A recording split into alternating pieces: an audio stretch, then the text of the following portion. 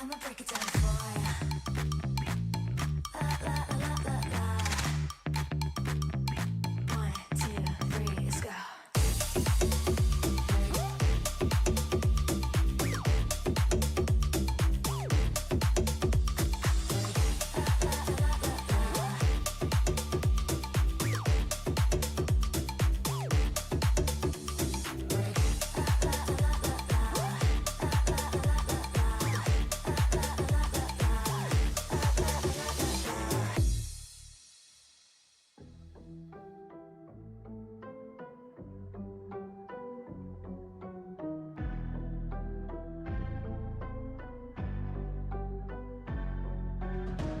This is the sound of VCT Pacific 2026.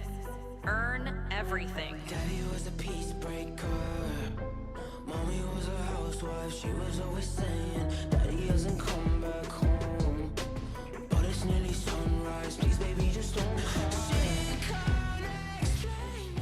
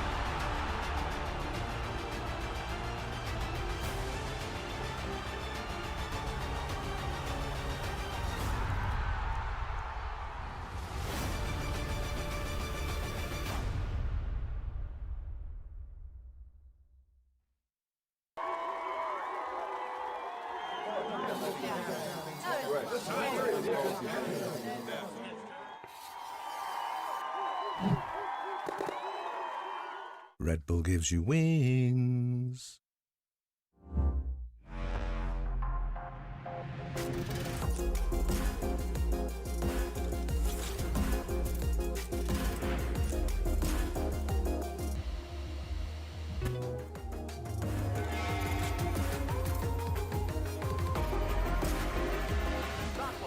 Push, push, push.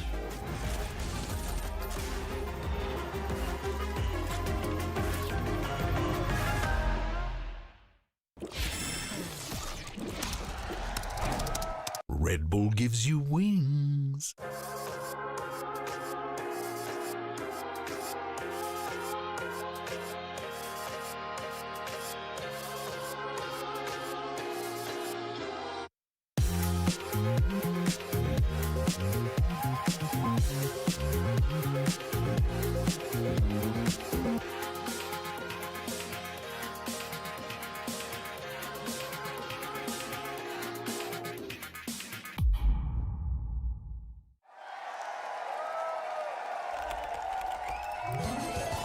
Red Bull gives you wings.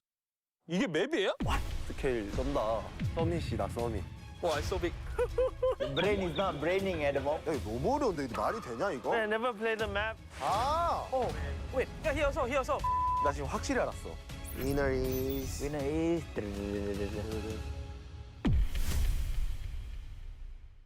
안녕하세요. 반갑습니다. 아, 스테이지 끝나고 이제 좀 기간 널널해가지고 푹 쉬면서 재정비도 하고 했던 것 같습니다. 오늘 좀 어떤 촬영하는지 들으신 게 있으신지. 아니요, 진짜 솔직히 말하면은 매니저 형한테 제가 여쭤봤거든요. 오늘 무슨 촬영이냐. 절대 안 알려주는 거예요. 리더님한테 우리가 좀 정보를 들었는데. 근데 진짜 거짓말 치고 딱 들었던 게 뭐 단서를 가지고 추리해라. 그러네. 예? 이게 다 들은 거라고요? 이거 가지고 뭐 할 수 있어요?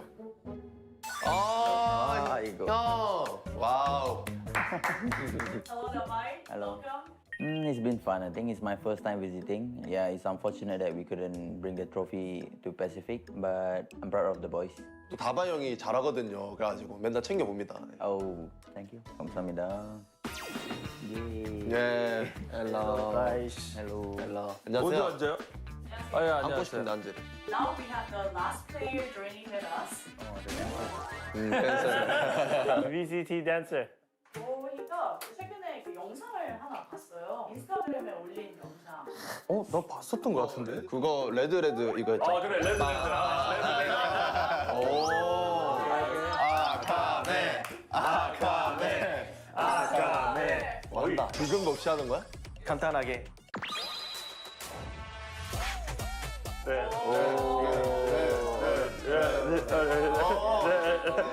여기까지 하겠습니다. 잘해. So today we gather the masterminds of Pacific. Today 이들을 모신 건데요.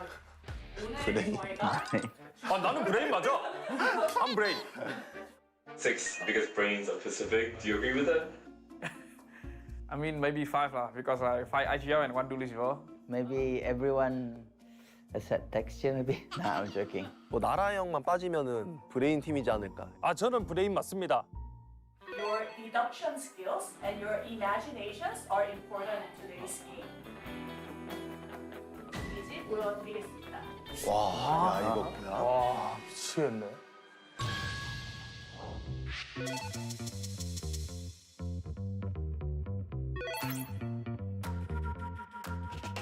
이게 뭐야? I was so confused. Like I had no idea what was going on. I didn't expect to actually analyze this kind of thing.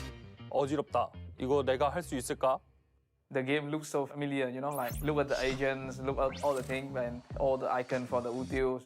아 이게 요로 TP인 것 같은데? 그치? 요로 TP? 요로 TP 아니야? 페이크 TP네 저거. 뭘 페이크 TP야? 그냥 페이크 TP 아니야? 텔레포트 깔아놨다는 것 같은데? 카메라 있습니다, right? 아이. Yeah. 카메라. Yeah, but how come there's 2 cameras over there also? They only have one side. No? Oh, it broke in the beginning? There's 3 eyes. What? 3 eyes. So, What's that? Viper wall? Viper wall. 아, yes. and almost not one way, I mean, that's all I know. That's beginning. beginning. Yep. Cypher trap, I mean. 일단 ending is B. Ending is B.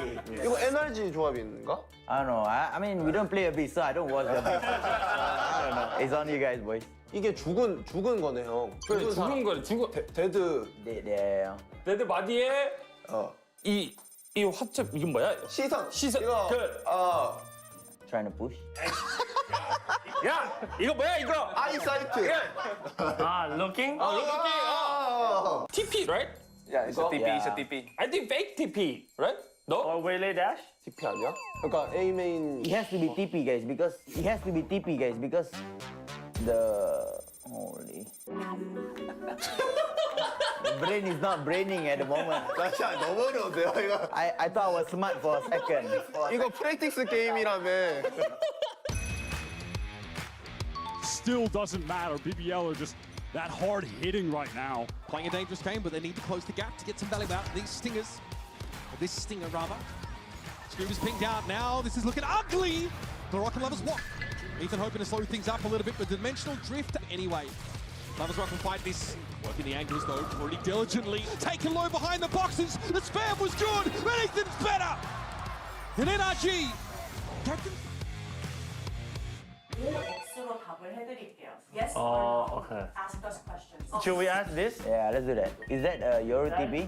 No, it's not. Yeah? So is it Omen TP, the middle? Yeah. Yeah. This one is Omen of. That was someone ulti. Okay. Now it clears. Waylay dies first? 그럼 메레이가 푸시 나왔나? 아니 형 궁을 여기가 스타트고 여기가 저기다 썼네. 좌클릭을 한가 이거. 오멘 ulti is there from mid, top mid. Top mid, right?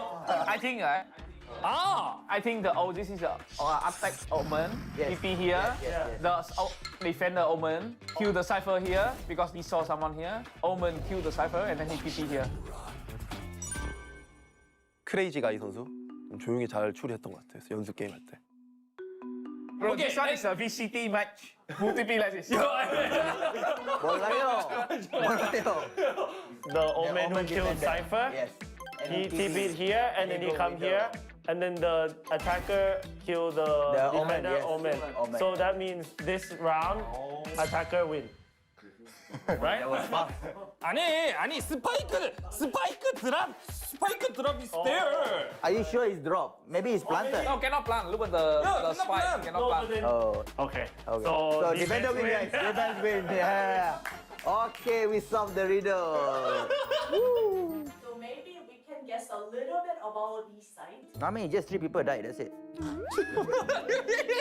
So one about drone try to retake. Teho drone from heaven, right? Yeah. Teo killed everyone. Teho killed everyone after. Yeah. That's what I'm saying. How? He just good, I guess. So Yoru kills.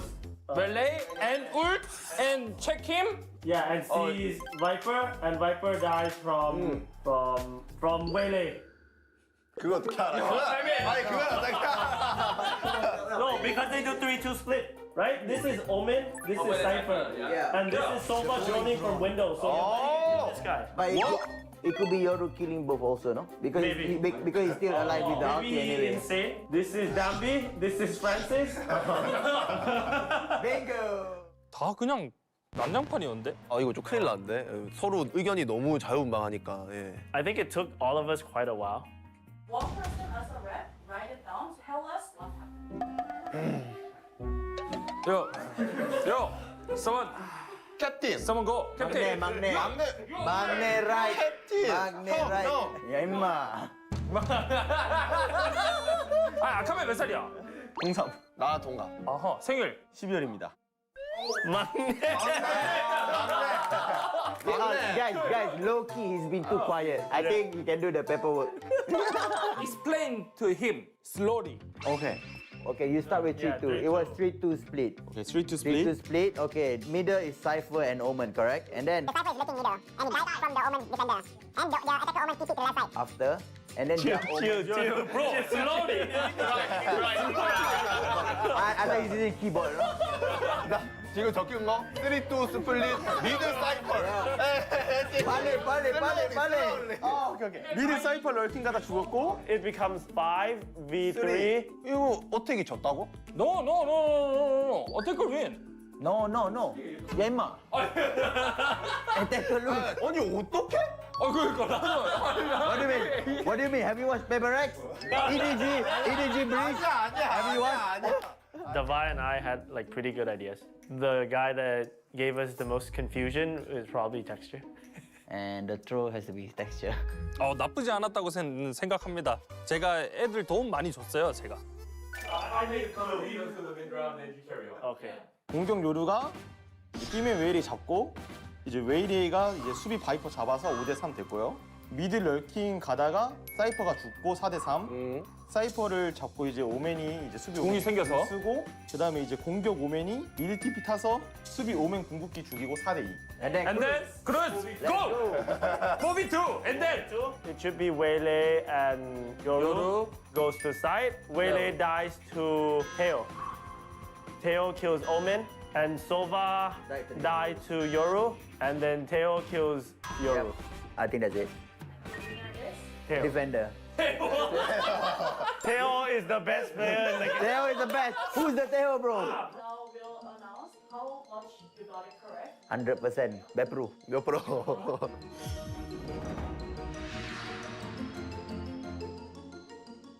50% correct. Boy. But our baseline was 50%, so you Hey!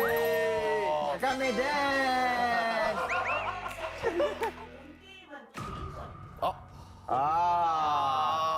It's been fun, guys. It's gonna be individual. It's been fun, guys.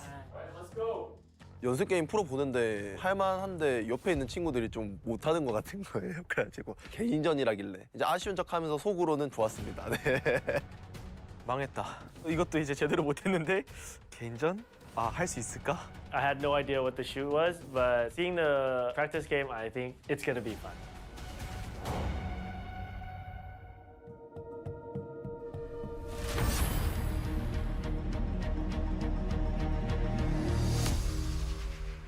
아 이거 쓰고 들어가요? 이제 에이. 안 보여. 이거 뭐 공포 게임이야? 오 뭐야?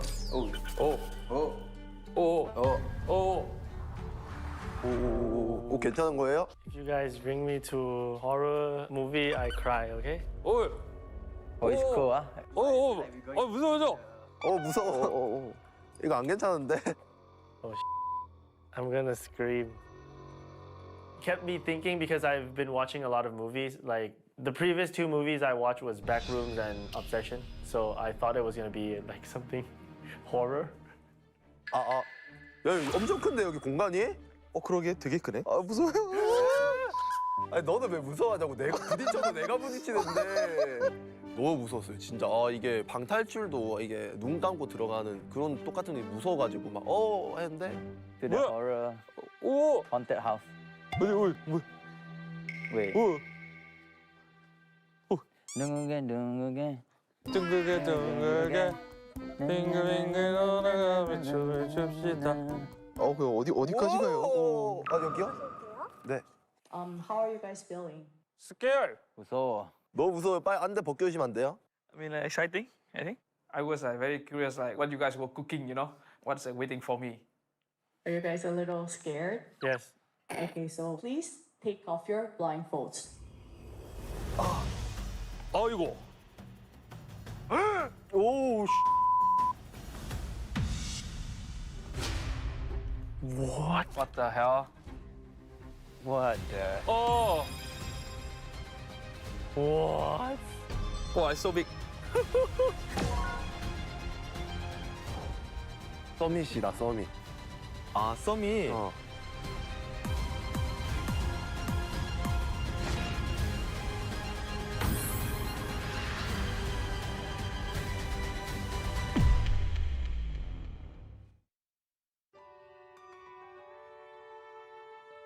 You're watching VCT Pacific 2026. Earn everything. High stepping with passion when we get action. And if you good with the vibe, it's natural attraction. And we out. I ain't tripping off none of them asking. If I come through dripping, I tell them I'm splashing. But look, peep game, this ain't nothing new. Cause it's amazing what a little breeze in the sun will do. I know they watching when I'm coming through. Tell me, do you run the opportunities or do they run to you? I see something and want it and now I've got it. Feel the beat bumping and pumping like hydraulics. So if your energy ain't right, then save me the trouble, alright? Can't bring my vibe down. Can't bring my vibe down tonight. Baby, I got your number. It's 1, 2, 3, 4.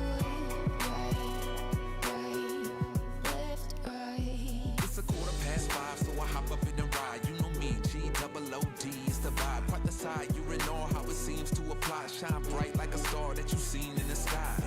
Brush past, saying bye to the haters. Rise above the freight every day like elevators. Try and underestimate us, don't debate, cause it's fate, we the greatest. Star-studded like entertainers. Take a chance, just go, no stopping. And dance like it's no one watching. But if your energy ain't right, then save me the trouble, alright? Can't bring my vibe down. Can't bring my vibe down tonight. Can't bring my vibe down. Can't bring my vibe down tonight. You gotta keep on dancing through the night, and when the day comes, you'll be in their minds. You gotta keep dancing through the night.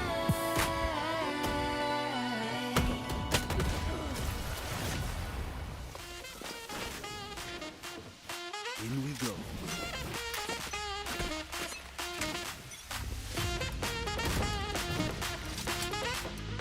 This is VCT Pacific 2026. You had to die, but you are not part of me.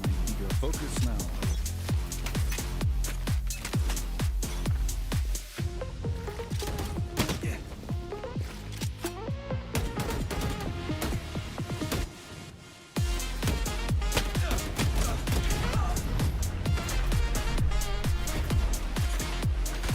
Come on then.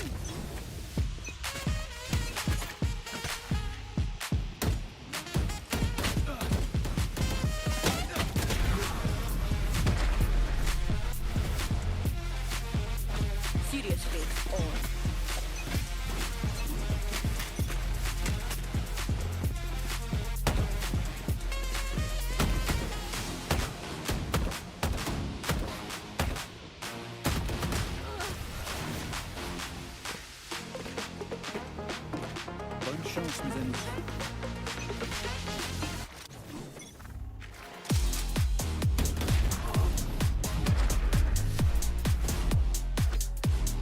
Get on with it.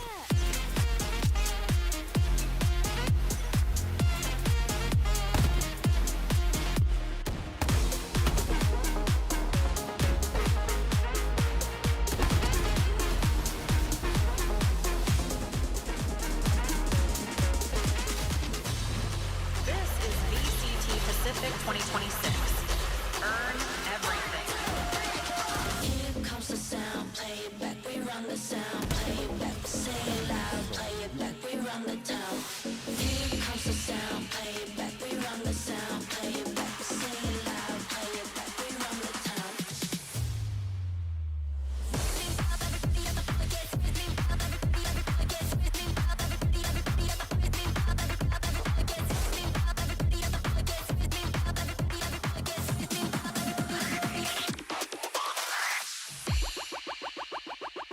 Comes the sound, play it back, we run the town, light it up, say it loud, play it back, we run the town. Here comes the sound, play it back, we run the town, light it up, say it loud, we run the town.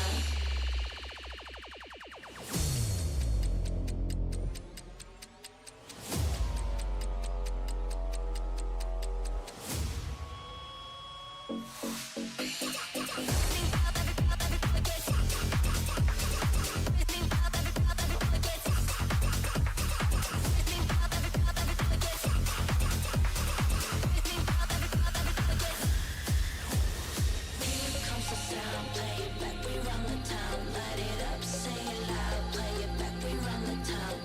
Here comes the sound, play it back, we run the town, light it up, light it up, light it up, we run the town.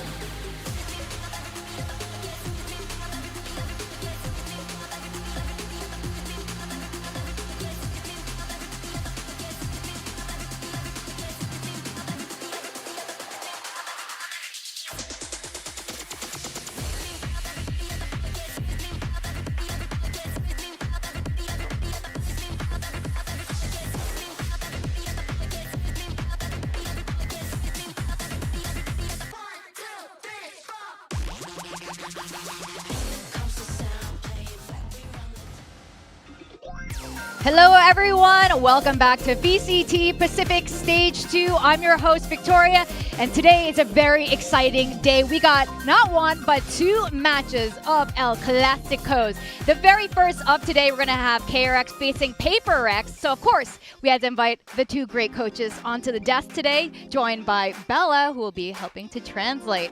Hello and welcome. Are you guys excited for another RX Derby? 오늘 RX 더비 다시 한번 찾아왔는데 기분이 좋으실까요? 너무 힘든 매치업이라서 사실 팬들은 좋아하시지만 저희는 굉장히 힘듭니다. 네. It's a tricky match. I know the fans are going to be excited for this one, but for us, it's a tricky one. Are you excited, Alex? You look so excited, Alex. Look at that face. I'm having so much fun. All right. You know what? Let's make it fun. I don't know if you guys have heard about this segment called Uncomfortable Questions, because we're going to dive straight into it. Now, to start off, we are going to start with the biggest Pacific clout chaser, Coach Minnie, because he has a question for you, Termi. His question is, are you worried you will lose your job playing these comps? 미니 코치님께서 이제 터미 감독님께 질문 드렸는데요. 이 요원 조합을 하면서 혹시나 잘리지 않을까 걱정은 안 되는지. 전혀 그런 생각 한 적 없고요. 반대로 오늘은 사타격대를 해야 되나라는 생각을 저희끼리 뭐 장난식으로 했었는데, 근데 반대로 저는 미니가 좀 빨리 감독직으로 다시 복귀를 했으면 좋겠어요. 왜 자꾸 뒤에 머물러 있는지 모르겠지만 빨리 와서 만나서 같이 했으면 좋겠습니다. Not at all. He's not worried about getting fired. I mean, in fact, he was thinking we shouldn't let anyone down. How do we exceed the expectations? Should we pull out a 4 duelist comp today?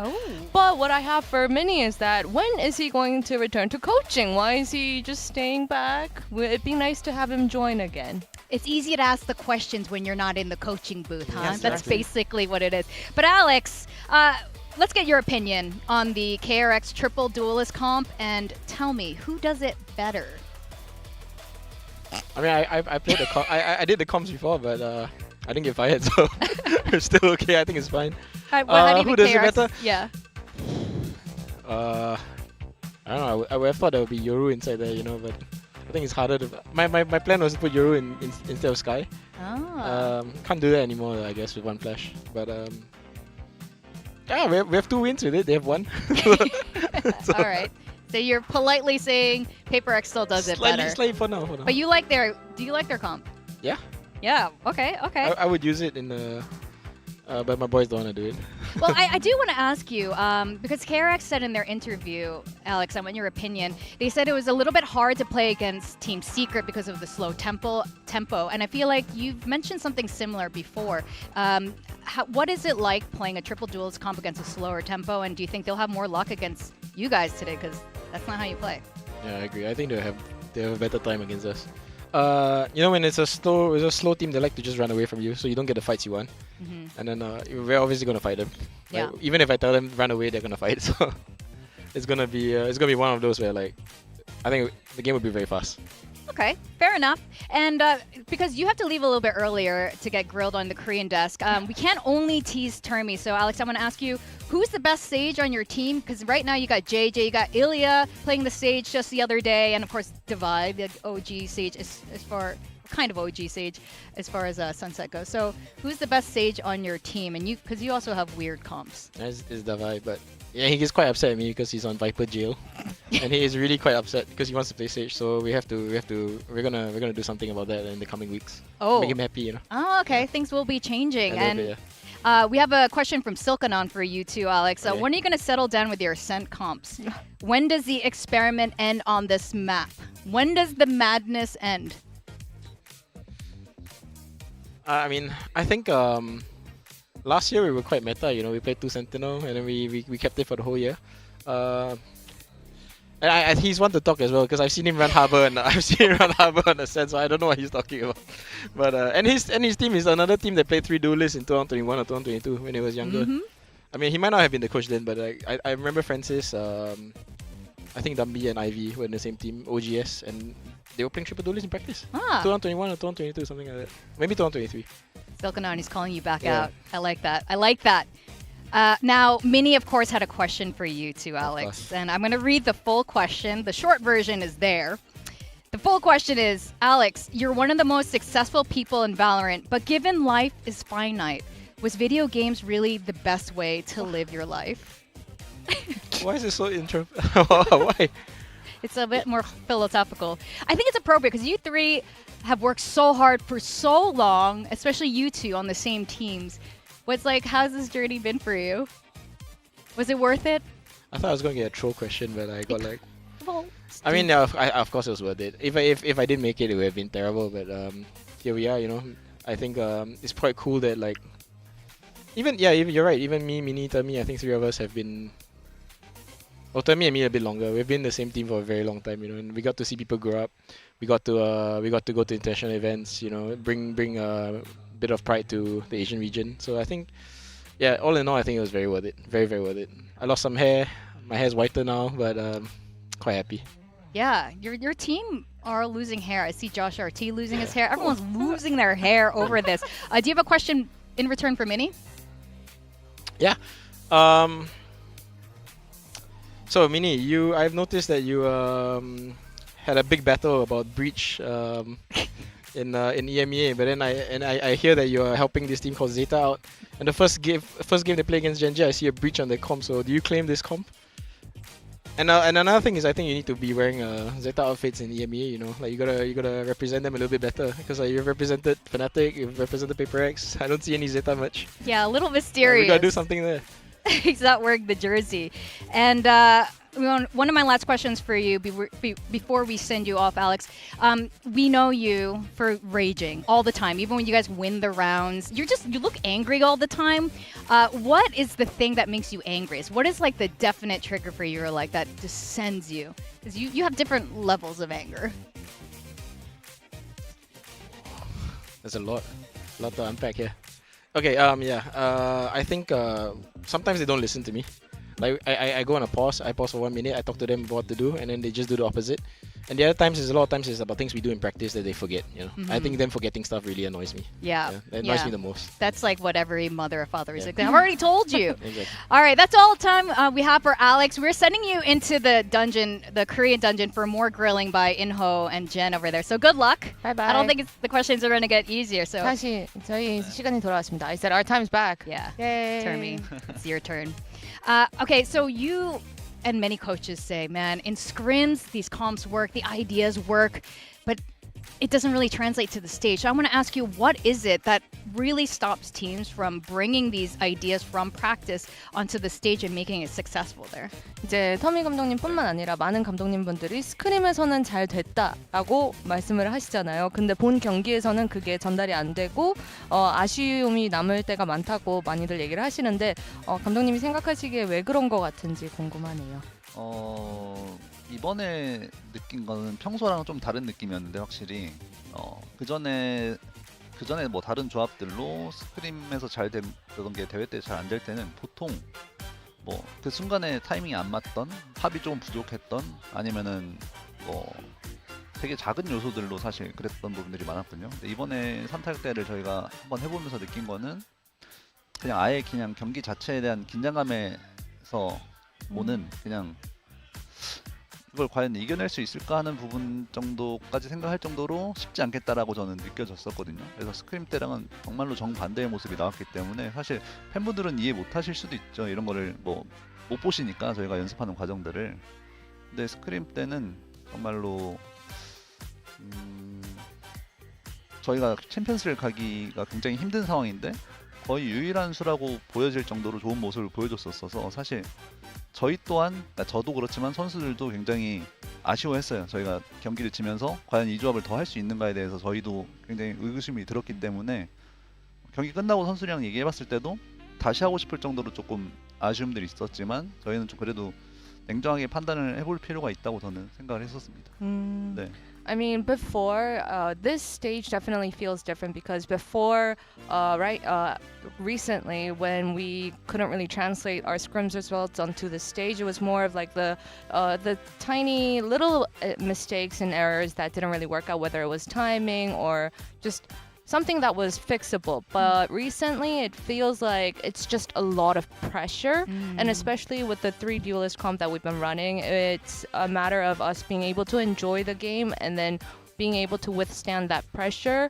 And I mean, the fans, they probably won't understand because you can't see our scrim results and what happens behind closed doors, but it's definitely tricky situation where we have to stand the pressure and enjoy our game.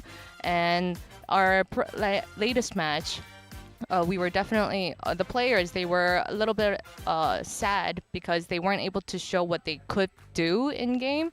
So we are still kind of thinking if this is our code, if we have finally cracked the code, if this is our one way to make it into champions. We're still not solid on that yet. So that means you might still be trying the comps we've been seeing. 오늘 그러면은 오늘도 나올 가능성은 아직 있긴 하다라는 말씀이실까요? 사실 원래는 제가 알렉스 코치가 있을 때는 사실 알렉스를 속이려고 저희가 3타격 대를 할 거다라고 말을 하려고 했거든요. 근데 먼저 가버리는 바람에 사실 오늘은 할 예정 없습니다. You know, when Alex was here, I just wanted to trick him, so I wanted to say that we are running the 3 duel comp because you know, Alex is here. Yeah. But you know, he left early. Oh. But yeah, we're not gonna be doing that today. Oh. No, I wanted to see both of you teams doing it. I'm not gonna lie, we've been begging Alex to also bring it back out. You know, on your point about how tough it's been for your team, you know, the talents, we have the privilege of speaking to the coaches behind the scenes, and we can see how hard it is for you guys, especially for you, for Alex. The coaches have been here since the beginning to keep grinding it out. And while you guys still haven't achieved that global trophy yet, how do you keep motivated all these years, especially you and Mako? I think that's very difficult to do, but you guys, you know, you keep grinding and you keep performing every single year. So what's the secret to kind of keep pushing. 이제 아까 알렉스 감독님께도 여쭤보긴 했는데 이제 발로 씬에서 오래 계신 감독님 분들이시잖아요. 그리고 뭐 터미 감독님도 그렇고 마코 선수도 그렇고 아직은 국제 대회 트로피를 손에 못 넣은 상황에서 계속해서 스스로 동기부여를 주고 열심히 연습하고 이렇게 꾸준하기가 상당히 어려울 것 같은데 감독님은 좀 어떤 식으로 마음을 다잡으시는 편일까요? 저는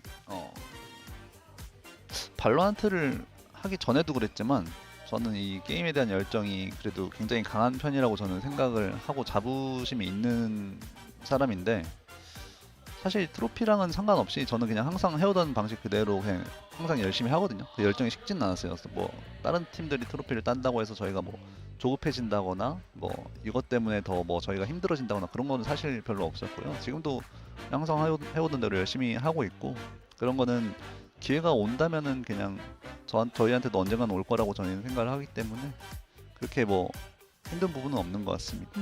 네. I mean, I take, even before entering the Valorant scene, I take pride for my passion as a gamer, and it's never dwindled regardless of the time that's flown by and regardless of how many trophies that I wasn't able to get. My focus isn't on that. Like, I still have the passion, I still have the faith in believing that our time will come. We just need to be consistent. We just need to have the love for what we do. And it actually hasn't been too hard for me. We can really see that coming through with the consistency with KRX despite the changes. But I do want to ask you, despite your love for the game, in Valorant, you know, we can see you guys both started at the same time. But, you know, before Valorant, you're actually more senior than Alex. So I want to ask you, why wouldn't you skirmish Alex? 이제 발로란트를 같이 알렉스 감독님과 시작하시긴 하셨지만 또 게이머로서는 선배시잖아요, 감독님이. 근데 그러니까 왜 알렉스 감독님과 난투를 안 하십니까? 알렉스는 사실 PRX 선수들이랑 게임을 엄청 자주 하더라고요, 많이. 근데 저는 사실 진짜 현재 그러지는 못하고 있거든요. 제가 뭐 몇 년 전, 1년 전만 해도 게임을 많이 했었는데 그러면서 알렉스랑 하면 이거 지겠는데 라는 생각을 했어요, 사실. 그래서 이길 수 있는 글루를 출전시켰습니다. I mean, I noticed that Alex plays with his boys a lot, and I used to do that myself like a year back, but recently I haven't been able to, so I just knew off the bat if I go up against Alex, I would lose. So I decided, who's better? Glow! Off you Glow go. is probably pretty good. I think you're overrating Alex, by the way. Definitely overestimating him, in my personal opinion. Who would you skirmish against? 그러면 난투를 하고 싶은 분은 계신가요? 제가요? 네, 감독님이 직접 상대하고 싶은 분. 어려운데. 어려운가요?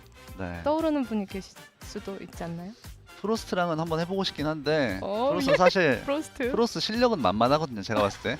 근데 최근에 저희가 또 기분 좋게 화해를 했기 때문에 굳이 뭐 지금은 그렇습니다. I would say Frost. I would like to face Frost in a skirmish. I mean, his aims, his firepower mechanics, I think it's doable. But you know, recently we made up, so maybe it's best to keep it that way. All right, chat, you know what to do. You want to tag Frost and tell him to skirmish against Termi. This is what we want. This is definitely what we want for next time. You know, and to wrap things up, who do you think is the dark horse pick for Stage 2 in Pacific? 이번 스테이지 2 감독님이 생각하시기엔 조금 다크호스, 좀 예상치 못한 언더독 같은 그런 팀이 있을까요? This includes challenger teams too, so it can be anyone. 챌린저 팀도 포함하셔도 됩니다. 챌린저스 팀 같은 경우는 사실 한국의 ODG란다. ONG라는 팀, 온사이드 게이밍이 있는데 그 친구들이랑 스크림 해봤을 때 굉장히 잘하더라고요. 그래서 작년 농심 같은 바렐 같은 느낌이라서 충분히 가능성이 있어 보이긴 하거든요. 그래서 그 팀이 굉장히 기대되고 얼마나 할지는 모르겠어요. 뭐 바렐도 그랬고 농심도 그랬듯이 왔을 때는 그러니까 퍼시픽 오자마자는 사실 힘들어했잖아요. 그래서 뭐 성적 올라봐야 알겠지만 좀 기대가 되는 팀이고요. 지금 퍼시픽 내에서는 최근에 그래도 경기력이 괜찮아 보이는 바렐 조금 기대가 됩니다. 네. I mean, for the challengers on-site gaming, because they remind me of Vero and Nongshim back in their earlier days. We would have to see how far they can make it once they join us. But because Vero and Nongshim, once they joined Pacific, they didn't really have the greatest of starts, right? So we'll have to see how they are going to take that journey. And as for Pacific, I would definitely say Vero because they've been looking great so far. Oh yeah, can agree with that. Well, that's all we have time for. Thank you so much, Termi, for your time and good luck today. And we definitely want to see the triple duelist against PRX. Please, just give it to us. We definitely want to see it. So fantastic. Thank you so much, Bella, as well for the translations. I know these translations can get a little complicated, and I definitely admire Jen and Bella for all the work that they put in for these interviews. And we're going to have our boys rejoin us on the desk in a second here. We got Big Time and Pilski, of course. And yeah, here are the standings so far. We saw Global Esports finally drop one match for the first time this series. And of course, Vero here at the top of Group Omega. Really? Woo! Like, exciting times. Look, we're Varel fans on this desk. I'm rooting for Varel to go all the way, looking dominant there. The only team right now 2-0, so they're having a great time in Group Alpha, like you say. Global Esports getting that loss against Nongshim, but still holding firm. Their map diff, their round diff is pretty solid, but who knows? We still have another day of games left, and then more weeks, so anything can change at this point. Yeah, you got a top 2 to make your way through into playoffs, and some of those results are going to make some of those placements much more interesting. We might get some juicy little three-way ties and head-to-heads and things like that. Definitely. And I think we're also going to get some juicy head-to-heads. Today's build diff, things are going to be a little bit different. Pilski, I know we're like reviving today. And you know what? I think where we found the most success is when our rosters were similar. So today we're going to be talking about our rosters, including mine. Of course, winner gets a laptop. I want a second one. I think you deserve one as well. I feel like I deserve one. Thank you. You've been Why? working so hard. We're always like, second place after this guy here. Some people work hard. Some people get lucky. And I've been working hard. Morgan's won 2 laptops. So I won twice. I won twice because of skill. Whatever. Let's pull up the roster. Okay. I hate that you won twice. It's been so close. It's so easy. I have Ash on my roster this time. I'm taking tips from Thin Paper. We doubted him. We laughed at her roster last time, alphabetical order, but Ash was frying last time he was playing on Gen G and surprised us. And I think he has one more in him to bring it back on that duelist role there. Envy has been so consistent as far as PRX is going for build diff anyway in terms of frags. Mako, I think it was Bane's time to shine last week, but him and Bane usually are taking up those kills since the duelists are split between theirs. Xfero also super consistent throughout stage 2 and honestly throughout the entire year, the longest standing member of RRQ. And something has been phenomenal. It doesn't matter if he's on the Yoru, if he's on the Sage, he's going to be racking up kills. So I think this is the roster for today. And Pilski, tell me what you think. I think it's a fantastic roster, which is exactly why me and Victoria are twinning today. We've got the exact same roster. I think that's a 10 out of 10 roster, and I think that we are going to tie to win today. And, it's not because of luck. It's going to be because of skill. It's double the power. We're going to twin today. We're going to fusion this. You have no chance, Morgan. What you got? Look, I understand being twins is powerful. I've been there, but the thing that's more powerful is the mother of twins. I woke up with a text from my mother saying, "This is your build diff team for the day." So let's talk through it. Jing there on the duelist. I can respect that choice. I think he's due a big game. Kushi on initiator. This one I did question. I'm not sure if he's playing, let alone if he's on initiator. So we'll see how that goes. Mako on the smokes, good. I think I probably would go for that texture on that Sentinel, which I come back there. He's been playing some of that chamber, and then Caron on the flex, doubling down on Gen G. So big respect there. This is not bad. That could be a winning roster. She watches a Your lot of mother Pacific. picked this. She watches a lot of Pacific. Like without your help. I woke up to this text. She sent me this overnight. So. And if you had said no, what would have happened to you? I don't want to know. I don't want to know. We look good. Look, honestly, looking at these pictures, oh my goodness. Especially with some of the public sentiment lately, I know some people would feel uncomfortable looking at these kind of things, but I think we look beautiful, Victoria. I think so too. Boo to the haters. Yeah, so I think our roster is... Achilles picked Ash as well today. I think he's believing in it. freeing a little bit different. I don't see any other freeing for anyone else. Elfish guy picking free in there, so I think this is interesting. Oh, we have no Divide picks today, Interesting. despite his performance just 2 days ago. Okay, I find that a bit surprising. I think it's going to come close today. Yes. I saw a crazy guy on that roster. Oh, yes, because Mika's partner is picking IGLs. But you know what? Mika was doing IGL picks before her partner. That's true. I'm just going to say that. And Quack, too. I see you guys picking IGLs. Today's going to be the El Clasicos.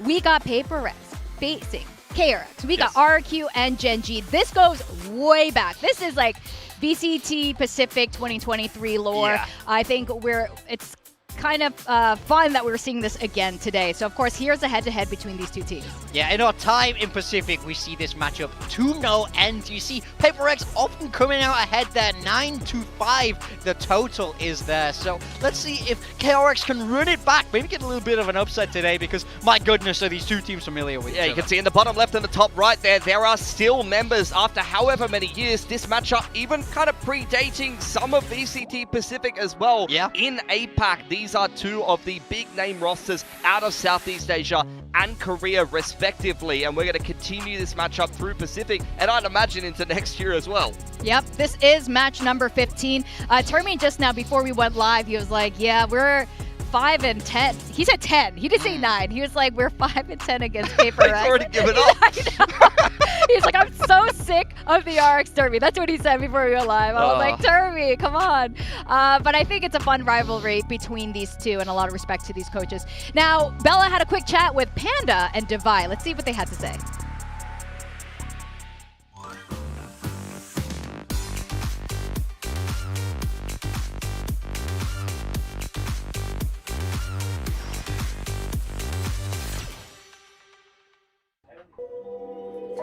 I could feel it. I could see train. What do you see, Davai? I could feel that we're gonna make it to Busan and train. And I saw Tommy got infected. Tommy got Yep, infected? he's gonna be the first one. Oh, on the train to Busan. Okay. Panda, hi. Hello. How are you doing? I'm good. we Sorry, go ahead. No, go ahead. I can feel something swirling inside, you know? We had a couple of questions. Why this haircut? What led to it? Is it the boys leading you to be stressed and you're basically a monk? See, I feel like a lot of people assume that, Yeah. which is crazy because if you've seen me before I got a haircut, my hairline is insane. And I just decided to just take it off. Yeah. That's it. There's no deeper meaning, guys. There's no special thing. I just wanted to get rid of the receding hairline. Do you like his haircut? Yeah, I like it. I think I'm the first one to say like, oh, actually, I think it's gonna look good. Yeah. Yeah, I think you should stop pretending, just be yourself, you know. Oh, wow. And just took it off. Oh, just took it off? Yeah, I don't want to be, Bright, you know, like I a don't want to grow it diamond. long and then like sideways. Yeah. It looks so bad. Yeah, It feels free, you know. Oh, it's freeing. Okay. And in the summer, it's great. I have to tell you that when the wind blows, I'm like, ooh, it's actually really nice. Yeah. Panda's hair recommendation, everyone. Yeah, so Yeah. for all you fellas out there, if it's going back, just do it. Just do it. And what will you guys be doing against your match against KRX today? True question. What do you see during the match? Oh, I feel like there's gonna be a lot of bloodbath going on because recently they've been playing like 3 duelists. Maybe we run 4 instead today. I don't know. 5. Yeah. 4 to 5. I don't know. 5? Maybe 6, Okay. 7. No, I'm joking. Okay, we shall see. Thank you so much. Let me see my own future too. Go for it.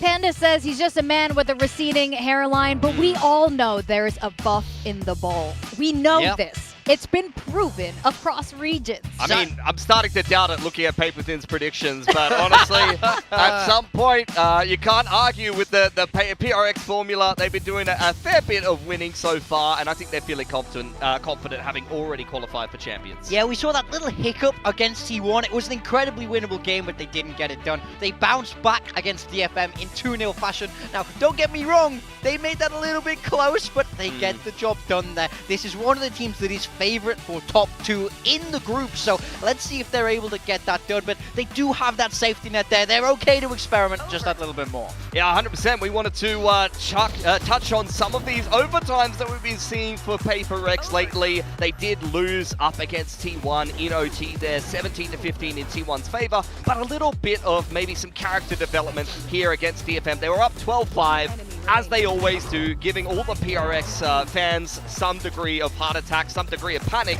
but they did actually redeem themselves and managed to close out that series 17-15 and 2-0 in their second game of this group.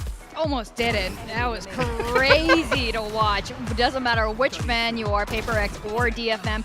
And yet these teams have been experimenting with their comps. We see Harbor with Jing there. And of course, Mix also made a showing. They showed their summit as well. So it's going to be really interesting what comes out today. But if you guys forgot, PRX are the pioneers of the triple duelist comp. I mean, the successful triple duelist comp. Yeah, they were doing this way back in the day. Yoru, Raze, Jet. You know, we saw it over in Pacific 2024 kickoff, and then even a step further in Masters Madrid. So if anyone's going to be familiar with this 3 duelist style, it is PRX. But, you know, we heard Alex, they swap away once they lost with it. So let's see if KRX are taking heed of that. Yeah, I also think this is a pretty stylistically different approach to triple duelist as well. True. I think that Yoru is the space maker in this comp, yeah, you have to say, but I think that KRX's comp is quite distinctive from this. I think something like a Neon Waylay with the Phoenix plays so different to Yoru, Raze, Jet that it's almost not even comparable to some degree.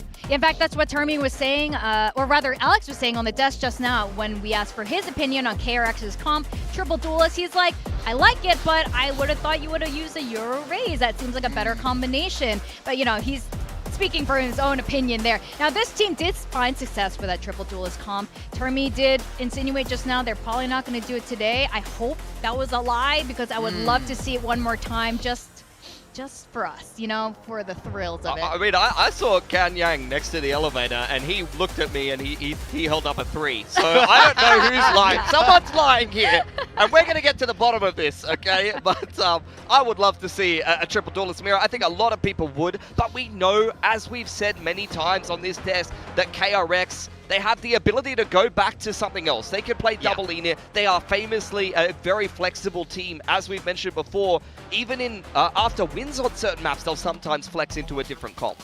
Yeah, but I do think this is the big story. It worked in that first game against DFM, but then it comes out against Team Secret. They try and run the same things, and they get exposed from a macro perspective. Yes. I think Team Secret understood how to counter it so perfectly. They dominated that information. They fast rotated to be able to fight in the right areas, and it looked like it was an open and shut case. And this is where we talked to Spin after that game, and he said, I felt like they didn't respect us because they didn't change up their game style at all. We were asking for either them to swap off the comp or to show some more depth. So I'm wondering whether it's going to be either of those, because as we've kind of theory crafted, when you talk about something like a Neon Phoenix, you have lurk potential. You could play a bit more skirmishing. Maybe you can have 2 people fighting on one side or selling some kind of a fake and 3 people walking up the other side. There's a lot of different ways you could try to play that comp in particular, but it felt like they were still very one-dimensional against Team Secret. So we either need to see more depth if they play this comp again, or as mentioned before, will they swap off it and just go back to something that's worked for them in the past? It's so interesting because in the interviews, as we spoke with Termi just now, they said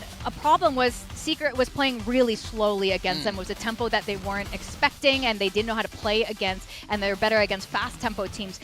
So I'd be surprised, actually, if they take it out playing against a team like PRX. Now, we got to talk about Skirmish. We already got a little bit of hint. Alex is playing against Glow. Now, Glow has history playing one of the OG players on Vision Strikers with the OG squad way back in the day with Termi.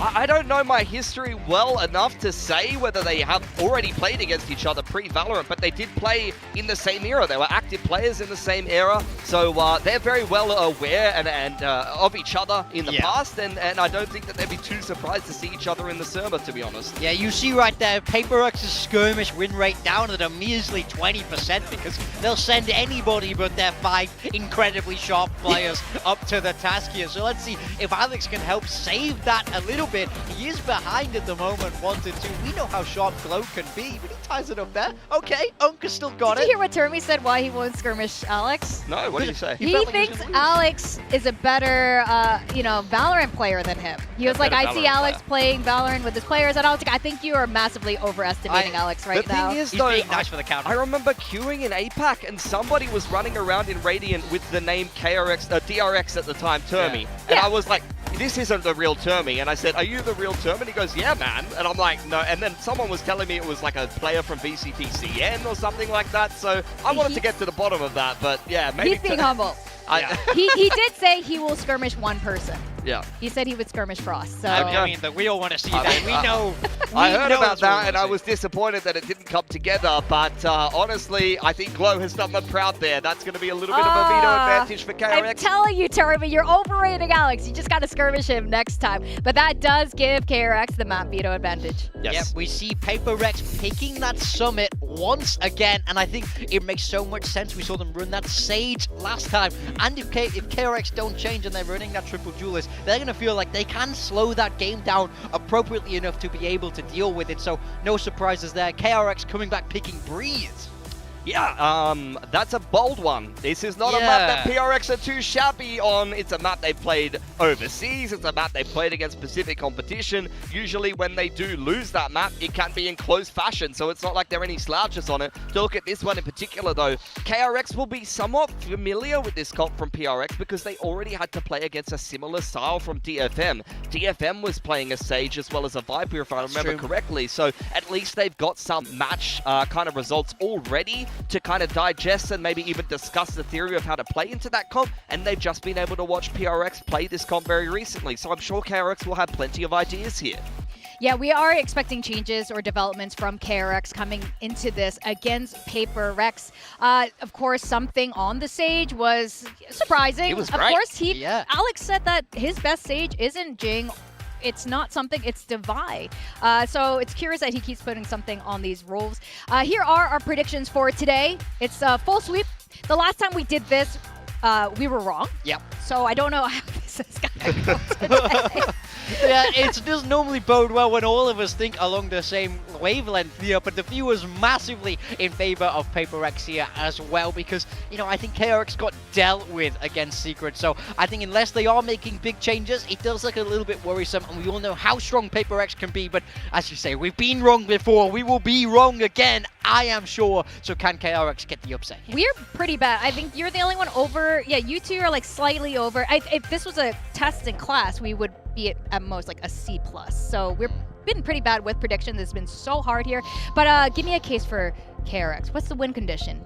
Does Termi get 6 today? I think they can be surprising here. They've shown exactly the same thing 2 games in a row. So if they do swap, they have a nice little prep advantage. That's what I would say. I think they're primed and ready to swap. We know they can do it. So my hopes for KRX would be pinned on that a little bit more. Yeah, I think there's a little bit of copium in the fact that they need to win this matchup. They have a much rougher road, as do some of the teams, to make it over the chance. PRX has already made it there. There is much more motivation for KRX to farm these chance points in the groups and maybe catch PRX being a little bit sleepy today. Yeah, that's totally possible. They've done it before. These teams are also really familiar with each other. The coaching staff has not changed. They've known each other since the beginning of FPS time. So we will just have to wait and see. We got the RX Derby, KRX playing against PRX on today's stage 2.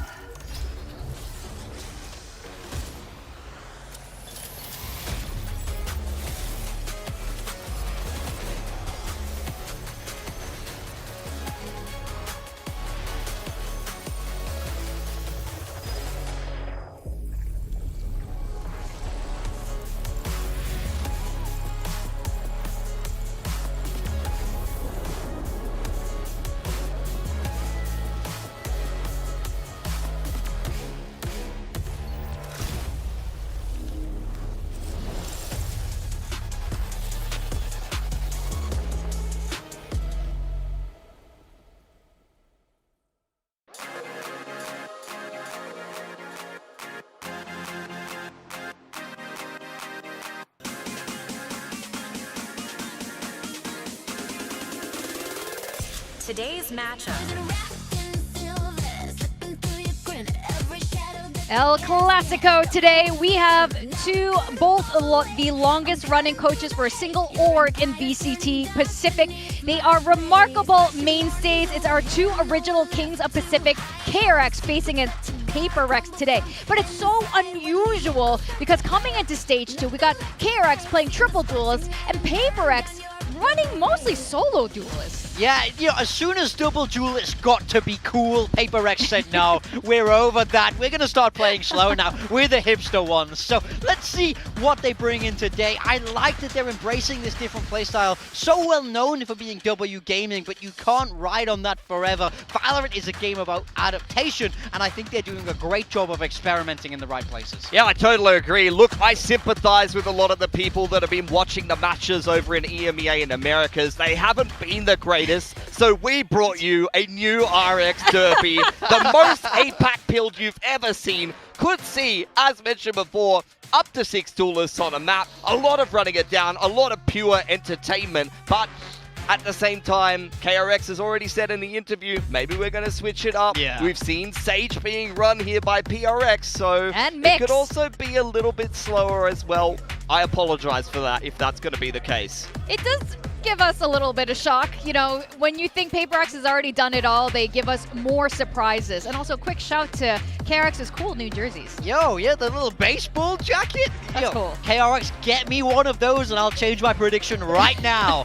But I think there's a reason all of us are going for PRX today. I think PRX are so good at winning against these difficult teams. And I think if you want to try and play PRX at their own game, you want to bring the pace. Nobody is more well prepared for that. So for KRX, even if they run that triple duelist, we want to see some innovation. I want to see some different looks. I want to find a way to catch these old school players on the side of PRX off guard a little bit, because the onus is definitely on them to turn their season around. Like you say, Pilski, they need those champs points now more than ever. Absolutely. I think the triple duelist has dominated a narrative to the point where you forget how veteran the coaching staff is of KRX, how flexible and adaptable they always continue to be, and it's why you always see them have great results at international tournaments, because they're fantastic at preparing for their opponents and they're very flexible.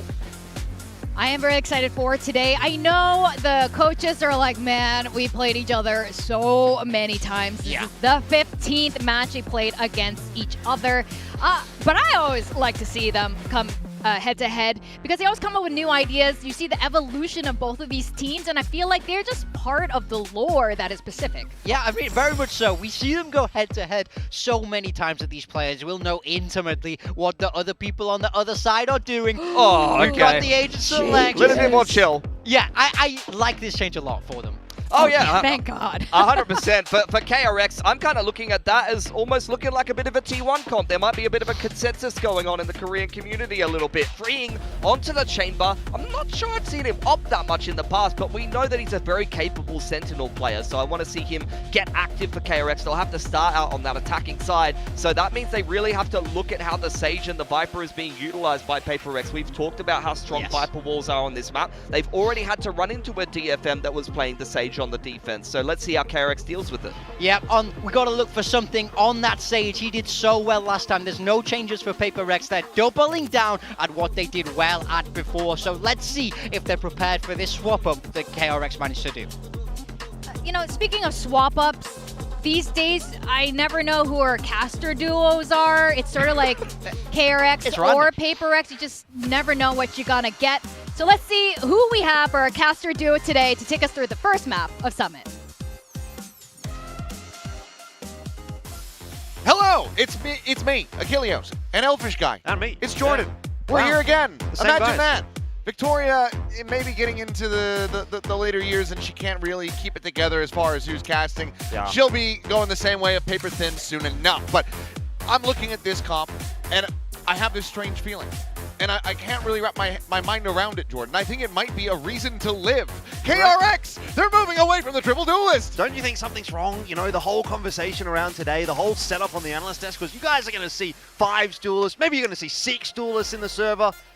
Well, now you're not quite going to see that. So, I don't know. Yeah. Maybe it's a bit of a letdown for everyone at home. We'll see. Yeah, I'm sure there's people that are going to be saying, like, oh, this is boring. And KRX, they were entertaining to watch when they're running the triple duelist. Shut up! That was awful. I need this. You only watched one Let of those me games. have this. You were so excited coming into that last week to watch those triple duelist comps. And what a come down it was. Ah, yeah. Absolute crash out. But they're running something a lot more standard. T1-esque, I agree with the way that Pilsky put that. So let's see how it's going to perform, how they're going to look as we get ready to go into Summit. Because, yeah, very rough from KRX, now playing something standard for the first time here in Stage 2 against PRX, their old-time rivals. It's the El Clasico for a reason, the RX Derby. Let's get into it. Yeah, I'm looking forward to it. I think KRX obviously looked a lot better in the previous stage, in the previous group stage earlier on this year when they were playing a little bit more standard, and a bit of a regression back to the mean for them in today's composition, and maybe that will bring with it some better results for KRX. It's not been terrible, I guess. It's a 1-1 scoreline, so I think you can look at that and say they can still build this stage. Same for PRX, obviously. KRX identifying maybe that triple duelist comp coming under criticism wasn't exactly the direction that they wanted to be going in long term, and so they have brought something, I'd say, a little bit more standard out here.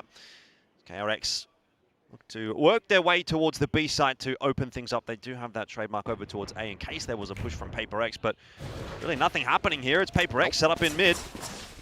Completely leaning away from the B site. Near enough by is Envy, hearing all of his entry coming through, so we'll call for the rotations to come in, but it's going to be a very fast plant for KRX. See what the post plant looks like.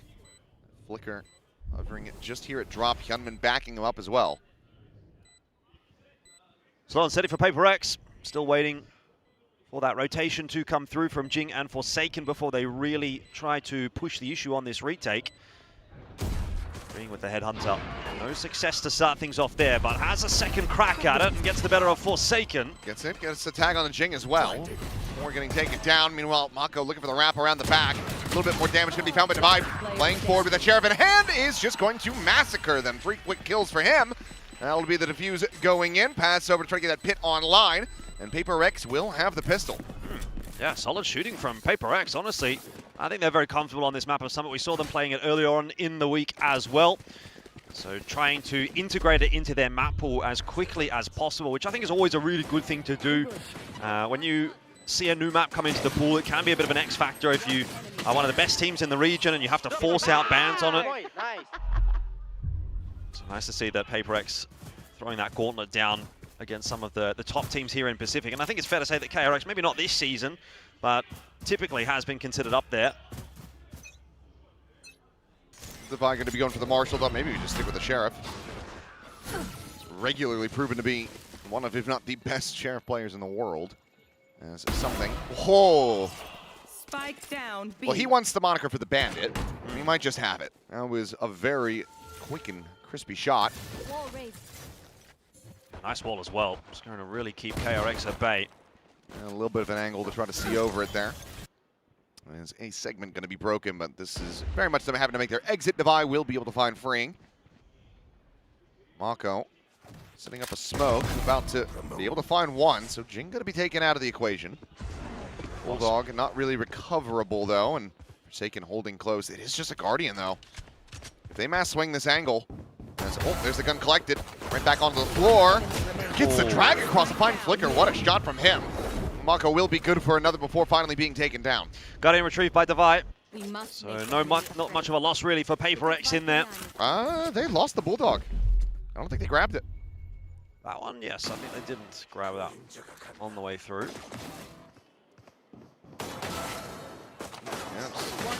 Could have juggled the guns over here perhaps, but either way, I think it's just going to be that Marshal Guardian carried over. They still have a good amount of firepower though, of course.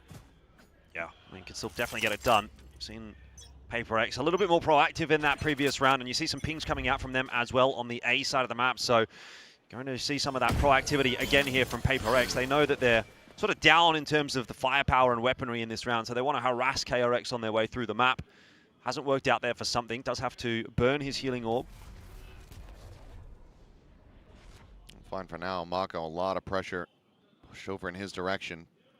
Tucks back over towards the spawn. The face forward will have Jing dead again. It's looking for Forsaken, but that Guardian again going to be able to be rewarded with a kill. Good attempt. Something on the repeat. We'll be able to find Flicker, so already looking good for a bonus conversion up a player.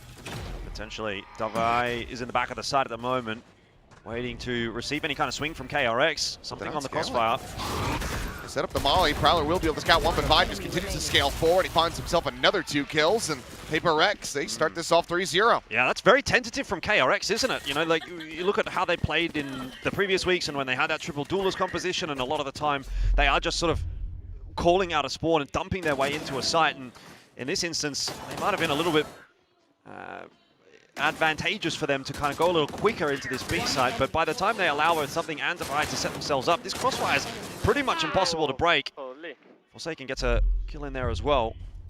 Just looking a little bit too easy for PRX at the moment. They are really not being tested by KRX here. Yeah, no, not really. I mean, you can see 3 players right now on the side of KRX killless. Well, let's see how things do fare for them as we go into this thrifty attempt. We'll listen into KRX's comms. 준비됐어요. 나 포박 간다. 하나, 둘, 셋. Bring them down. 나왔어 얘들아 레이즈 오멘 왼쪽 바로 왼쪽 81 하나 더 까비 나 탑 쓸게 진짜. 이거 방금 레이즈 페이드 오멘 덮치겼다. Not too much to say there. KRX, they just get a bit battered. 4-0 the lead. PRX converting on the anti-eco comfortably. This, however, is again another chance at KRX to get those guns in hand, where you see the op already for freeing. A little bit of a change up. See if they maybe play a little bit slower in this round and try to work some picks in through mid. There's been quite a bit of aggression from PRX out of A in towards mid. So something at the wall over in mid in that previous gun round.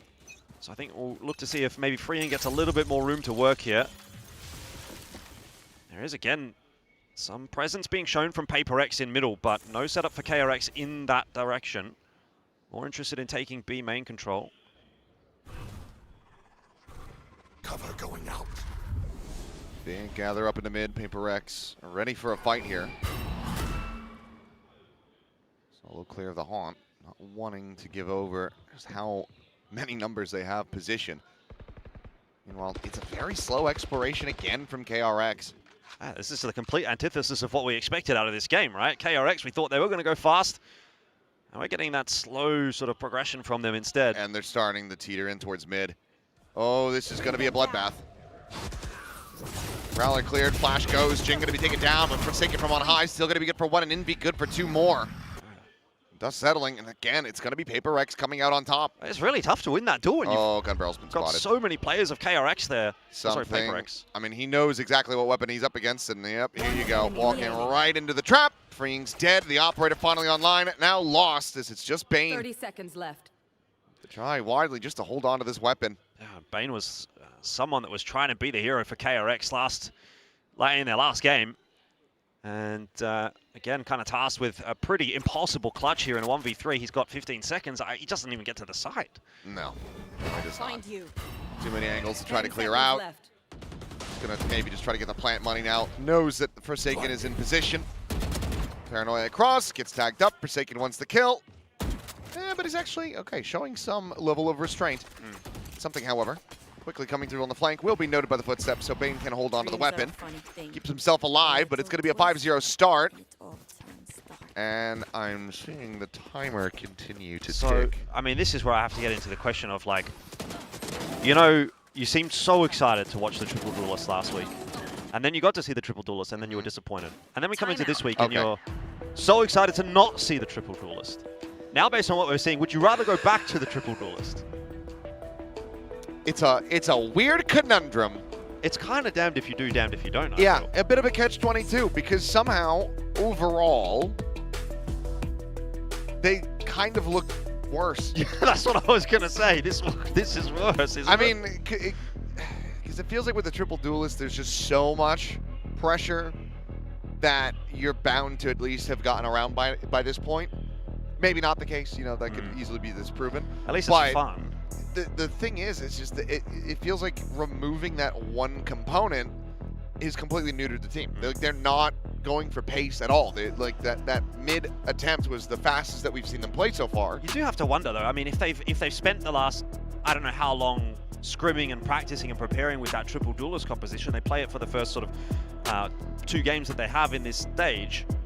What then does that mean for any other composition? Like how familiar are, how comfortable are they where they are playing at the moment? Well, for one, because we didn't touch on it, I don't think the desk did either. This is the first time Freeng's ever played Chambers. Right. He's never done that. So, granted, he's played plenty of Sensi, but it's a little bit of a different flavor. Well, it hasn't really worked out for him so far. By the way, we're going to see a little bit of investment from KRX in this round. Couple of stingers do come through. Bane with the rifle saved. Okay, you've got to run it back. Surely that's not being committed here. It's got to be a blaze wall, and then again, just a backpedal away. It feels like every time KRX set up util to be able to have an entry, they just don't go for the entry. We saw the same thing. Sees Molly over towards drop at B, but then they get slowed up at mains. A smoke gets cycled in from Forsaken, and then they're just completely stuck. I'd be very intrigued to see what a 5v5 site hit actually looks like for KRX, and I don't think we've really had one of those so far. And again, this round had a bit of a deficit in terms of the weaponry that they're bringing to the table, but at least they've got 5 players online. On sees nothing. Snakebite can be waited out. Quick little check there off the Omen ult for Forsaken. And C sent out. Now you've got all players in position. Try to stop this. Devi immediately having the shutdown on Hyunmin's ult. Turns to the side, finds Flicker, but okay. 2 clean shots from Fring. Tour de Force is going to be committed into this one now. 30 seconds Get left. themselves into a player advantage, but Jing can find one. He would get the showstopper, and he's going to rip it. Oh, sends it, kills it. Breen gone. And bounces back up to relative safety. But Marco's Mako going to heard that. But something wins it. Yeah, trades in. I mean, again, PRX, their fundamentals are just too good. They play off of each other too well. That was, in a sense, a 6v5. They invested the run it back, KRX, and for a moment it looked good. They had the numbers advantage, but Jing with that 2K, it allows enough time for something to get in position just to trade him down. Unfortunate, again, for KRX, but they are bashing their heads against a brick wall at the moment. PRX came to play today. It's too easy for something in the end there. Oh, once again, rough start as Pit now going to be blooming out into B main. Yep. And this just completely denies Freeing being able to find any kind of value on that side of the map. So we'll just take the rendezvous and look to go elsewhere. Once again, you've got a boost on the wall here from PRX, something that KRX have seen before, but not in this part of the map. Not sure that it will necessarily come into play, but it's just something that KRX have to be so concerned about at the moment. You can see how tentative they are to move through the map. That trademark has been in the same position every single round. They're expecting aggression out of PRX on the A side of the map, and they're not really getting it. There was only one round really where PRX looked to explore too aggressively. Teleport's ready.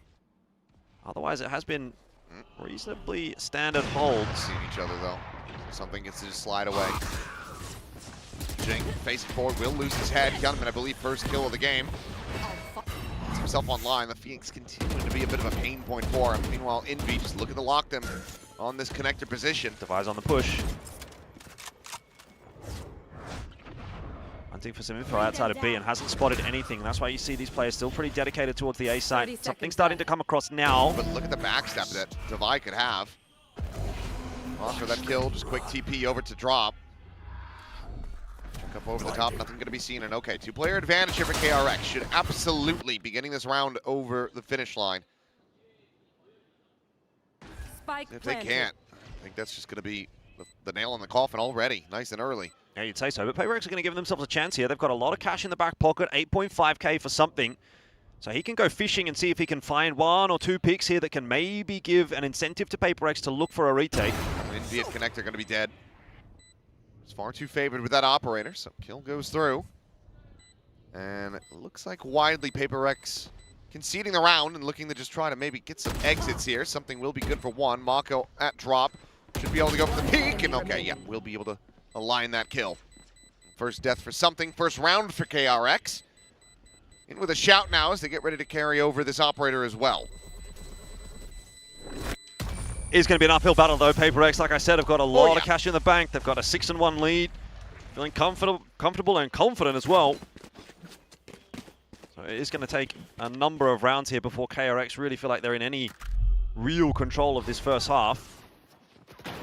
This round sort of just a bit of a 1-by-1. The Ants go marching for PRX and they do fall slowly but surely. KRX exploiting the openings that are given to them. Timeout. Get a timeout as well. I assume this one from PRX. Okay. No mercy, I suppose. You lose one round. Time to fix it. Commander Alex demanding perfection in his server. That's reasonable, given the kind of team that PRX is. I mean, not to say that they necessarily play perfectly. They do play quite unorthodox sometimes, but the level at which they can hit, you know, you're wanting to sort of win every game you can. And it's been a bit of an upside down kind of season so far from them. Even the win against DFM, they really got pushed in that second map. Obviously, they lost the series to T1, so it's not exactly necessarily going to plan perfectly for PRX. I think they still have some powering up to do before we get to playoffs and finals and whatnot, which is where we'd obviously expect to be seeing them do their best work. A quick glimpse of Hyunmin's family who are here to show their support. At the moment, it's still been a bit of a struggle, but got its first, so maybe that's just, you know, breaking the seal. Can now start to build up some momentum on that Phoenix. Peek in though, and something dialed in on the angle. Pretty much going to be favored on that fight 10 times out of 10.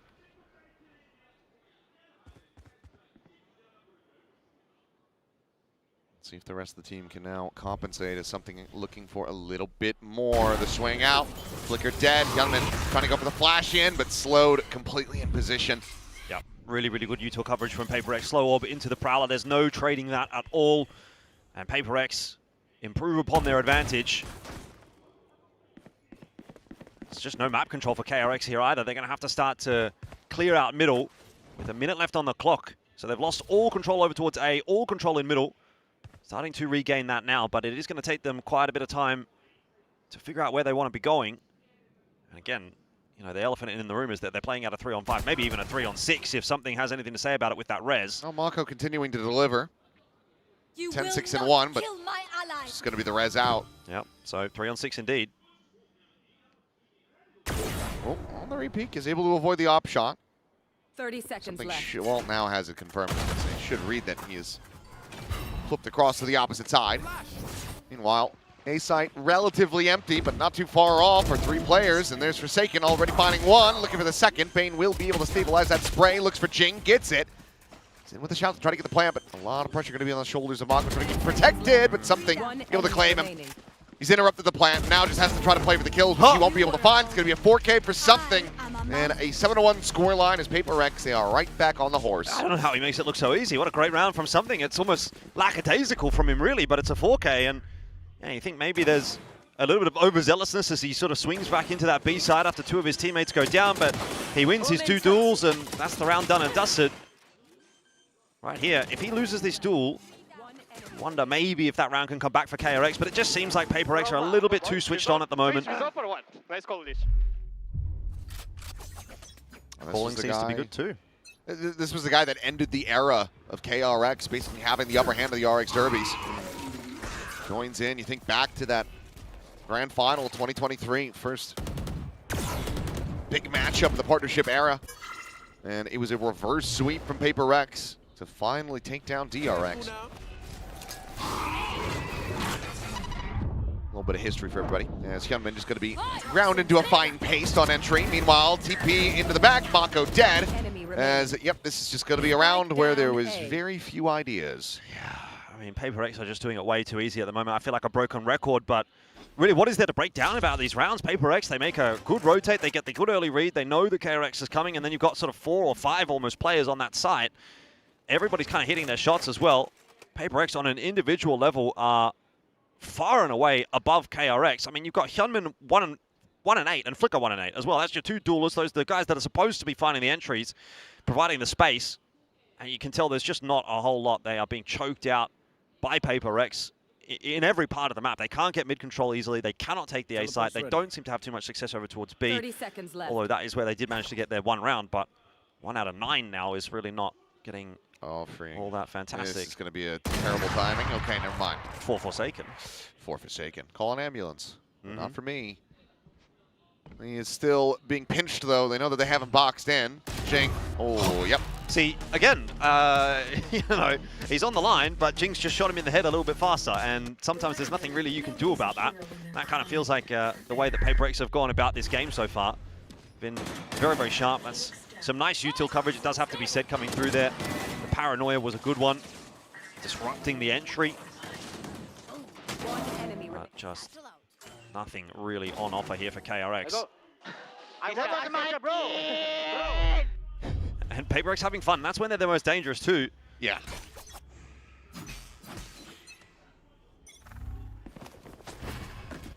It's nothing quite like just getting your ass beat by a dude who's just laughing and cackling. All the more terrifying. As you can't really catch a break here. Can't catch a break here. Can't catch a break here. No, that's, I mean, that's unplayable for Gunman. Can't Nowhere to catch a go. break here. I think something's broken Achilles. It's like a broken record. The way of the future. The way of the future.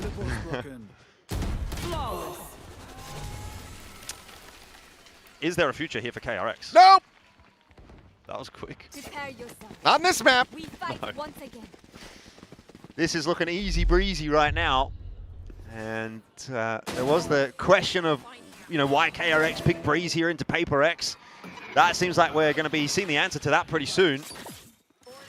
It's been an uninspiring day today from KRX. Nice. Goddamn! It feels like I'm watching like a free player play against somebody who's been doing pay to win. Yeah. Like PRX have util and guns that KRX just haven't unlocked because they haven't spent money on the game. Unfortunately, that's not the case. As we can see in this round, KRX have what they need to try to win it. Run it back is there. Bane, the ulti through as well. And okay, Flicker able to find one. Maybe a bit too aggressive from Forsaken, but fast rotated mid. This hasn't mattered too much. As it shows up from Jing, right there at Hyunmin's feet, will be able to find that kill. Something up and over the top. I think Mako before that door shuts, and he even is able to find Flicker up close and personal. 1v2. It's all on Bane. He's got the spike, so can make the sprint to A. Run, Bane, run. KRX needs something. Bane was the guy to deliver it in previous matches for them. Had a couple of nice clutches, and he has been looking pretty sharp this season in comparison to the rest of the KRX players, which, to be fair, hasn't been saying too much. Corner plan to Haunt. Spike Trying planted. to play this out. Gets away from the slow orb, swings out a little bit wider, wall of it over the top, and something. I mean, he basically never stopped moving. Yeah, he's just a W key man at the moment, and you can see why. He's hitting shots so cleanly, playing so confidently. Even if he dies, he knows the Vi is kind of the guy that can get it done in the clutch as well. His score right now is better than PRX's round score. He's 12-1. To be fair, for a long while, he hadn't died at all. To be fair, PRX might get there as well, the way things are going. Even when it looks good for KRX, this round, you know, it started pretty well. They got the opening pick, they started to get their way into the side, but the rotations have been way too clean from PRX, and they've always had sort of that next player there that KRX are not expecting, and as a byproduct, again, of this being a very new map, maybe you're not super well drilled on the timings and the angles that you need to be aware of, onset timings for KRX, but a lot of times you're seeing players on these entries kind of getting caught in the side, caught in the back, and not really having a great sense of where PRX are putting their pieces. Change up. Oh, no. Here we go again. Oh, dear God. How patient can he play it? Well, there's the 1-2. Looking for that third. Can't manage to make it happen, but I think you've done your job, something. Yeah, 14-2, just improving upon that scoreline time and time again. And KRX have nothing that they can really use to dig their way back out of this poor situation. Divide's already pushed out of B, so PRX know they don't need to do anything on that side of the map. Gonna crunch into mid instead. Got the wall up over on A. Now a smoke.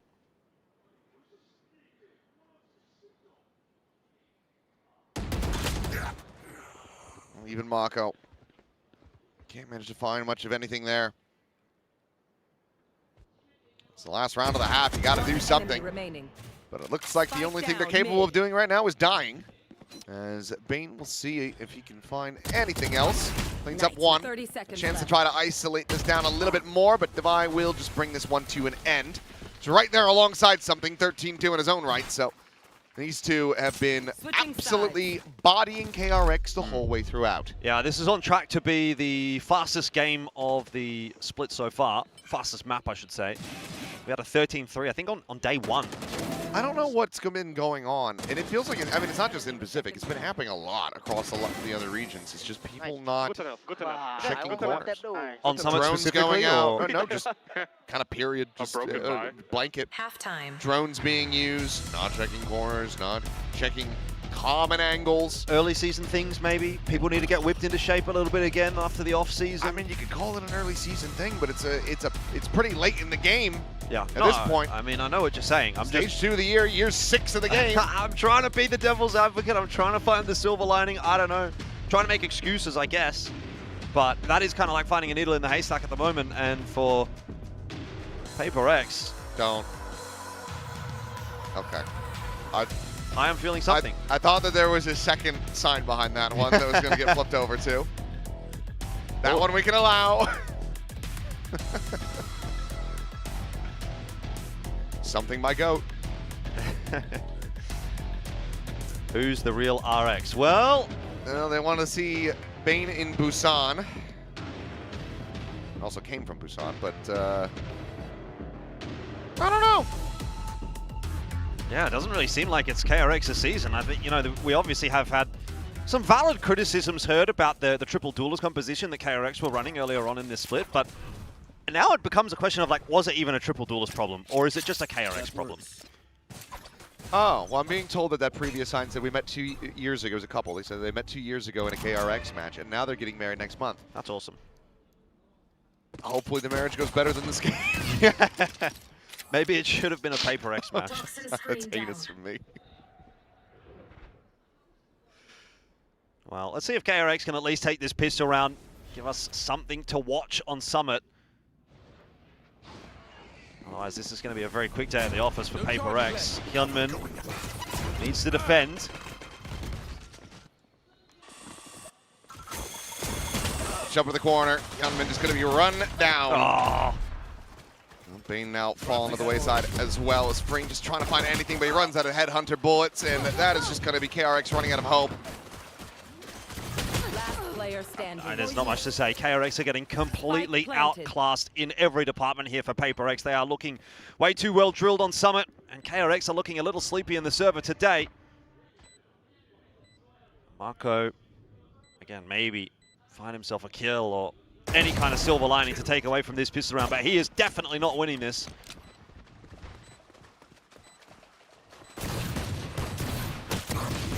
Yeah. He's playing each other in. Playing KRX like a fiddle. That's going to be map point locked up.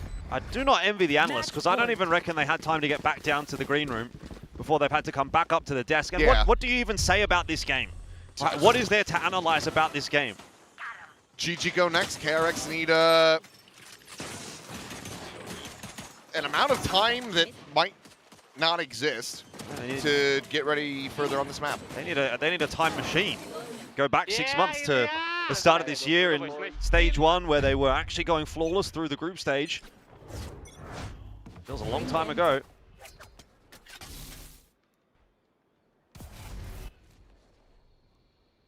KRX going to try a push down mid.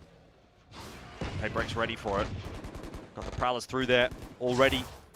From Envy, they have the information, and so KRX are pushed back away, and that's how easy it is for PRX to take that mid control. Bring them down.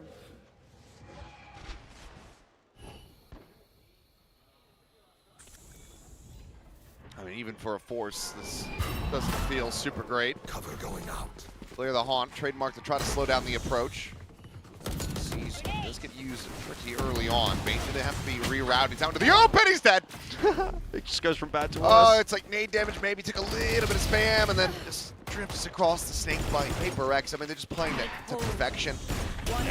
Oh, it's unplayable. It's literally unplayable for KRX. It's over. And what is there to say? 13-1. 13 an unlucky number, certainly for KRX today, as PRX have just stormed their way through Summit. Frankly speaking, that could have been a postcard. Well, Morse code, something even faster and more basic. Yeah. just unbelievable. Not much more to be said, and I imagine that the analyst desk is going to be feeling very much the same way. I mean, I don't envy Hilski and Big Time having to try to come up with talking points that aren't just, well, they got the crap kicked out of them. So, I don't know. I think that for KRX, this has to just be like, okay, look, we had to ban Sunset. We're not prepped for that one at all. We know PRX is very good at Sunset. We'll try to coin flip a summon, but the main focus is going to be the Breeze. Well, I wonder what we're going to get to see on Breeze now, because again, this sort of begs the question, did they look better on the triple duelist than what they did here with something a little bit more standard? I would almost argue that they did. However, they didn't have to play the triple duelist yet against PRX, so maybe they would have gotten as dismantled here, regardless of composition. We'll have to wait and see what they do up to choose here, but it seems like a pretty grim conversation that has to happen behind the scenes right now for KRX. I can't imagine things are feeling too good in the back room for them. No, I mean, in a week that's been filled globally with 13 zeros, the best thing you can say is that KRX avoided joining that club. I suppose. They didn't, go in alongside, was it Eternal Fire and Crew. So they managed to find the one, but that is it. A round 7 victory and nothing more. So, pretty brutal. Breeze is going to have to be a big breath of fresh air for us if we want to have any hope whatsoever, even with the reversion back over to a double duelist. But for now, let's go ahead and see just what the analyst desk can talk about from this first map. So, lunch was great today. Yeah. Look, interview honestly, was great. Interview. The interview might have been longer than the match, to be honest. I think that's exactly what happened. Would you guys have preferred to see the triple duelist at this point? Do you, like the casters are saying, do you think this was better than the triple duelist comp? I think in theory this could be better. I think KRX are absolutely lost at sea, to be honest. I think it doesn't matter what they play at the moment. If that's the performance they're going to put up in the server, you might as well just all hover Neon and random at this point, because it doesn't look good. It's hard when it's a 13-1. PRX, of course, are an incredible team. They're already in champs for a reason. Yes, they're very good, but KRX are always a team that historically could challenge them. They've beaten them 5 times in the past. That's no small feat, but it looks like an impossibility today after this map 1. Alex looked really relaxed. Well, yeah. It was the first time in a while. This is a spa day for him. This is a low cortisol PRX game, 100%. Okay, this is just map 1. We know how it goes when PRX... here comes the copium, okay. It's all right. We all predicted for PRX, Victoria. You don't have to do this. I don't know. We've been heartbroken often, where it looks great the first map, and then the second map is like, what happened? But we're still at the first map. Mako did what he could. Mako, who has been through so much. He tried. He wants a trophy. Mako's the old school one. He's fought against PRX so many times. He knows what to expect a little bit more. I mean, he's in a more young, sort of Zoomer-ish squad these days. This isn't the KRX of old. So they struggled here. I mean, it's really hard to be nice to KRX right now because nothing is working. Genuinely, that's a beatdown from PRX. Yeah. I'm actually a little disappointed or sad for Hyunmin. This guy... We had people calling him Yum Yum all of last year, and I haven't seen anything very yummy come out this year. No, the Phoenix has not necessarily been it, which is weird because I feel like when they initially, before it became mainstream and popular, and everyone was playing it, KRX was one of the teams that did start picking that up a little bit earlier on into that being a very popular comp. And honestly, back then, it was a surprise that we were seeing Free playing Neon, and Hyunmin was playing a lot better on the Phoenix, but lately, something has not been clicking. They are not playing well. Definitely not. Quick shout out to the PRX watch party happening in Malaysia. I know you guys were really stressed out the last 2 matches, so today must be a lot better right now. So shout out to you guys in Malaysia. You have 2 Malaysian players now, actually. It's not just Divide, but Divide is definitely one of the star players. I feel a little bit bad for them. I kind of hope they were going to get more for their money. Yeah, they're it's like, going to be a quick evening for you folks over in that watch party. That's playing next? Most likely. That's true, Dennis. We don't know. Who knows what RRQ is going to do with their roster? Maybe, but I know you guys want your free drink, so let's hope the games are a little bit longer. Opening kills by PRX were phenomenal. I think the biggest thing is in the past, so far in this split, we've criticized them because, yes, they were getting a lot of opening kills, but they were never converting. It looked like a real uphill struggle every time they had an advantage, and I will say this is something they did much, much better in this map. Every time they found that clean pick, they got it across the line. This is something Alex said that they were looking to work on to develop heading forward into champs. So this was a much better showing. Very, very clean for PRX, who historically get a little messy. But I also thought it was down to the game plan against what KRX were running. When you're playing against a Chamber comp, we saw Freeing on the Chamber in particular. This was his first game of Chamber, by the way, his Chamber debut.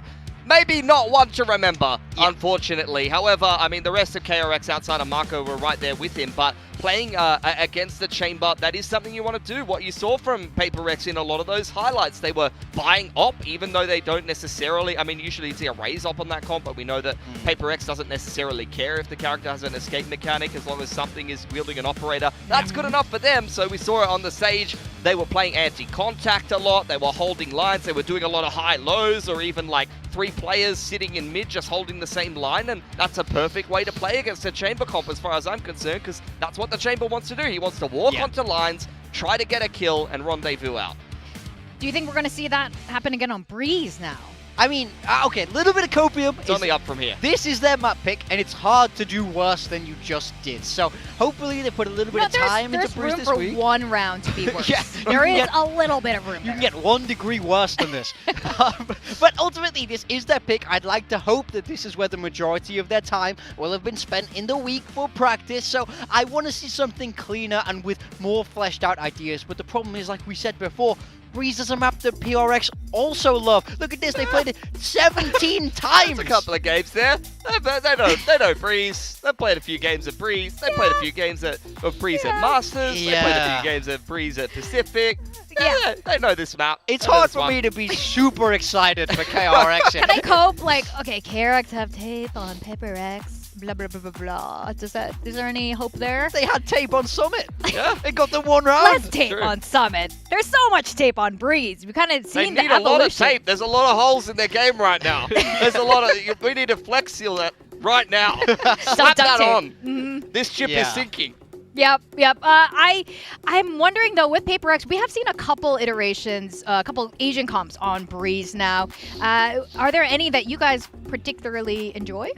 I mean, I think if it's PRX, I think Jing on the Omen actually normally does a lot of good work. It allows him to be aggressive while also having a lot more util to play around. I like Omen in general on the map, and I think Jing plays that agent really nicely. So I'd like to see them stick with that. I think if you're PRX right now, you don't have to be too innovative, especially after that map 1. You've already shown that you can diff them individually in the server today. So I think for PRX, keep it simple. You can play double duelist, you can bring that Yoru out if you do so choose, but I don't know. For me, honestly, they could pick anything at this point, and I'd back them right now in the series. How about quadruple duelist? It would be so fine. Quadruple duelist in a chamber. Unless KRX really wake up, this is going to be a stomp. I mean, we can say this because KRX have been so good in the past. You know, over in Champs Paris, they got top 4. This is not a roster that is bad, but they're getting manhandled here. I want to see them turn it around. It's so frustrating. Deep breaths. Toby, get back on this desk, buddy. Strong words. Just wooza, stroke the earlobes. No reference? Okay, forget it. What? Bad boys.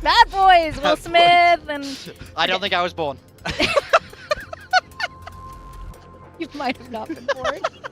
I'm sorry. It's true. I feel old.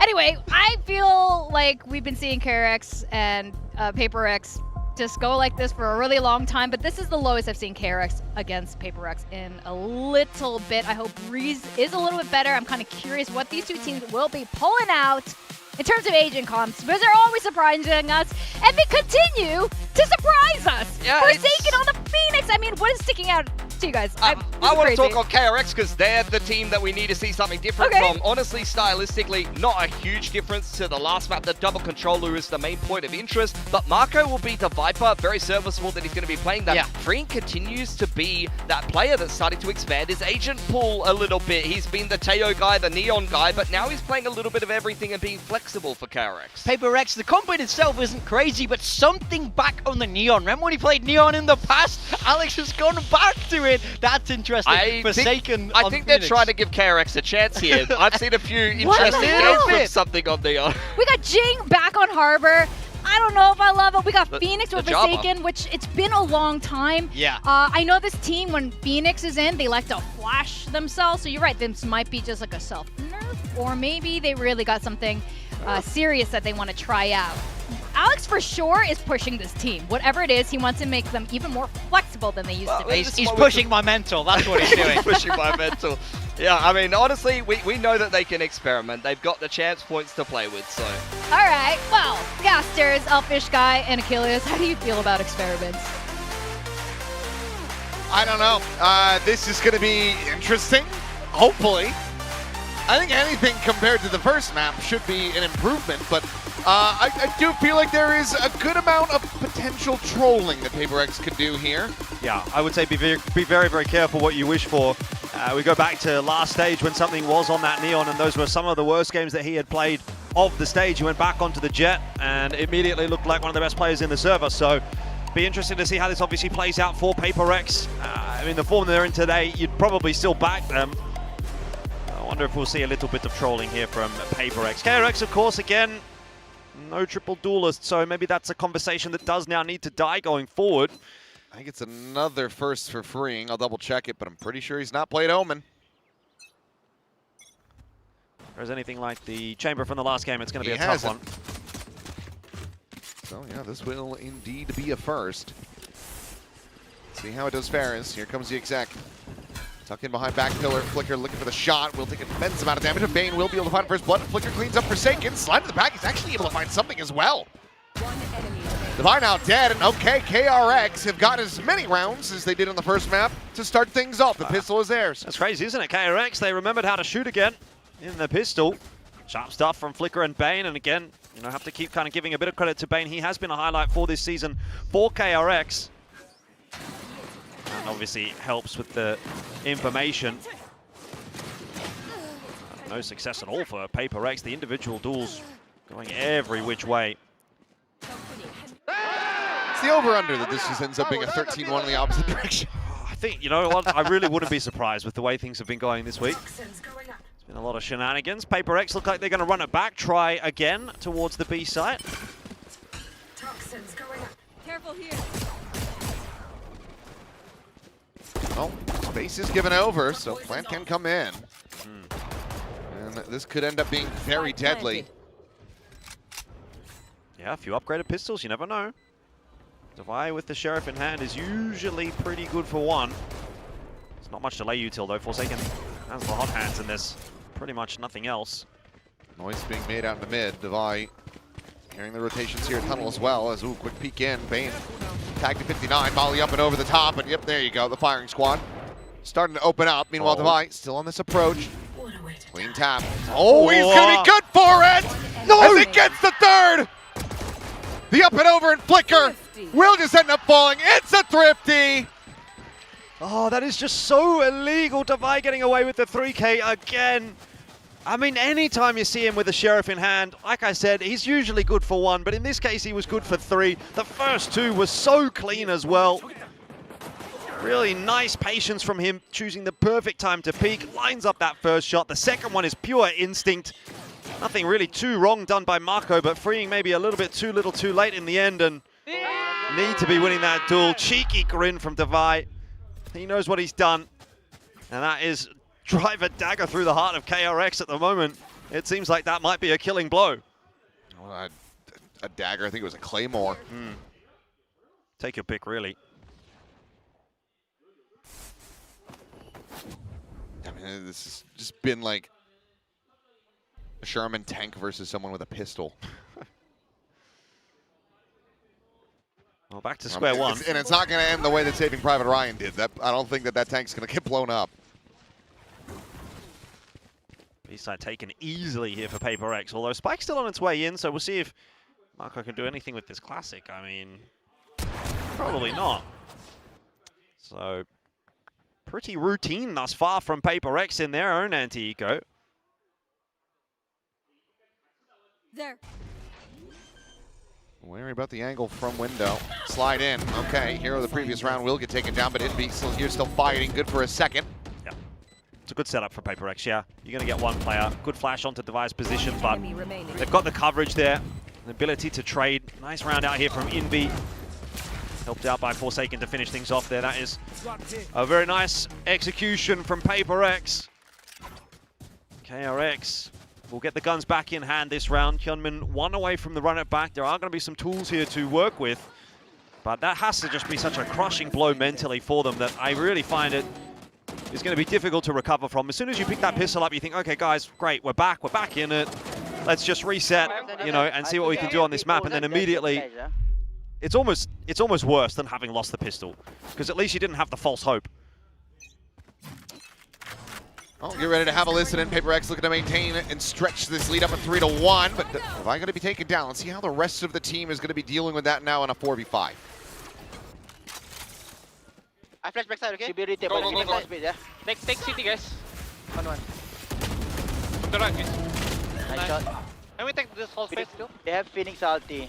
They're retaking fast. Don't need to plan I yet. don't know where, huh? But son, Okay, wait, inside. Did. Come on, you're out, backside. Yeah, watch out. 3, all bingo. 3. 80 on both. Last player standing. A bit of an exchange there, but Forsaken now, last one. Trying to hold the line, defend this planted spike. No further util to work with though. And it's not quite planted for him either. I think this should be KRX tying things up unless he can get onto the angle, take down that diffuser, but it's just going to be stuck. So KRX will be able to find it. Yeah, that's weird. That kind of looked like a bit of a done thing for PRX. You saw Forsaken go around the corner there with the run it back and not really get a whole lot done. It was a nice triple swing from KRX to dislodge him and force him back away. Seemed like it should be a bit of a freebie once they hit the entries. The retake patient was, I guess, the name of the game. The high-low not working out for PRX. Envy and Forsaken maybe just missing a few too many shots, and by that point, the scale was in. Like you said, the plant wasn't exactly in the ideal position for the clutch to come through, so maybe a little bit of a mishap for PRX and sight for sore eyes for KRX. Curveball through, something is absolutely screwed in mid. That said, PRX are going to accelerate towards B on the back of that information. Well, they have to. They know that they spotted out those two players in mid, so they'll be able to quickly push forward, try to get the spike in play. Ball's up for the moment. Yes, I mean, spike is in the hands of Envy. He's the one with that Hunter's Fury online. You'd love to give him a deeper angle.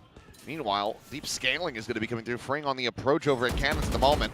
And Spike's still not yet in play. KRX, I mean, they just keep layering in util, try to buy some time here, but I think the mollies do end up whiffing. Two players on the site right here, Forsaken and Envy. In the end, Envy going to back off. Let's pop that Hunter's Fury to try and play delay. He's got to buy a lot more time than that, though. KRX have got plenty. They were pre-rotated. Freeing, unable to find that kill. Still creates a good amount of pressure, but Forsaken swings out from the pillar. Cleans him up. Will eventually fall freeing, getting himself into a 1v2. The time is just gone. TP forward and goodbye. Wow, I mean, that's just the power of PRX, isn't it? Forsaken conjures something out of nothing, gets the easiest 3K of his life, it would seem. I assure you it was not as easy as it looked, but just so sharp. Great start from Hyunmin. Flash through the wall. 4v5 with the op gone. Yeah. You want to take more space, boys? Doesn't matter, though. I mean, it's obviously not too happy days there for something, but when you got a player like that behind you, you can still get around nice and easy. You know, first, it's Davai with the Sheriff in the previous sort of eco round that PRX had, and now Forsaken stepping up as well. You're getting a lot of work done out of the individuals. Now something's turned to have a little bit of success. He was the sacrificial lamb in the previous round, let's say, but now he gets to have his turn in the sun. Yeah, if you're going to have him snipe, just give him a little backup. If you want him to go pushing forward like that, they do. I'm out of here. Spam off the angle, making sure players can't come scaling out of double doors, and allows them to just line up for the collat. Davai. And something in a perfect place to shut that one down. A very easy pickings for PRX. Just again, when you think, okay, maybe KRX can come back into this one, PRX respond in kind, 2 rounds in a row, start to build that lead out. It has been a little more back and forth than some. I think we can at least give KRX credit for that, but by and large, you're still kind of seeing the same result eventuating. And that is PRX compounding upon the advantages. A lot of ultis available for them here as well. In the upcoming round, something has built up the overdrive. Polar opposite reactions from something. Op's going to be in the hands of Flicker. These are the perfect tools that you'd want as PRX on a round like this one. Okay, good start. Don't get to use them. Something dead. Forsaken denied the ulti by Fring. Quick little layer of the smoke, and meanwhile, reckoning out from mid, so you know that there's going to be a bit of a crunch attempt here onto the A side. So, see how KRX tries to deal with this, as there's just red lines all over the map. Yeah, walls everywhere. Spot on the one. Forsaken able to slip back away, himself protected for now, as Molly will get a little bit of damage onto a couple players. So far, there's the breakthrough getting started. Is freeing, still hovering here around center pyramids, and now the spike dropped on the floor. Forsaken looking at the timing, but Gunman, quick little readjustment, finds that kill. Freeing scoops forward, gets the kill, and KRX are going to keep this close. Yeah, that round just felt like there was a little bit too much to recover for PRX. Freeing still in on the site was the big problem. You sort of highlighted the walls, and there was a lot of walls that obviously KRX had to get past on the retake, but the fact that they still had Freeing in on the site stopped PRX from fully taking control of it. It was such a pest. In the end, got himself an important couple of kills in there to keep PRX at bay, and that just the fact that he survives is what really matters. So good anchor work from him. So 3-4, a much more competitive map. That's nice from KRX. Still a bit in the back pocket here for PRX to work with though, and they're going to try to explore through A main. Meanwhile, a nice lurk from Devi out through middle. See an A split here.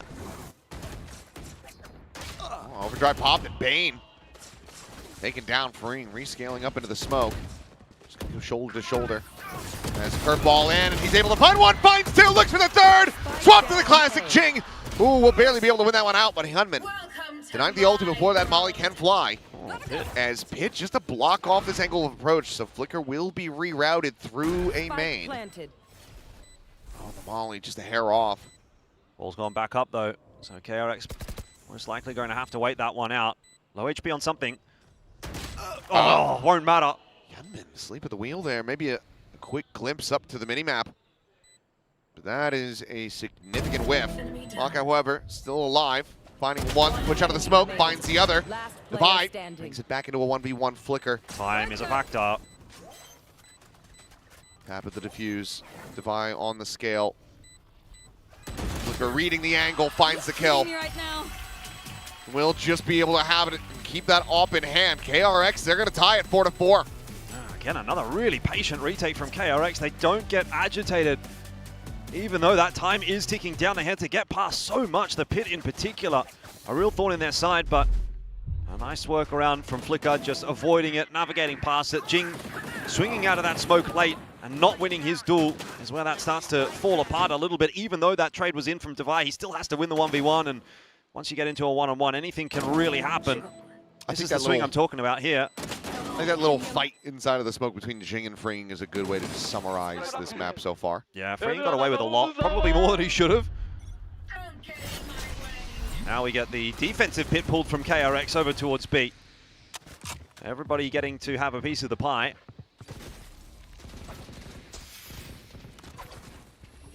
That will force them away. Looking like PRX not really wanting to try to circumnavigate the Pit, go in through the back. We'll just get ready to attack into A. Operator's still going to be dialed in on an angle there at main. Have to be aware of this. Drone's still available from Envy. Could just use it to quickly clear him off the angle. That's exactly what he's going to try to do. Oh, but Flicker. Look at this tuck back. Oh, now trying to go in for the face forward. Relay bolt's going to be exchanged, but he gets stunned and something does not. Quickly collects the kill now. Freeing going to be spotted out. Hunter's Fury in response to try to buy some space, slow down this approach, but something, he's just now running at them. He's all the way out to their spawn! Right to the rope, a glimpse of the Bane, spray and pray. It will not go his way. He couldn't see anything, but I tell you what, even despite the fact that it ends up going that way right at the back end, that was some really good assistance for something on the entry. Obviously, he's charging in, but not only that, you're having to deal with the Hunter's Fury trying to sort of, worry about where that's coming from for KRX. On the other side of the coin, you've had the Reckoning through from Jing, and there's just so much going on that something thrives in that chaos. I need to see the replay of Something's camera. Oh, he was. I know exactly not happy. I can imagine exactly what he said. Yeah. Couldn't see a damn thing. It is what it is. I mean, he gets the 3K. You can't be too mad. Oh, sure. It's still a very strong round from him. Tavai's laughing. The right play. I think I mean, they're probably still hearing about it. Yeah. Surely we get this on the replay. I mean, it was Ching's wall. Ended up denying him vision, right? So. Yeah, but he ran into the wall. Yeah. You know, it's not as if this was Ching's fault. So, all right. Here's the first one. Doesn't stop moving. It's like a wind-up toy. Just keeps going until he runs out of momentum. Gets this kill. Push up over the top. What is it called? Temple run. You know, temple run. Yeah. Well, everyone's happy at the end of that round, it seems, for PRX, so all's well in the world. 5-4 the lead. Not a massive stretch necessarily. Flicker looking to work his way down middle here. There's been quite a bit of presence put towards mid from KRX, actually. Drone out now as well. They do want to get a bit active. Leaving freeing up to his own devices, but he's under pressure. Oh, yeah, and that quick little glimpse before he can get that smoke to bloom is more than enough. Overstays is welcome. And Bane, trying to slide back, but the pass lane expires. He's got no more coverage, no vision, so just a quick little kill collected for something. Player advantage again here for the side of PRX. They look to move this up to 6. Get themselves separated a bit from KRX, and that should seal the deal on it. Time to go for the save. That's how quick it can happen, isn't it? KRX just don't seem like they have the opportunity to defend this site. As soon as freeing goes down, the flood is in. That's why it's so important when you're playing that forward position as the anchor. You cannot afford to be dropping. But this is where we're really seeing the cracks in what KRX is trying to do. Freeing is a first-time moment. He has not played it on stage, ever. And in that moment, it's one of those things where if you are used to it, if you have the reflexes for it, you're just going for that TP, you're quickly exiting. You're not trying to run out, give them another angle. You're just playing it safe, TP into the corner, your brick stack. Yeah. But that instinct, those reactions just aren't going to be there for him. A little bit of a chase there from PRX. Doesn't quite go their way. They don't manage to pull the extra couple of guns off of KRX. But at the end of the day, I don't know that it necessarily matters all that much. I think the death, I couldn't tell if he already had it, but I think the death might have also given Forsaken his ult. So that's a net positive regardless. It's so loud that you can't even hear it.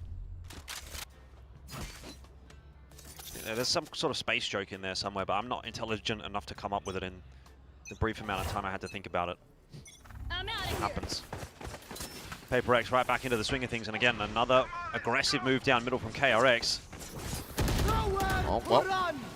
It's a curveball through towards the Vi, but as we cut over, it's Forsaken finding the kill, and now Vi regaining his vision, is able to find Bane. Yeah, it's a shame there, because you think as Devi getting caught by that flash, maybe there'd be a bit of trouble, but nothing going right for KRX at the moment. 1 for 2. Be back in for another trade, and I mean, it's just this was a foregone conclusion, really. Yeah, this was a puppet round. This was PRX just working KRX incredibly well, just making them into a malleable force that they could just mold and manipulate the way that they wanted. Was a really nice entry over towards B, you have to say there from Forsaken. Good clear onto Marco. Soon as that entry goes that way, that side's gone, but this in particular, you had 2 players push down mid. You had Devi actually flashed out, but nobody properly cleared him. So presumably the comm at that point is mid's clear. The rotation coming through, and actually it's not. So Devi does what he needs to do, cleans up the rotation, and that compounds the advantage for PRX. This could well be an 8-4 half, but KRX again going to try to get aggressive in through mid. Have they learned? Devi is right here behind this wall yet again. He's ready to go. Instead, Hyunmin just slotting back through shop into A main. Does he get him again? Bane's wall. Oh, yep. We'll just back away.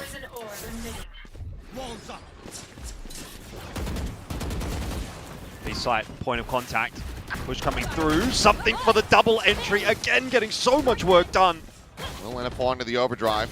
As Flicker considering the recheck, but he just has not seen Ching. Just can't steady. It's far too chaotic. Bane with 1. Gets us into a 2v3. It's the last round of the half, so yeah, you have to just commit the ult. Send it if you got it, but unfortunately Hyunmin can't get anything off of it. No plant yet. PRX happy to hold and see if they can... They should just go A. Well, figure out where Bane is. I guess that's the question at the moment because they're pretty aware of Hyunmin's location. Bane. Push happening. Okay. Spike planted. Well, Bane may have just saved this round and this half to make it a 7-5. It's not over yet. It's not. It's Envy. Seen him clutch from this position on this very map so many times, and there's the first step, and Bane is low. Ooh. The poke and prod, the wide swing, and Envy, yep, he's got it. Red Bull clutch on his feet, and that's going to be 8-4. He had that every day of the week. As soon as that curveball got tossed, it was the sound cue that gave away the position of Hyunmin. And then Envy locks in. And in the 1v1, like you said, low HP for Bane, it was always going to be a tough ask unless he rounded that corner with a headshot. So Envy, again, really, really comfortable. Nice double entry from somebody. We had that question, I guess, about what his Neon was going to look like, and it seems the answer is not too bad actually today against KRX. Certainly had quite a bit of success. 2 very good entry rounds from him. Go back, no, it's fine. No, I know, but you guys don't have to fight. Halftime. Doing a little Lysor stand for the boys. As okay, 8-4. I mean, it's doable, but the big blemish that we have to look at was pistol win into the anti-eco drop. Yeah. That 100%. could have been a massive jump start for KRX, and having that round get away from them was pretty brutal in setting the stage for this to only be a 4-round half. They just haven't really been grasping the opportunities that have been given to them. It's not as if PRX are playing a flawless game today, but they are certainly playing a far better game than KRX are. KRX giving those kinds of chances over to PRX. You and imagine that they're the kind of team that's going to capitalize on that, and they certainly have. Another 8-4, obviously, like you say, really good spot to be in. And if the best thing that you can say about your half is the second half is doable, you know you've not had a great half. So yeah, it's not going to be a good feeling for KRX going in here. The second half, I mean, defensive side as well for PRX. They've got so much to lay you till the Harbor. They've got the Phoenix as well with the Blaze Wall and the Hot Hands. And then obviously got the Viper there as well. So there's a lot to get through here. Can they find another pistol? Full investment on the side of PRX. No one with the classic. They want to fight. They're set up in mid. 4 players. Same could be said for KRX. It's going to be 3 Sheriffs and a Bandit and a Ghost. Dart won't spot them. I mean, they are fully anticipating PRX to go for this mid push. Which they are, but they're not doing it nearly as aggressively as KRX may have thought. Not hearing any footsteps anywhere on the map here, PRX, so this will probably be the setup that you see them hold for the foreseeable future. At a certain point, someone's going to have to go looking for a bit of info. B-site creep from KRX would not be a bad shout at all, and I don't imagine that that Viper wall is going to keep them at bay, even if it does go up at the right time. Toxin screen down. Oh, did Divine notice a pixel? No, now he has. Silent walk-in, Bane. He is putting this completely on. Wait, no, he's calling them over. Oh my God. No way. There is an empty B site. They're right next to it. KRX so close to hitting diamonds, and they've stopped digging. Oh. Yeah, you've got everybody here from PRX to defend. This is going to go really badly. You would suspect. So here comes the entry. Dive forward. Bane able to find one. Curveball now going to be going out. Flicker comes to the rescue. Forsaken gone. 10 seconds though. They got to get the plant in play. Will be able to do so, but here's Divide. Another 2 kills. Hyunmin trying to whittle away at him. Divide fights back, gets the third. But Freeing finds the final. And okay, that was looking catastrophic. But KRX, they managed to fight their way out. Yeah, when I said really bad, I meant really bad for PRX, because KRX just hitting their shot. Something goes a little bit early. There's not enough of a flood from the rest of the team. I'm not expecting Bane just kind of standing out in the open there, and then the next 2 as they push their way through do get hit with nearsightedness. Outside of some nice shooting from Divide, there was really nothing in that round for PRX, but then again, KRX won the pistol in the first half, and we saw what happened. Divide has got another Sheriff, so... Old habits die hard. I know, bro. I mean, I'm trying, guys. Well, Divide again. Finding Mako is just volley of shots exchanged here on both sides. Was, I think, just Mako forward with no real gun to be recovered, so. Unless I'm wrong and they just haven't grabbed it yet. They're starting to work their way forward. Okay, it was a Sheriff. Meanwhile, speaking of Sheriffs, Devi still in town. For another. Oh, something's timing's good here. It Very really is. Oh, it's excellent. But Bane just a little bit faster on that draw. Hyunmin now cleaning it up, gets himself a 3K, and all right, KRX not going to be squandering the early advantage this time around. They keep the key weaponry in hand to go into the bonus, and if they get a conversion here, given that they have this run it back online, then who knows, we may just be going to a third map. I think at the moment still wishful thinking, but we'll see what KRX can do. PRX, even I would say pretty threatening in this round. If that kill from something goes a different direction, if he actually gets the kill onto Bane, maybe that just throws that round into enough chaos that PRX are again running away with this half. So they have been probing, they have been close. Had some clutch ability on this map as well. KRX need a clean round here, and that is not how you get it. That is questionable. Well, this was the mid-fight that they thought they were going to get in the pistol. Yeah, and they've got back out as well. Oh, but this clear into elbow could end up being their undoing if Hyunmin is able to play Flicker in. Will, however, just be forced forward, trying to take that fight, but too many targets. Yeah. Jing there with the coverage. I think Hyunmin kind of needs to activate here. This is the unexpected timing. They think they've cleared it out. If he can push in, get behind, maybe he can make something happen. But you need to avoid that as well. Yeah, you need people to not be dead on the other side of the map. And now Envy is just slotted in, 90-degree angle. Exactly. What can you do? PRX too aware. So yes, I want to get behind the storyline of KRX, win the pistol, they win the anti-eco cleanly. They can maybe come back in this map and push it through to 3, but I haven't seen enough from KRX today to really convince me that they can make this happen. And you drop the bonus, it's not the biggest deal, but given the way that the rest of this series is gone, that's where the lion's share of concerns are really coming from. So it seems like Bane, 30 seconds money. left. You die, you get one more charge of a Hunter's Fury, so I'm guessing it's just a re-clear behind and then a push, or do you just save this Phantom? You're going to have to armor rebuy no matter what. You got 15 seconds. Getting the spike planted is going to be impossible. So it seems like he's just going to save it. 10 seconds left. And fair play. I mean, he doesn't have to rebuy util, I suppose, so not the worst.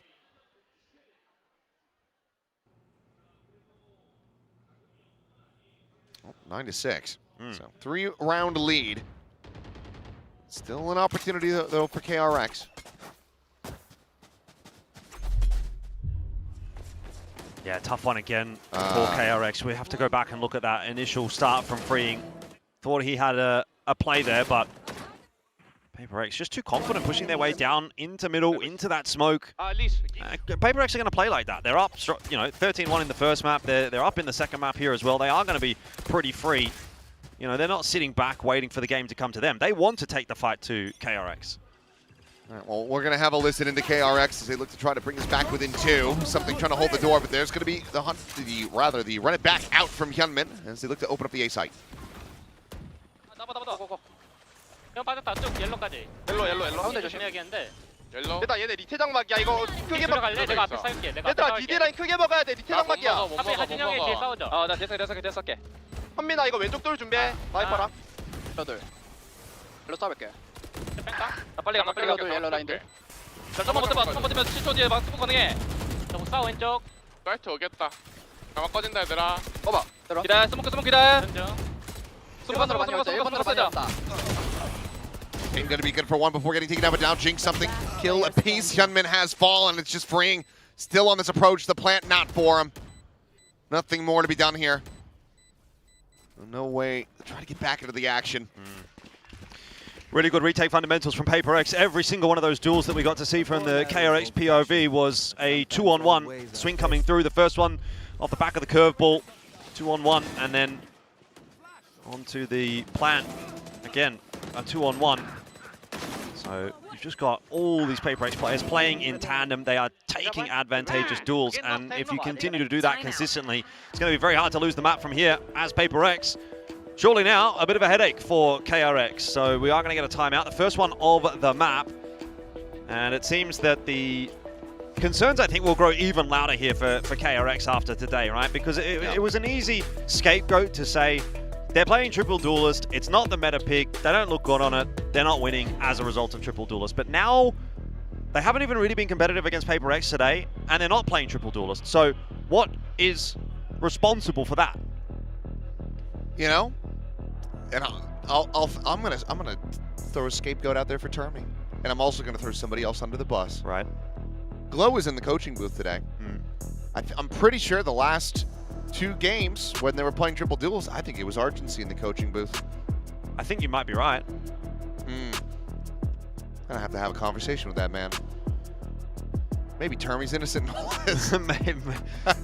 He's just been, what's the word? There's been a coup. Yeah. In the KRX camp. And bullied out. I don't know. Look, still not over for KRX, but I would again say relatively unenthusiastic from them thus far today. PRX, again, looking to get aggressive. This time it's something that's just probing over on A main on his own. He is the anchor on this site, and this is how he's choosing to play it. And that just shows you exactly how confident PRX are at the moment. His sense of timing is so intuitive. He is just looking to solo anchor this. Let's see if he's going to be good for more. 13 bullets left in the mag. Curveball, however, not going to be dodged. Takes that one straight to the face. Meanwhile, late lurk from Freeing here in mid. Oh, goes incredibly well. Red, what a rebound. Forced to try to reposition, but Forsaken's already cleared it. No. Oh, no. Oh, Angel, oh no. Yeah. I mean, I think you have to ask the questions, obviously, but we'll talk about that a little bit later on because the retake is happening. Scale passes Molly, just riding along both of these walls. Gunman. Oh, he's got himself into such a cheeky spot. Bomb's planted open as well. Well, he's been found. Meanwhile, Flicker, quick peek. Good for one, nothing more. Hunter's Fury having to be abandoned as Forsaken's got the curveball ready to go. Right into the face of Bane as does that Vandal shot hit. So, defuse to come in. PRX 2 rounds away from closing it out now. Yeah, making it look easy as well on the retake, and I think you definitely, again, have to just sort of highlight Freeing. Really not looking super comfortable on this Omen. He gets in all sorts of trouble there, tries to TP out. It's a bit of a nothing TP in the end. He would have been better just trying to do anything else, really. It's probably the 3rd time on this map where it feels like he's been a little bit exploited. Good final fight there from Forsaken as well. Well, production telling me that it was Termy Glow for the first match, so my conspiracy theory has already been debunked. But like any conspiracy theorist, that means that I will double down and not be dissuaded. Indeed, it should mean nothing to you what the facts are. Yep. The earth is flat and the birds are all fake. Another attempt here for KRX to try to get into the A site. This time, something playing a bit more of a reserved line. He's got the op in hand, so it will be a different-looking defense and probably a bit of a different-looking retake. All something wants here is ideally just a pick. If he can get a pick, make it a 4-on-5 for the retake, that would be great. If not, it's fine. Play for the 5-on-5. Look at all the resources you've got as PRX for this retake here. Got a lot of ultis online and available. Forsaken can jump in there with the run it back, get the info. Maybe Jin can even get the reckoning out. Overdrive now from something. Check towards backside, nothing seen. Curveball going to be sent through, but ult going to be denied. He hasn't been able to find the one. Looking for a little bit more, but somehow something does not get caught. Hit now. Going to be sent in, but Jing, the first to fall, the scout forward. Flicker! Oh, the shock dart right at his feet. He'd be so very wise to it. Joke's over. You're dead. Checks back over to double doors. Bane has fallen. Hyunmin losing out on the ult, and he is completely isolated and picked apart. Something has the kill.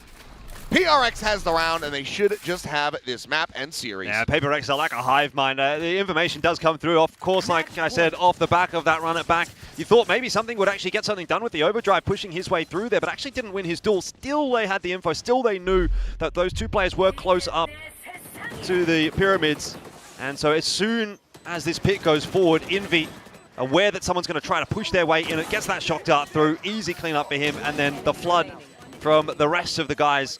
Again, it seems like PRX intuitively know exactly what everyone's doing, exactly what their teammates are doing, and their opponents as well. And 12-6, very quickly looking to close this map and series out in what has been ultimately an extremely dominant display. Something looking to make sure that Mako is a very bad time. He's slipped into the gone into window though.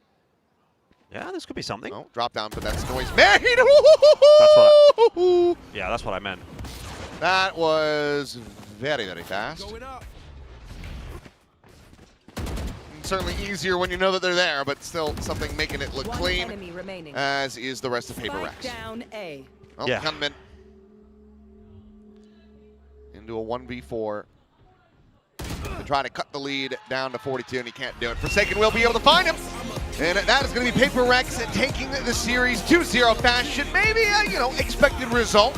Slightly different than what we had anticipated, but overall, found their footing that second half, drop the pistol, don't let them get a bonus conversion, and they just run off into the sunset. Yeah, unfortunately just far too easy today for PRX.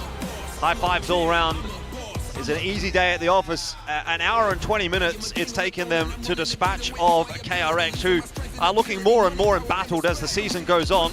It's a nice return to form. This week from PRX, they started last week with a loss to T1, came back, beat DFM 2-0, and they've got themselves a 2-0 here as well against KRX. So starting to sort of rebuild their stage, and I don't think that there's anything necessarily that they have to look at there and say, we need to improve upon that, because it was pretty clean across the board from PRX, whereas KRX, there's still a lot of question marks. They're obviously changing the roles around still. You highlighted freeing on the Omen. I would echo that sentiment, certainly. He was over on the Chamber as well.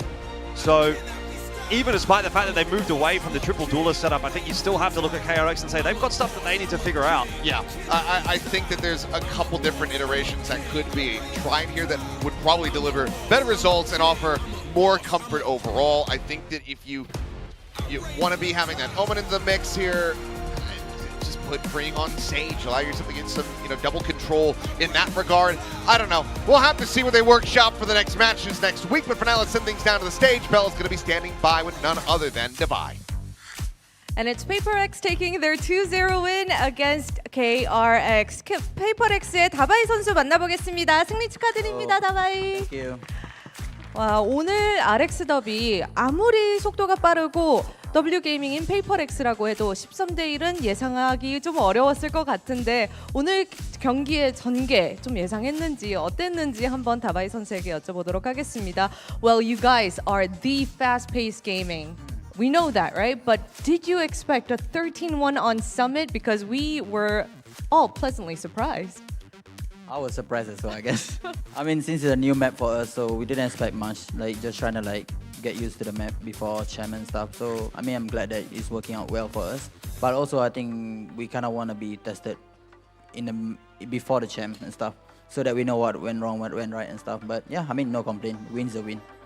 본인도 13대 1이라는 빠른 경기 결과에 조금은 당황했다고 좀 놀랐다고 이야기를 해줬습니다. 그리고 챔피언스 전에 다양한 시도를 주면서 서밋이라는 새로운 맵에서 본인들이 할 수 있는 거를 이렇게 실험하는 그런 오늘 경기였기 때문에 오늘 승리를 하게 돼서 더 기쁘다고 이야기를 해줬습니다. 안 그래도 PRX가 정말 이번 스테이지에서도 실험실을 열심히 운영하고 있는데 오늘도 나왔습니다. 특히 브리즈 조합에서 눈에 띄었던 게 썸띵 선수가 네온을 다시 잡았거든요. 이 브리즈에서의 요원 조합 배경에 대해서 직접 들어보면 좋을 것 같습니다. I know you guys have been doing a lot of attempts. Your PRX lab is open for business once again, right? And what stood out to us on Breeze was Something's back on the Neon. You guys have a couple of role changes as well. Was it Something's idea? Can you talk to us about what was the conversation that led to today's comp? I think because we saw some other teams run Neon and stuff, and we are the type of team that we kind of bought if we play same agent over and over. So start trying something new again. I mean, I knew in the past Something's Neon wasn't very good, but I think he played very well today. So yeah, he proved that he can improve. So yeah. 우선 네온을 다른 팀들도 기용하고 있는 현 메타이기 때문에 한번 다시 시도해보면 좋지 않을까라는 이유가 나왔다고 이야기를 해줬고요. 그리고 PRX 선수들이 같은 조합으로 경기를 하면 좀 심심해하기 때문에 오늘도 좀 다양하게 변화를 줘봤다고 이야기를 했습니다. 그리고 썸띵 선수가 이전에 네온을 잡았을 때는 조금은 아쉬웠던 모습을 보였지만 오늘 경기에서 그걸 상당히 만회하는 모습을 보여줘서 만족스럽다고 이야기를 했습니다. 그리고 다바이 선수가 저희가 오늘 프리쇼에도 나왔지만 부산을 엄청나게 기대를 하고 있거든요. 부산에 대체 뭐가 있길래 다바이 선수에게 특별한 의미가 있는지 한번 들어보고 마무리해 보도록 하겠습니다. Well, Davai, we had a chance to talk before the match today, and I know that you are extremely excited for Busan. What do you have in Busan? Why are you so excited for it? I don't know. I mean, like for me, I got motivation if we are going to somewhere new. You know, we've been to many other places, but I've been to Busan before, but it was a very short term. So I would love to go again, and of course, in front of the crowd this time. So why not? New place, get to discover good food. Yes. Chill. Why not? Yeah. 이제 다바이 선수 개인적으로는 새로운 환경에 가는 게 상당히 큰 동기부여가 돼서 부산이 많이 기대가 된다고 이야기를 해줬습니다. 더군다나 부산을 이전에 짧은 기간 동안 가본 적이 있었는데 이번에는 새로운 환경에서 새로운 경기장에서 다양한 관객분들과 경기를 한번 하면 정말 좋지 않을까. 뭐 음식도 있고 뭐 아주 좋은 분위기, 해변도 좀 즐기고 좋지 않을까라고 이야기를 했네요. 이렇게 해서 페이퍼렉스의 다바이 선수 만나봤습니다. Thank you, 다바이. Thank you for having me. Yeah, Thank all you. right.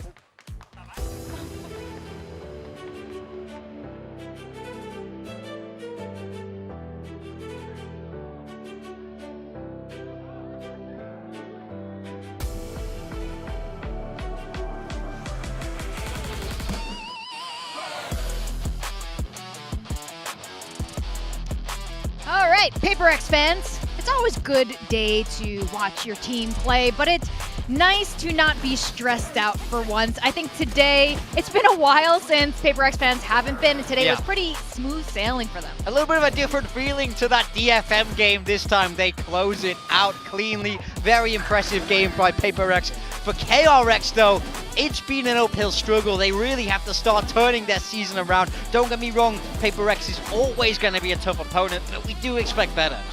Absolutely. I think, unfortunately, the KRX narrative is very much quickly starting to turn towards, let's just see if we can develop a style that works so that we're ready for play-ins, because KRX, I mean, at times I've kind of felt like they have been a gatekeeper team in Pacific. It's one of the lower-ranked teams is going to take them on, then they're going to sweep them away pretty quickly. I think they're going to have to embody that role, continue developing things as they head through the rest of the group, maybe pick up 1 or 2 chance points if they can have some better form than we saw in this particular match, and then once they head into the play-ins, they're going to have to hit top form, because this is not going to cut it. Yeah, absolutely. But you know what? I think there were glimpses of interesting things that KRX was doing. But I also like what PRX is doing right now. Obviously, they're pushing boundaries. They're trying to push the limits of their own creativity. They're putting players on different roles than they normally play. They don't have to do that. They could just play their normal comfort roles and honestly just, ease their way back into another trophy contending finals. But they're doing it, and I'm glad to see it. Yeah, I mean, no one in the history of Valorant, especially post-franchising, has ever had this level of comfortability at all. PRX are already in champs. They can't be eliminated. They have enough time to test anything they want to test. We see something go back across to that Neon. Much better performance from him. Forsaken on the Phoenix, backing him up. Does a great job. I think they're in such prime position to experiment and get in primed form for Shanghai. So glad to see them really putting everything to the test. And there's one player on this team that we often credit with being one of the most creative players on this team, and that's Forsaken, which is why we have him on the desk today. Congrats, Jason. Thank you. Good to see you back here. Good to see you. Yeah, and the Breeze comp, I don't know how you guys keep getting more creative, but you're on the Phoenix, Ilya was playing back on the Neon, JJ on the Harbor. Who's coming up with all the creative ideas on this? Because when Breeze first came out, I know you were a big part of it, but who's coming up with these ideas? I mean, we know that since in London, people running Harbor on that map, and I think the wall is a bit OP. So that, I mean, it's supposed to be me to play the Harbor, but DJ wants to play it. He wants to play? Yeah. Are you sure? You didn't just bully him? No, because on Ascent, when we tried with him on Harbor, I think it was pretty looking good, So we tried on Harbor again, so yeah. Wow, Yeah. I'm so surprised. That's growth. Yep. That's growth. Yeah. So coming into today, KRX had played that triple duelist, right?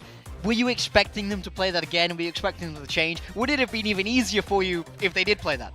Yeah, I mean, I thought they was gonna use the triple duelist again, and we have a talk before with the team. Why don't we just for fun fight against 3 duelists also, But somehow we have a feeling they're gonna change, So yeah. It's Team Secret's fault. Yeah, Team Secret fault, I think. Yeah. I think the main thing that it would be criminal not to ask you, because everybody's asking about it. You guys play Gecko on a map, but you're not playing it, and that's the last one that everyone's waiting for you to play. And there's no excuse not to. If you guys don't, win a map, or even if you drop a series in this group, you know, you guys are already in champs, so what's going on there? Like, surely at some point this stage I mean, that's gonna technically, happen. yeah, technically it's true, but up to Alex, because I see one of his interviews, the reason why he don't let me play Gecko because I always detain like my teammates, which is true, even on rank, but it's like fun to do it, I mean, So, sometimes that might not be a bad thing if they're pushing somewhere or they're So, not Alex, supposed to be. You gotta slow them down. put me on Gecko, man. Yeah, Alex. Come on, man. Speaking of Alex, I asked him earlier, he's always angry, he's always yelling, and he's always stressed out. What thing makes him the angriest? The thing is, I think like when he talks something, we knew that it will work. Yeah. But somehow like all of the boys, also me, Yeah. suddenly like blank, like we just forgot what he says, It's like there's too many things and then we just forgot, Oh, so it's true. Alex said Yeah. he gets the most mad when you guys forget. Yeah. So it's true. And you know it. And you keep doing to that poor man. Yeah. I do want to ask you one thing before I send you off to celebrate. A lot of us have seen the PRX vlog after the grand finals in London, and you were really like sad and heartbroken by that loss. So I want to ask like what you've been doing since London to work on your game. Yeah, I mean, I'm trying to like get my confidence back, go to my old routine in Toronto, like gym every day or something, and try to get myself like prepare for it, So yeah, Yeah. Are you feeling better these days? I'm feeling better. Yeah. Yeah, you're looking good. Yeah. Yeah. Well, congrats. Thank you. And Thank you. Any crazy more comms coming up? Is it gonna keep cooking? Maybe. Yeah. Okay. I think we just keep trying Yeah. and see what the meta is, for Yeah. us. Yep. I like it. Well, congratulations, Jason. Thanks for hanging out. Thank you so much, everyone. Enjoy the rest of your Sunday, I guess. And yeah, always really cool to have insights from Forsaken here. And again, he is a large part of the creativity behind this team. A lot of the zany ideas, a lot of the lineups. He's usually cooking with Alex there on Breeze. But our match MVP is going to be something. You guys doubted his Neon. My bad. Is this looking a little better? He had some up and Apology down to games in Neon? the past. This was an up game. This was a fantastic game. He definitely was the tip of the spear for PRX, as he always is. But I felt like his pacing was on with the rest of the team Yeah, it was quite good. nicely. And I felt like that was some pretty quality Neon games. So, I don't necessarily know if I want to see him on that agent specifically over something else, especially because Yoru is so good right now. I feel like it's coming back in a big way. Yeah, I think we might see a little bit more of that, so I'm a little bit excited for that. And we got another upcoming match. It's another El Clasico. It's Gen G versus RRQ, and some of you who've joined VCT a little bit later, you're like, what do you mean this is an El Clasico? This is an El Clasico also since 2023 days. Yeah, I mean, these You were two there, teams, Morgan. they always seem to find a way to end up playing each other. But all we ask for is give us a closer game than this first series, please, because we hyped it up and it didn't come true. For Gen G, things are looking up in Stage 2. A 2-0 record so far, looking clean with the new additions to the team. So let's see if they can continue that streak against old rivals here. Yeah, I feel like there's kind of opposite trajectories for these two teams right now. For Gen G, I mean, the thing we're focusing on for both of these squads is roster changes. Gen G adding in Athena and Raxcool. I think these weren't the players that were on the tip of my tongue for picking up. There's a lot of talent in the Korean scene, but it seems like they've just hit the ground running. A clean win over Zeta 2-0 there. They beat out Nongshim as well. And Raxcool, despite the fact that they're kind of forcing him to be as flexible as Zinx was, maybe a little bit of Sentinel, maybe a little bit of Duelist after he's been a primary Duelist in the Tier 2 scene and playing on Gen G Academy, he's stepping up to that challenge. He had quite a good game on the Vice against Nongshim on Split. Yeah, I was very impressed by him. In both of the maps they won, I feel like he did his job excellently well. It seems like a real great scouting find here to bring Third him map up. as well. That was actually a really good map. That's the best map I've seen from him so far. So I think this is someone we can look to continue to grow. He is still young, it's still his rookie year, but if he progresses in the same way that we've seen from him, I think Gen G could have a real strong roster on their hands. I do wonder what happens when Zinx is okay, because yeah, Raxkull is definitely keeping up with the game here. And we gotta talk about Ash. Ash was phenomenal last week. Oh, absolutely. I mean, you see the title line in the bottom left, and we have some numbers to back that up. I think he dropped 60 in this series, and he really set the tone for the rest of the series. You see 15-8 against Dampy in head-to-head duels in this particular series, and 14-6 in opening duels. That is just absolute obliteration. I mean, he did his job so perfectly as the Neon. We've seen it before, and I always felt like he was a solid role-playing Neon. You know, he's making that space, he's doing everything right on paper, but he was never taking over the server. This game was entirely different. It was all about him. Yeah, it was, and a large... I think this is going to be really interesting with them coming in today because their opponents are RRQ. RRQ have bested Gen.G at times, but today is going to be a little bit rough for this squad. They are not entering stage 2 with the same finesse that they started the year with. No, it's been a little bit of a rough couple of days at the office for RRQ. Over at EWC as well, they didn't really necessarily have the best of results. I like the ideas. I feel like they have a unique take on this meta. I've kind of talked about the merits of what has been a Vito Sage comp on a couple of maps, but the roster instability and everything that's been going on right now, I just don't know what to make of RRQ, and quite honestly, it seems like there's something a little bit wrong in the works at the moment. Yeah, I mean, 0-2, losing against GE and Zeta Division without getting a map, and it's prompted yet another lineup change here. Kushi is in, Zan is in, no Jemkin today. Yeah, no, I mean, Jemkin is huge. He's the centerpiece of RRQ, but you can see it here. I mean, we saw him in the last match. We were talking about him being on the Phoenix, but I think for the majority of that game, he had a mask on. I don't think he was necessarily feeling too well, and I don't know if that's the reason he's been subbed out. I'm not going to speculate too much, but he wasn't feeling his best. He wasn't playing his best, and he's not playing today, so they're going to have to make do without him. It must be pretty bad. Do you guys remember when Xfero was really sick for a long time? He'd be walking on the stage with a mask on, but he would seem to have the sick buff happening. But Jemkin, you know, I hope you get well soon because it's going to be rough without Jemkin on the roster today. Look, this is the third game that they've played in Stage 2 and the third different roster that they have presented. Now, regardless of why you're having to make these changes, sometimes it is out of your control, right? But it creates a deep instability in the team where you don't know if you're coming or going, you don't know the people around you, not even to mention the role changers. So it's a huge uphill battle here. Let's see if this iteration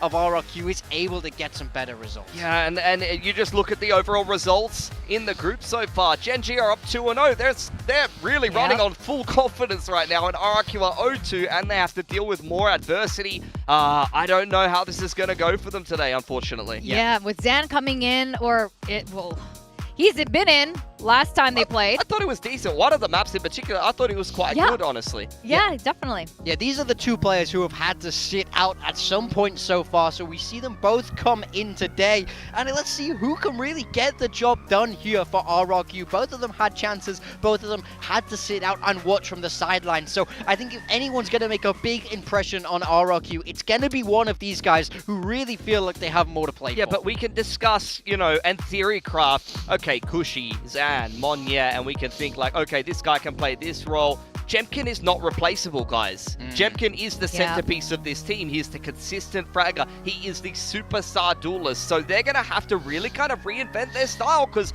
for the longest time, RRQ has been a team of incremental changes built around Jemkin being a superstar, and that's not going to be something that they can rely on today. Yeah, I think this is really rough. You look at the history for RRQ, they really peaked there in 2025 Stage 1. Coach Ewok was still around before he left us for Sentinels. Yeah. God damn it. Bloody traitor. I know, but it's been kind of hard since for this team here, and I'm wondering what's going on. Yeah, I mean, even in that Stage 1 win, it was over Gen.G in the finals. Gen.G, after that, started to struggle while RRQ was shining, but now in Stage 2, it looks like the tides have really flipped here. So, while this is a matchup RRQ would normally quite like, especially as of recent, it doesn't look like they're going to be feeling as hot right now. Yeah, it was interesting how they flipped that narrative. The first couple of years of Pacific, Gen.G was gatekeeping them. RRQ finally broke through after beating Gen.G to make it into playoffs and then became an elite team. We saw that they won a grand final over them, which they won from a disadvantage then as well. Gen.G was the team in the upper bracket.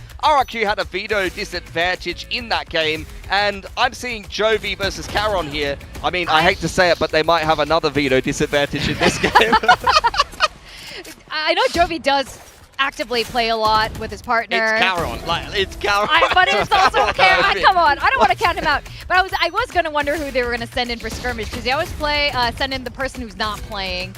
But I guess Jemkin can't do it today. No. Yeah, so you're putting your money on Caron. It's 1-1. Yo, you know, he got a kill there. I put my house on Caron. I put everything I own on Caron here. He's got to come through for Sideshow Genji. has bet his house before it lost, so I don't know if you want to do that too. That's all right. He's doing okay for himself. I'm sure soon he'll be able to buy himself another one. Yeah. Yeah, I mean, let's see. I think you can easily say Caron is the favorite here. Moves up 3-1. Caron is just so sharp like that. And I think he's someone who has been historically so fantastic for this Gen G team. We saw him move back across the play. Those smokes here in stage 2, back to the old school roles. And I felt like he came alive once more. And it looks like that's carrying all the way through to the skirmish. But it's so interesting. Solo did say he wants Caron back on the Sentinel role once they find someone who's as good as Caron on the smoke. So I don't know how long this, Caron... These Korean coaches are trolling. They're all trolling. All of them. All right, well, he's won the skirmish at least, so let's give the coaching staff a chance to redeem themselves in your eyes here, Big Thomas. We have a little bit of a look at the map, I'm interested to see the way that this is going to go, especially for RRQ, because as mentioned before, they're going to have to kind of reinvent themselves a little bit here, but also there's a little bit of a case of Genji looking at the RRQ games so far in this particular tournament, and you have to kind of light those on fire when you see the 5 players that are in the server, and I think that's especially worth talking about, because all 3 of these maps here that you're going to see in the video, Sunset being the last one as well, are maps that RRQ have played in this tournament or very recently with various iterations of their roster, and I think that, they're probably going to play a little bit different on some of those maps, so the Genji are not going to be able to prep as easily for them. And I think Summer is a very interesting pick by Genji. We've not seen it from them yet, but it's definitely targeted. This was the map that RRQ threw against Global Esports, Okay, they started out defense. They were 10-2 on defense. Yeah. Surely the defense is good here, Morgan, all right? We'll see. We've got to wait and see. He's the T word. He's the T word. You're upset by this, aren't you? I can't be confident in RRQ at the moment. That's all I'm going to say. I want to see better from them, but I'm definitely leaning the way of Genji here. We haven't seen Lotus the stage 2, right?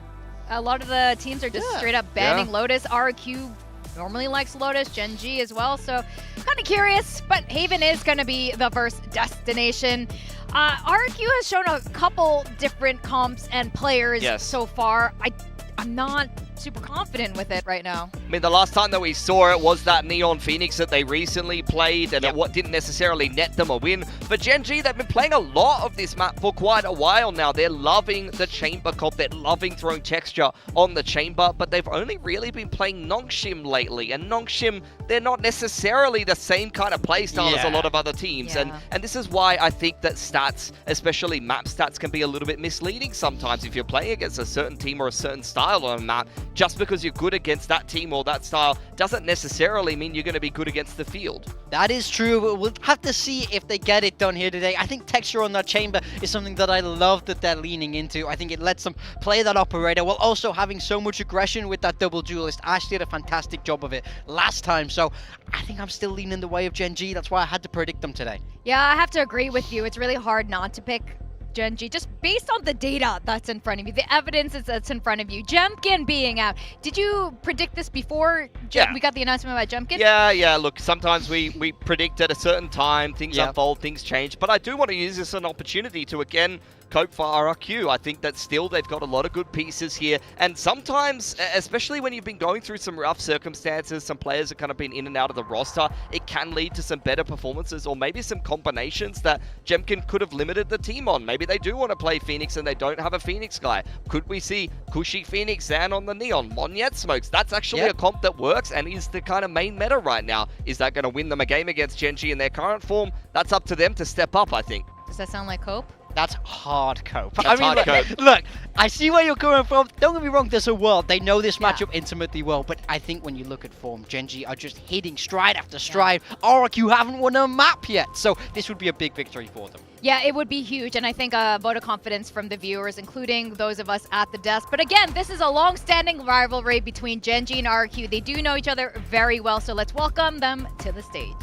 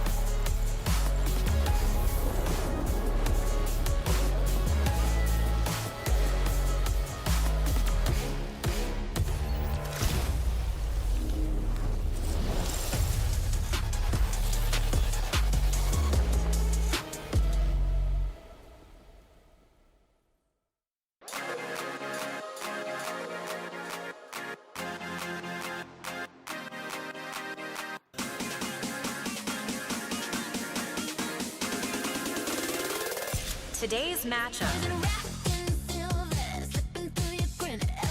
We've got Gen G facing against RRQ. Both of these teams are playing really well in Pacific last year, but we have a lot of questions for them coming into Stage 2. But both teams have had rookie additions, showcasing what they've gotten. So far, so good, at least for Gen G. They got Athena and Raxkull. In terms of team play, looking really good. And on the side of RRQ, they've added Zen, and as an individual performance, also not too bad. Yeah, he's done a good job. I think he's trying to settle into the team during a turbulent time. Don't get me wrong, I think this is a very tough game against RRQ, against a well-known opponent. This is the third lineup that we're seeing from them. Cushy is back in for today, so let's see if this is the variation that can get it done. Yeah, I want to see what we're going to get from RRQ today. I mean, the last series that they did win was a best-of-5 over Gen G. They were able to beat Gen G the last time that they played Haven as their map pick, but that was before the Gen G changes. Yes. And since then, RRQ has gone on an 8-map loss streak, so I'm a little bit concerned for them, as are a lot of people. Jemkin is not playing today, and Gen G is the informed team. Cute little fist bump from Solo there. It's almost like he forgot. And then we would have had a Whoa. little Whoa. drama again. The drama that we never got from last week. But this is going to be a lot for RRQ to prove themselves today. I think they have us really scratching our heads, really worried about this team right now. And it's not because of any of their individual players, it's just how it's coming together.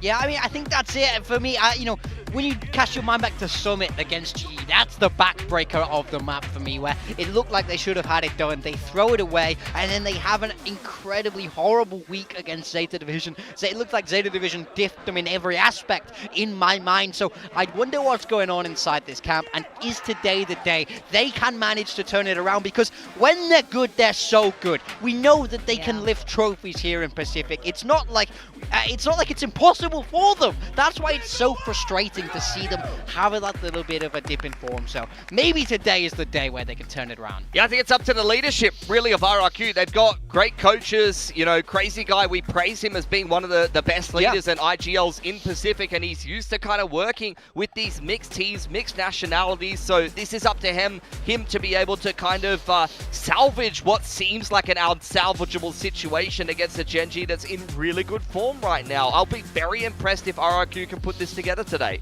And Gen G, much like Foxy9 joining Varel and giving them a lot of vibes, Athena, you know, he's been playing for a really long time.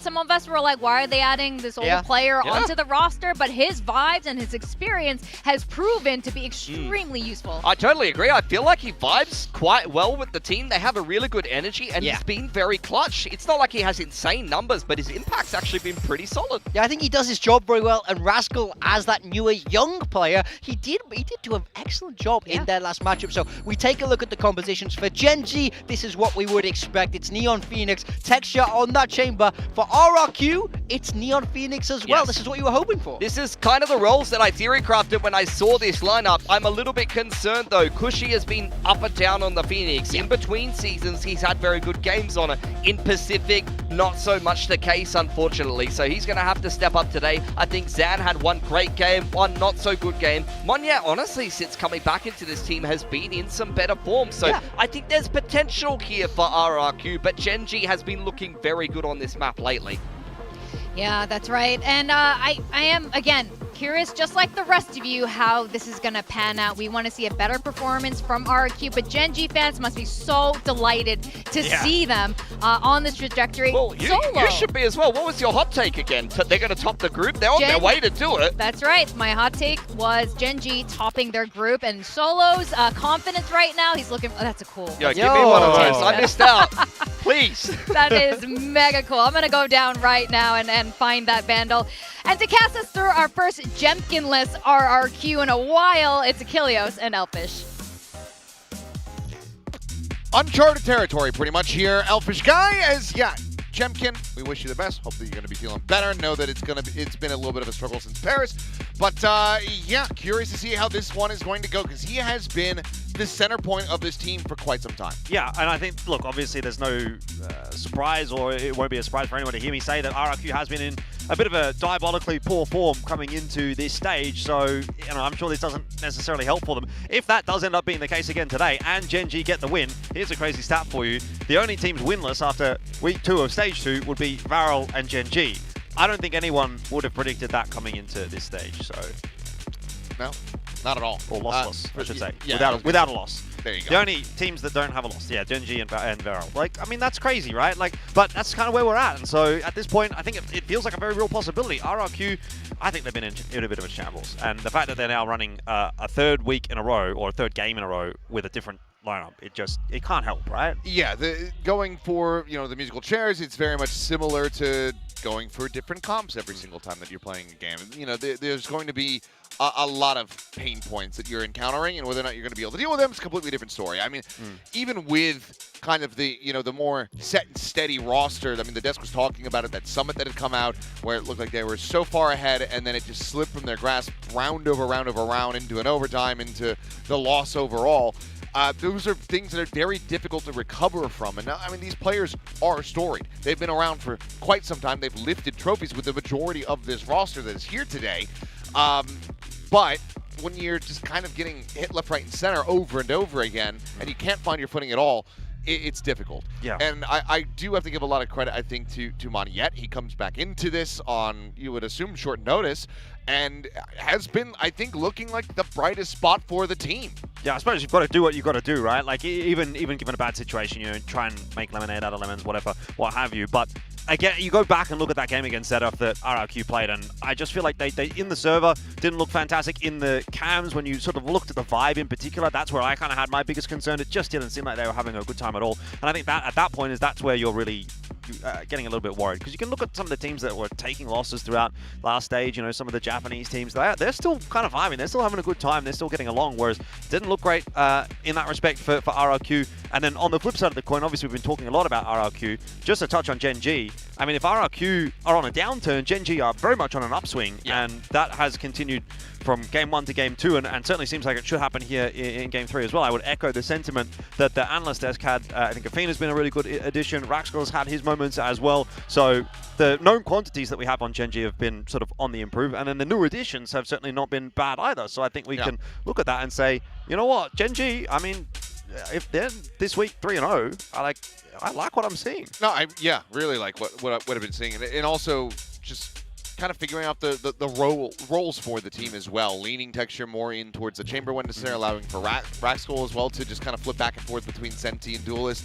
It feels like it's overall been really good, and as it turns out, just having Karan play smokes is a good thing. So thankfully, Solo and HSK, they managed to come to that conclusion. Solo did say on an interview with the desk that he thinks that like Karan is so good that if they had a smokes player of his caliber, that putting him on Senti would still be the smartest thing. I don't know if I still, like, I would have to see it, but there's so few out there.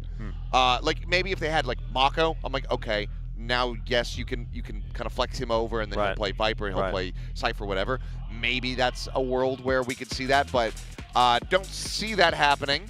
And also, still don't know if it would be better, because Karan is just one of the best to do it. If it's me, which, to be fair, I don't think anyone wants me coaching their Valorant team, but if it was me, I don't think I'd be moving Karan off of what he's been doing this season. He's been phenomenal. He's been looking really good. Yeah. I mean, would you say he's been the highlight or the standout from Gen G? I mean, he's definitely had his moments. Ash has been up there. Texture's been up there. They've both had really good times as well. Yeah. But Karan definitely, I wouldn't be moving him at this point. And I feel like Gen G have sort of found the recipe for success a little bit for this stage. So I think just leave it where it's at the moment, and it certainly should be enough to get over the line against RRQ today. Looking forward, though, a match next week against GE, that might require a little bit more finesse, I'd say, from Gen G, and then they finish the group stage against Full Sense. So, you know, I think we can look at it and say they've had a great start, but it probably gets a little tougher from this week. So you want to end this week on a high with a win against RRQ, and that's where they're headed right now, or at least that's what we're hoping where they're headed as we jump into our second game of the day. Apologies for the slight delay. It is Gen G up against RRQ. Our second El Clasico, having them back-to-back. Let's hope that this one delivers on all fronts where the first one could not. The Gen G certainly do go into this series as the expected victors, but RRQ will look to prove otherwise. As you can see here, they've had their number the last 3 matches, building up that momentum, but this is a very different battle. Yeah, it is a very different ball game today. In terms of momentum, I think that statistic would give you a little bit of false hope, I'd say, for RRQ. They are going to turn it around in a dramatic fashion today to beat Gen G, in my opinion. This is one of those series where I see it going either, one of 2 ways, and it's either expected loss or rise to the occasion and overcompensate and find the win. Yeah, well, so, we'll see. We'll see which one we do get as Texture going to go on a walkabout to start things off. Quickly scaling down through a long. Meanwhile, it's going to be RQ with attention to B. Rascal nearby enough. Could send out the molly. Delay zone does allow for a couple players to actually get their way forward onto the site. So RQ, top of the plant, now looking to maybe commit to it. Just going for a full front sight on this one. As curveball not going to go deep enough, and Cushy will be able to find one. Ash sliding into the back. It's going to be good for an elimination, but Monyet just runs down Karan, and suddenly it's just Texture and Athena trying to bring this one back from the brink versus 4. So many angles. Spotted on 1 player, but on the swing, he will die. And this should be everything tied up with a nice little bow on top for RRQ to find the pistol. Yeah, a little bit interesting on the retake timing there from Gen G. I felt like they maybe went a little bit too soon on the C side of the retake, if you will. Still had the rotate kind of coming through from Texture and Athena. They weren't quite prepared to fight at the time that util did get tossed on in. And inevitably, it sort of ended up being sort of 2 different skirmishes, which was much easier to deal with for RRQ. Nice. Nice 2K from Xfero. RRQ off to a decent start. You're not going to see much of an investment here from Gen G. They won't try and take a leaf out of Paper X's book from earlier on today. But they're going to try to take down Zan here, potentially. Oh. Doesn't opt to go for the shot. So Rascal is able to go ahead and collect that orb. Do have Texture again with that Headhunter ready and waiting on C long.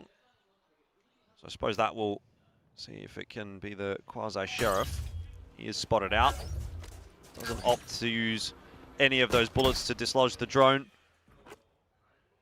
Looking for the retag. Meanwhile, Sam trying to see if he can open things up here. Check of the corner. That will be Ash dead. Curveball into the face. Can he escape? Yes, he can. Tucks back enough, but okay, Rascal just managed to hound him down, so Marshall can be grabbed up. Meanwhile, Texture still trying to hold the line and taking the rendezvous out to safety over towards Garage. Swing the corner.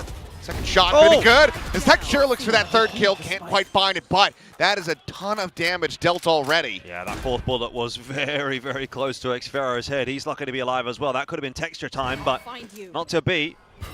3 on 2 for the retake. Still doable for Gen G. Reveal onto 1. Xfero spotted. Repositioned from backside, but Paranoia goes across, connecting onto both. Space created. Monyet swinging, able to find the first, knows that they are into the site. And that should just be the cleanup coming through. As Karan's got nothing more to work with other than the classic, but he still gets it down to 1. That was a little too close for comfort. You can already start to see some of those cracks showing for RRQ. Granted, it was a nice little pop-off from Texture. The 2K makes it doable, but see little instances here. Okay, Zan going down. There's, the paranoia that comes through, and you think maybe there's a world here for Gen G. They can put something together on this retake. It gets way too close for comfort, and if they have anything behind this, I think if you've got a Sheriff instead of a Classic on any one of those players, maybe that is actually the difference maker. So the fact that Gen G get that close does have me worried for RRQ. We get the buy-through for Gen G to start off round 3. Bonus round for RRQ, but given that they were down to just one gun, they pretty much had to reinvest across the board. Monyet and Crazy Guy is somewhat taking the eco as a result. And we'll still have a good amount of money behind this one, but yet again, Molly going forward, but you get 2 players inserted, so now can just pump the brakes, back their way off, say, okay, we got a bit of util out. Texture in the meanwhile, posted up on top of the B site, but it looks like they want to try to rescale this. A little jiggle peek, and oh boy, how in the hell unlucky for Rascal. Catches a stray to the face. Through that wall as they're just trying to kill Ash. And he's down to a sliver. And this is looking good for RRQ to convert the bonus. That's pretty nice stuff from Zan. I heard a few positive things said about him. And he's delivering again today. He's been a welcome addition to RRQ. I mean, Monyet came back into this lineup and looked pretty good, but I think for me, Zan's probably been the most impressive, although I've only seen him obviously in the one game so far. What we've seen from him here in his second is not looking too shabby either. It's always nice to see someone new kind of coming into the fold and having a bit of success. I think that's why everyone wanted to get behind the Zeus storyline as well. You know, fun, flashy plays obviously from these Neon players, but also just new blood, new players to talk about, new things to get excited about.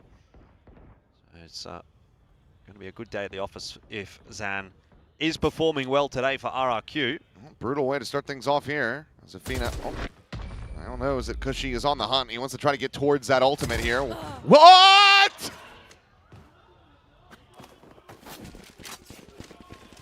Well, okay. Cushy, he took a day off and he found the horseshoe. That's a joke that maybe you won't get, but it's gone over my head. Victor lives on. As I mean, oh God. Yes. Jump shot. 3-0. Ash has a rifle. So Gen G still want to make something happen in this round. Okay, well, Gen G, former masters of the Thrifty. Let's see how they're going to be faring. Still have that, of course, that Headhunter is, because she did not spot out Texture. And we will be able to dispatch him. Let's listen in. A 버리자. A 스모크 하나 걸어둘게 그럼. 바라지 안 보는 중. B 드로닝. B 스모크 줄게. 깔았어. 깔았어. 못 들어왔고. 설 못하고 일단. 네온 들어있어. 니니니. 네온 필. 네온 필. Well, it's not looking great. No, Zan's actually fearless on the entries at the moment. He's getting so much work done.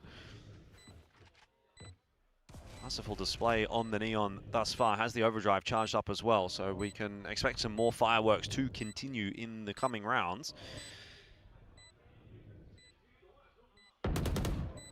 I mean, even finding any damage from here, not going to be too valuable overall. Plenty of cash here from RRQ. Yep, quick little exit. Make sure that we're not giving anything over for free. So Karan just to die to the spike. And a 4-0 start for RRQ. Curious if we'll see the early timeout call from Solo. Yeah, look, I'm not going to be happy with this. 4-0 wasn't exactly on my bingo card. Not at all.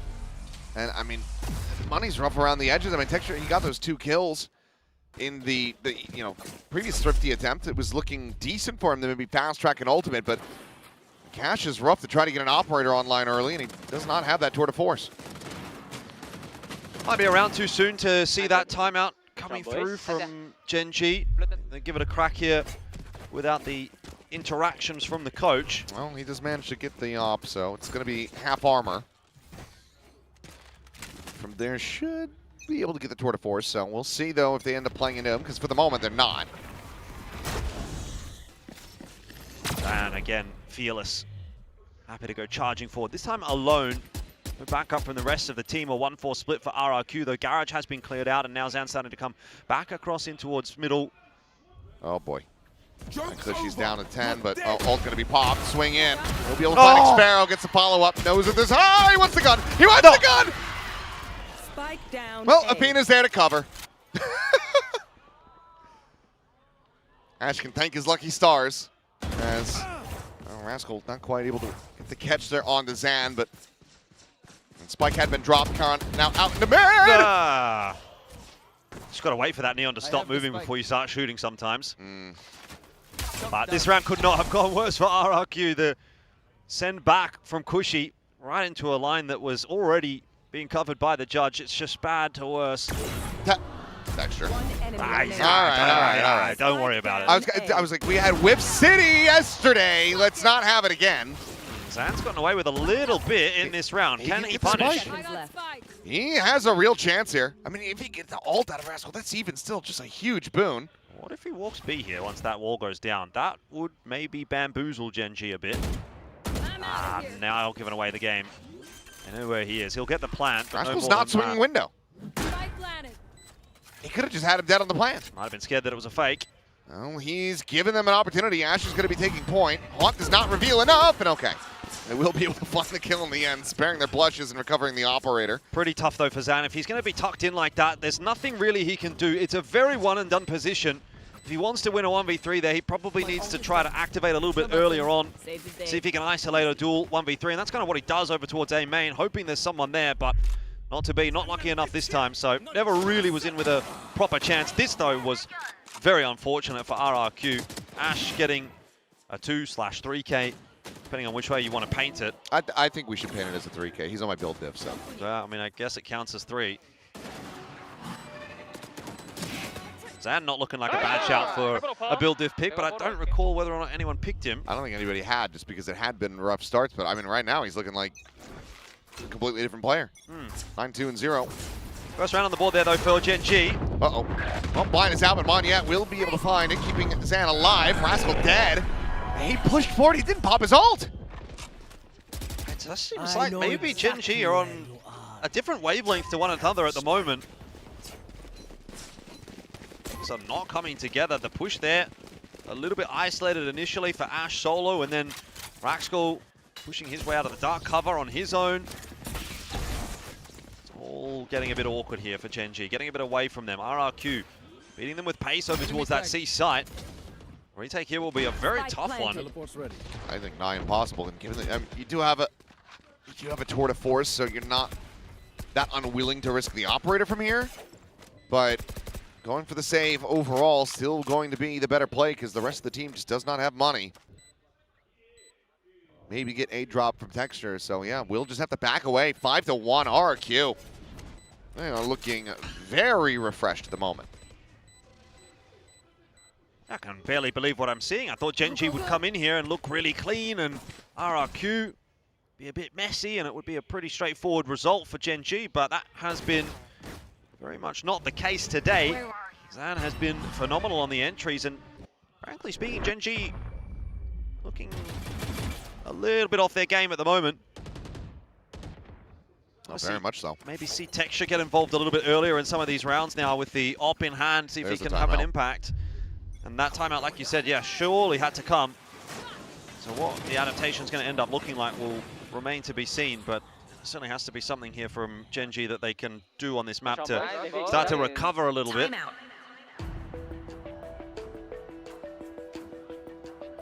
Chat here from the coaching staff of Gen G.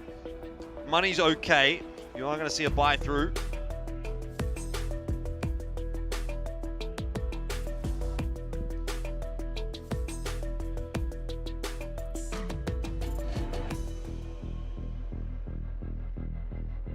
See them go over to champions.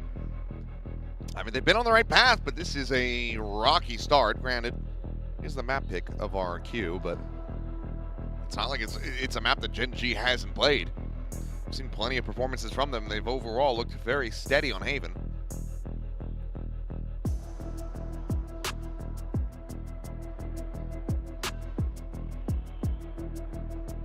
This would be a really bittersweet pill to swallow if you're Gen G. Having a strong start after making, very big changes overall. Shifting 2 players, going to one that hadn't seen the VCT stage in years. And nothing too outrageous from Gen G to start this round off once again. You're not going to have an aggressive hold on long. This time there's just a solo player over there. Texture's tucked in the corner on C, so he's also not looking to get too overzealous down long just yet. 2-2-1, waiting for any information from RRQ, and that's when I think Gen G are going to start to try and figure out what their setup should ultimately look like. Bit of pressure towards C.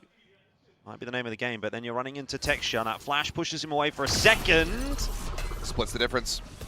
Goes over to backside, but now he's going to be stunned up. Try to swap over to the Headhunter and hit the shot here, but a double thing from Zan will eventually be able to flush him out. Karan able to go and peel one back, but Kushi comes down 2. Looks for that third, but Karan maybe activating a bit. Finds himself a third, but now leaves Athena all alone. A 1v2 crazy guy, maybe not ready for this angle of approach. He's not. Planted the spike. Not getting the reveal, and Xpharaoh just looking to try to take the fight. Poke and prod. Athena able to find some early damage. Still does have a Prowler, but it's just waiting at the garage door for now. More damage could be found. But until it's a kill, it's not clear, but just swings on that timing. Yeah, Xpharaoh just trying to cook a little bit too much there. Needed to keep gun in hand. wanted the cam, wanted the info. Didn't know whether or not Athena was out of garage just yet or not. Good patience displayed by Athena. The Prowler gets the better of it, and Gen G get a much-needed second round on the board, but that did not look clean at all. The missed shots from Texture is why that gets so problematic. You know, that scale into the site, typically you're expecting we're probably going to lose one here. Nicely done. But again, RRQ just able to push their way in, and yeah, some nice shooting from them. In the end, also a nice clutch from Athena.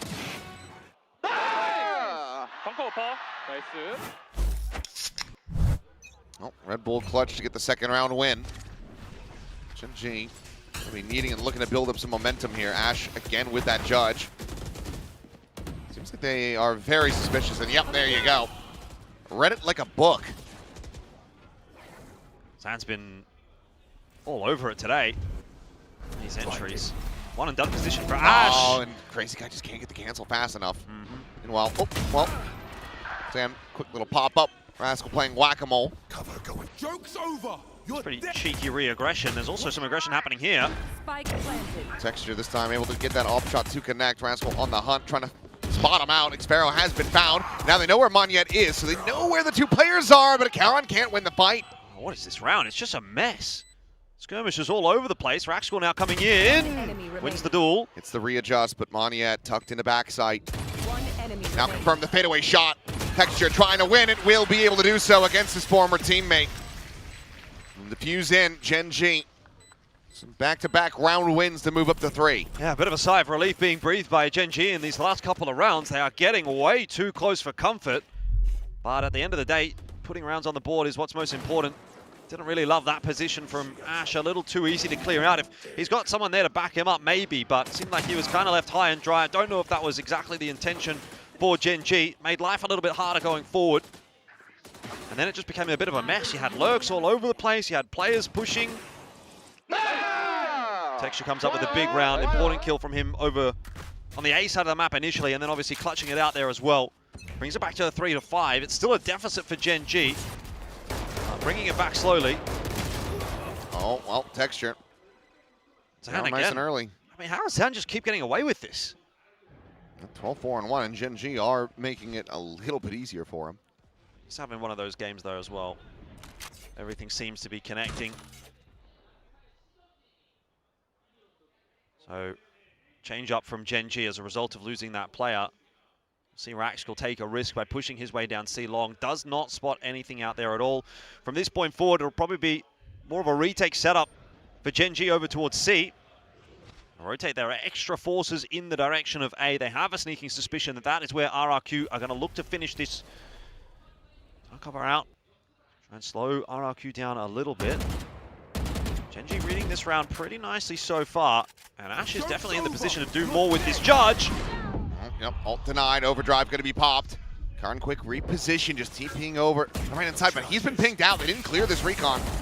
He faces forward, he's trying to take the fight, and will be able to find the one, but cannot get that second. Judge still here, but now 30 seconds. Blaze well through, Hunter's Fury across the slide in, and Ash able to collect 2. Athena will be taken down, but now they're scrambling. 20 seconds remaining as they try to get themselves over to the B site. Yeah, Raxwell's gone for the long rotate back through defensive side rather than on the forward side. If he had gone down, not sure what he was looking for on the attacking spawn. I guess he was looking for maybe the lurk from Xpharaoh, thinking that he was going to be re-wrapping in through B, but instead this does give him the space to get the plant in, but he has to win this fight. He will be able to do so. Xpharaoh. Cursor glance behind at the worst possible time. Oh, Crazy Guy's got a bit of space, and he can definitely win this round. Gets the tap on that spike. In case the wall goes up. A couple of walls maybe. Ash has already used his in the round, but there is that blaze wall. So now it's all down to the spam. The connections are not there. Recon sent, cleared. Oh, Crazy Guy, just not quite able to find it in time. Will be able to get the kills, making sure they don't carry the weaponry over, but the defuse is there, and the round is Gen G's. Yep. Another one that comes down to a 1v1, though, technically. Oh, they're getting none of these easily. They are losing a lot of guns, Gen G, and it's not helping their economy at all. Hey, it's just, Zan, every single round is finding the opener. It feels as though Gen G are kind of having to play 4v5. This was a very nice recovery, though, from Ash. The two-piece there with the judge.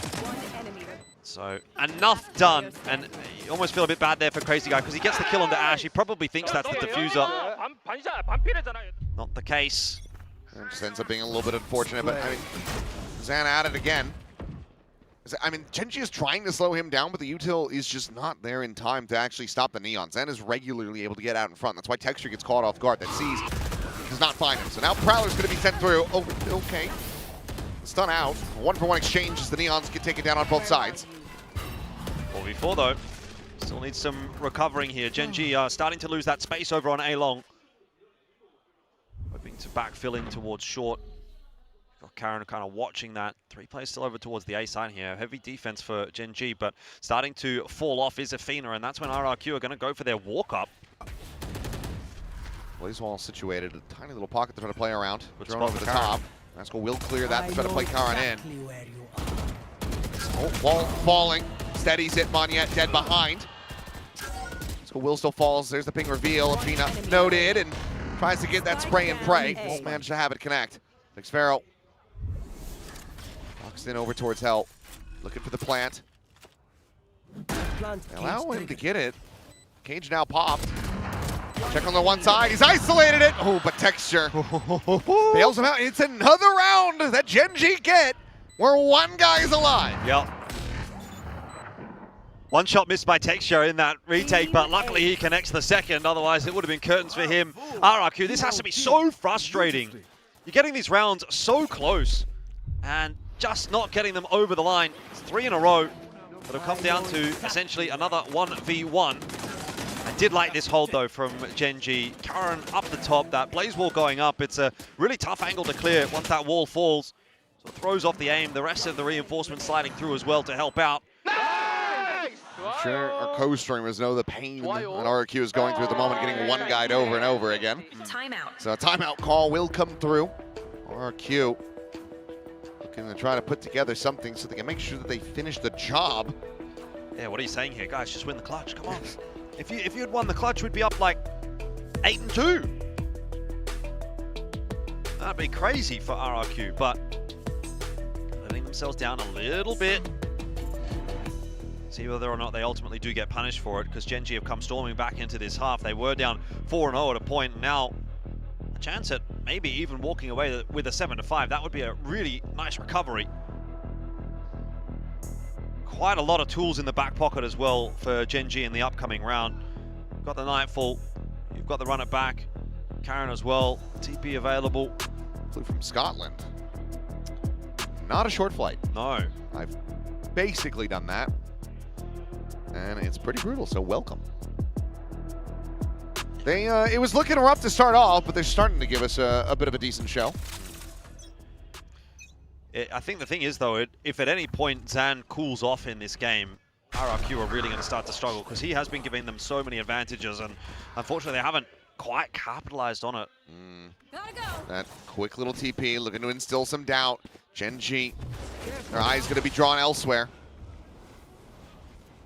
Smart Molly slows up the approach from Garage. Khan now looking to peek that angle. Here's the entry coming through, the paranoia. It's a cut over to the side though. Does manage to avoid the lion's share of that damage from the Molly.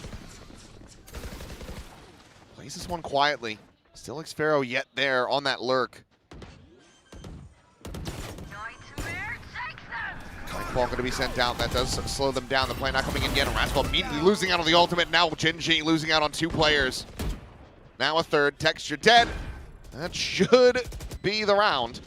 Yeah, that'll do it. Completely bamboozled them, didn't they? Rax will get himself one, but I doubt there's any more to come from this. Finished off nice and easy. RRQ, at the very least, are going to secure a 6th. That Nightfall went through. Genji wanted to try to push the issue and get into that site while the plant was still going down, put a bit of time pressure, a bit of pace into that round. But RRQ very well prepared for it, hitting their shots. It's always tough as the Neon when you go sliding on in and you just get sort of instantly one beat. Kind of know things are going to fall apart from there. That's what Genji haven't really been doing to Zan, but it has been done to Ash so far in this half. So, I mean, as a result of all of those close rounds, you can see Genji just have no money in this final round. Yeah. Very well done. Also just tap, pull away from the Nightfall. Gen G's like, well, we gotta go. Oh, that's a chance gone begging for Texture, isn't it? He's got the rifle, needs to be converting that kill. It's drawing some attention over here. Swing in, and oh my goodness, what an exit. 9 health remaining on Texture. Well, he's still a gun in the game. 4 now, but Solo holding A on 9 HP is not going to be very fun, especially if all of RRQ are headed in that direction, which is what's occurring. The creep up on long. Do you have a smoke on short? I do not like this angle. I mean, A, drone's going to find him. B, they're going to hear the trademark. Yeah. So they're going to be looking that direction regardless when they swing in to try to clear that trip. Zan looking to just scale forward, has the back of the rest of the squad, and RRQ should be easy pickings here to go ahead and make this a 7-5 half. Yeah, RRQ do come good in the end. That's gone down. We'll see if Rascal and Karen can make anything happen, but yeah, always going to be a little bit tough. Goodbye. I know exactly. Careful now. May as well. Oh, yeah, I mean, there's no reason not to. It's just funny that all of these tools are coming out in the last round of the half when it's already over. Flawless way to finish things up. RRQ do secure the lead. Yeah, 7-5. It was looking a bit grim for a moment that maybe Gen G would make that comeback and recovery and then even start to run away with things here, but it seems as though Gen G are still kind of doing it a little bit tough. It would have been very disappointing for RRQ if they would have gone into the second half with a deficit or even with a 6-6 scoreline after starting off 4-0. But 7-5 feels pretty representative of this half. You could look at that and say we could have done a little better as RRQ as well. They'd maybe found 1 or 2 of those clutches. This would have actually been a pretty monster half from them. Gen G have quite some recovering to do. They've looked a little bit lethargic, a few too many shots missed, and certainly a lot to really be concerned about in regards to Zan, right? Like, he gets away with so much in that first half that now that he's moving over onto the defense, you can feel as though he'll just continue to be unleashed. If you can have that kind of success on attack as a Neon, you know, defense, again, you can be all over the map, you can really be bullying. So I think RRQ actually kind of poised to find themselves a win in this map today, which would really throw a spanner in the works for the expectations. Oh, in a massive way. Gen G now moving over to the attacker's side. This is, you know, for the double duelists where they should be able to have a little bit more impact, but it just feels like overall team a little bit off kilter. We were not seeing the regular value and steadiness that we expect from, you know, Texture with an operator, from Kauron holding down a site. Certainly rough around the edges, so we'll see if they can start to find their form a little bit more, because right now Zan is kind of just running away with this map. Yep. But the half can make a big difference. Side change brings with it new priorities for both of these two teams. Gen G immediately pushed away from that initial A-long hit, but still going to stick around and have a little bit of a look. Zan is there waiting to greet them. He's not the guy that you really want to be challenging at the moment. He's looked very sharp in this game so far.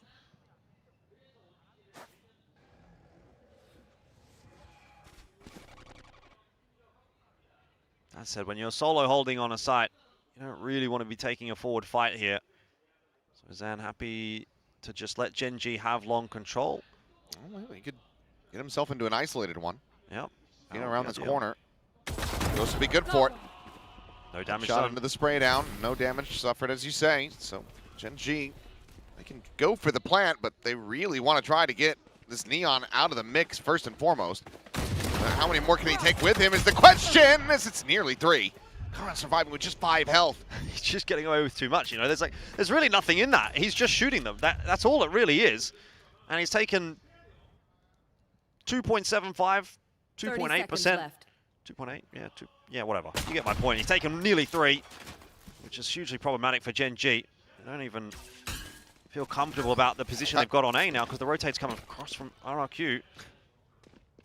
And again, it just feels like things are off. Blatant recon, uncleared. 10 seconds left. Consideration on the molly, does not get sent. A little bit of damage found off that shock dart, but Cushy cleans up Kauron. Tuck in, both players basically shoulder to shoulder. And it's Cushy. Does end up falling, but not before. Cleaning up Rascal, swinging the corner, and Texture cannot get it done. 2 players surviving, another pistol into the hands of RRQ. Now move up 8-5. That could be very close to starting to seal the deal here for RRQ. Gen G are looking pretty lackluster at the moment on Haven. Another pistol, 8-5 lead, assuming you get through the anti-eco. RRQ have a lot of rounds to play with, and Zan is still delivering in the second half. So Gen.G have a lot of headaches to deal with at the moment.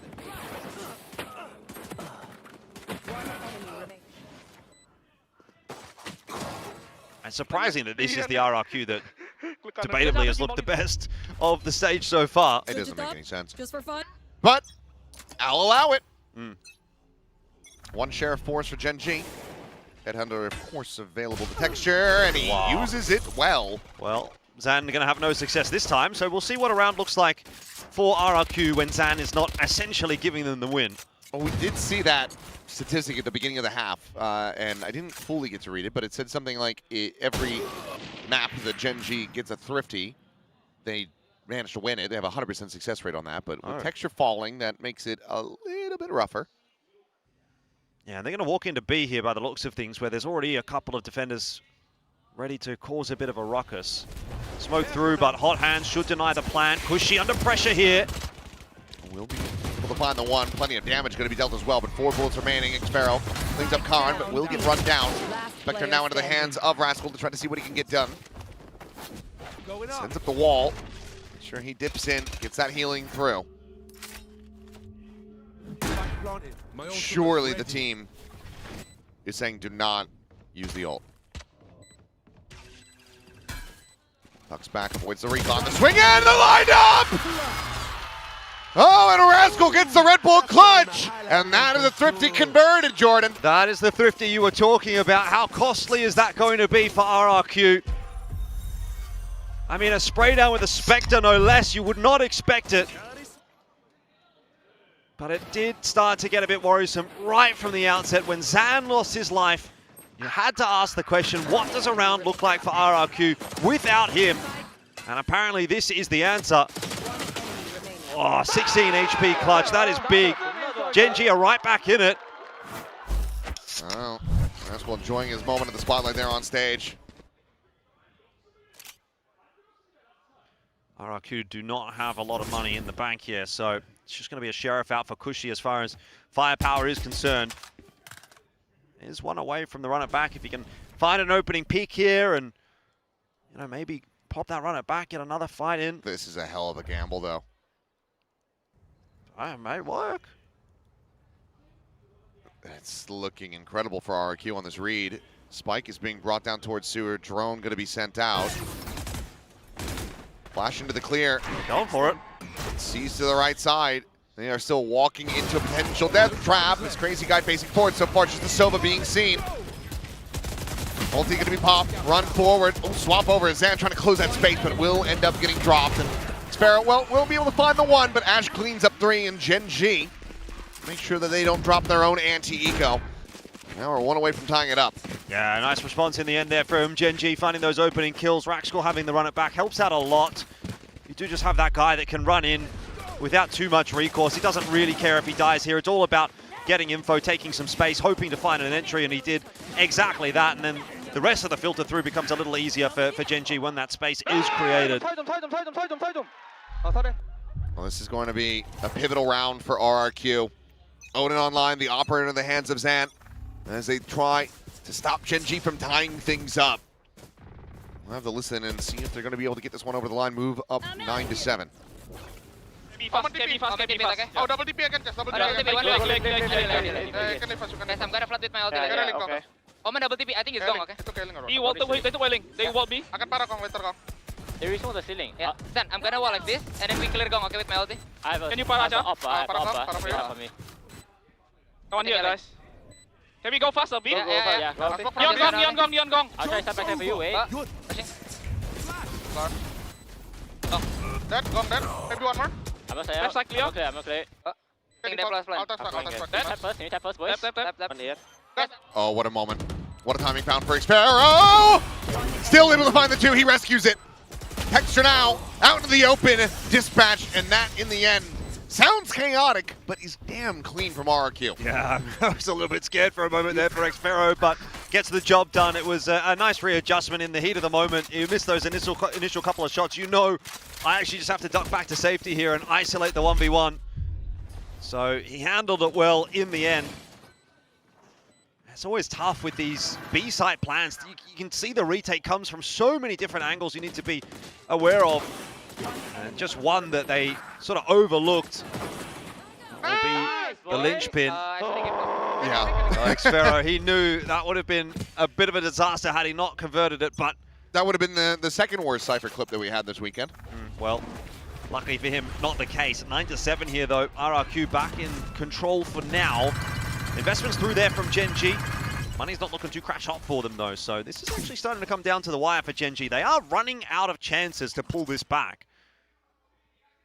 Deploying And Ash already down to 17 makes this brutal. enemy mark.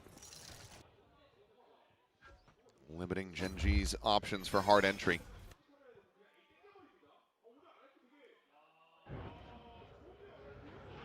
Texture's having to the one scouting out around long A. Let's get the arrival up into heaven. Ash tasked with trying to watch this flank.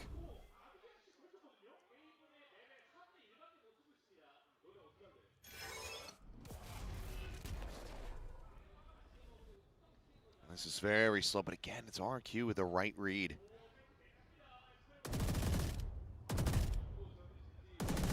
Right where you want to be. All 5 players ready to help defend this site. It'll be a fast flank in from Cushy. And there's been no movement. You've got a cam situated on C. You know everything. You have all of the information that you need. And now there's going to be a double ping reveal off that recon. Texture able to find one. Arena going to be taken down, but Xfero now holding things to backside. Neural Depth immediately going to be invested. Swinging around the corner. Kara dead. Monjet finds 3. I mean, it's impossible. You cannot fight your way into a site that has 4 players stacked onto it and the flank coming through quickly as well. Gen G in a shambles at this point. Money is essentially broken. Texture gets the opening pick, and you thought for a moment maybe Gen G would be able to calibrate that through, but as soon as the kill comes through from Xfero and he gets the hat down, you know info's given, and there are no more secrets for Gen G. They're not going to be winning any of those swings because RRQ knows what's coming for them. Timeout. And we finally get to see RRQ looking pretty happy in the player cam. Something's going right for them this season, and it's not a moment too soon. So timeout through from Gen G again.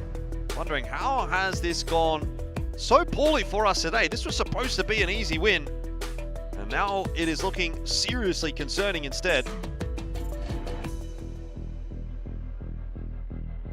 Gen G fans praying for the win. It's fallen on deaf ears at the moment. 3-round deficit. I mean, there's one thing we do know about RRQ is that they have a love-hate relationships with overtimes. True. So could be in the cards here, but Gen G, they can't find their footing on this attacker side, then yeah, maybe the whole rest of this, maybe RRQ just run away with it. Well, I just feel like I've been waiting for Gen G to find their footing on Haven in general. You know, I thought, okay, I'm waiting for them to find their footing in the first half. It almost got there, and then they gave up those last 2 rounds to RRQ, and you could say RRQ came away from the first half feeling pretty happy, and same kind of thing here. You know, Gen G start off, they sort of win that thrifty, and you think, okay, brilliant, now they're on. But once again, RRQ find a way to pull it back. So it's been RRQ that have been pretty much in control of this entire map. Oh, well, Karon, he's going to be hearing that rotate out from Crazy Guy. Meanwhile, Texture, that check-in towards B main, Monjet posted up on top of the site, does get cleared. And now A is completely open. Surely not another one. Crazy Guy not interested in A at all. But he has been sitting here watching the B entrance for a very long time. He's got to be noting that there is a possibility they've just walked their way into B now. Yeah, it's still just making sure that that angle is going to be clear, but as this trip gets triggered here, that should be all they need to know. Spike to be planted. Texture considering his options and where to go. A ton of damage. Wow. Push out onto 3 of these players. Spot onto 1. Spot onto a second. Could be another thrifty brewing for Gen G. I don't like RRQ's chances of retaking this. Blazewall cuts off Texture sight lines. Paranoia sent, trying to stop the flood. Meanwhile, though, it's going to be Kara dead. I think Crazy Guy just wall banging him from heaven. Yep. Was able to do that off the recon. texture now. Going to be found by Zan, and there it is. Rescued. RRQ giving up a lot of space, but not giving up the fight. They managed to deny Gen G. It's crazy, actually. That was way easier than it maybe looked like it was going to be for RRQ. Gen G might be a bit disappointed in that round. We'll have a look back, I'm sure, on the replay, but there was a curveball and a relay bolt that just got tossed in by RRQ that didn't really do much, and I thought, oh, okay, here we're in trouble. But this spam, and then I love this quick gun. kill on long. Okay, Xfero, that is a very important kill to be grabbing. Crazy guy getting a lot of work done from heaven. You don't really end up actually needing to see anything from either, you know, Zan, or really the rest of that retake. It's kind of already done. Job there from RRQ, quite a solid one, 11-7. Gen G did get that plan down. They do get the buyback through, but this is probably their last chance on the map. RRQ, however, has to be said, are looking like the better team here today. No, and being empty-handed with that. A bit of a misread here from Crazy Guy, but still, if nothing else, maybe it's just a show of force, trying to scare them over towards the heavier stack side of the map, and if that was the case, it is kind of working.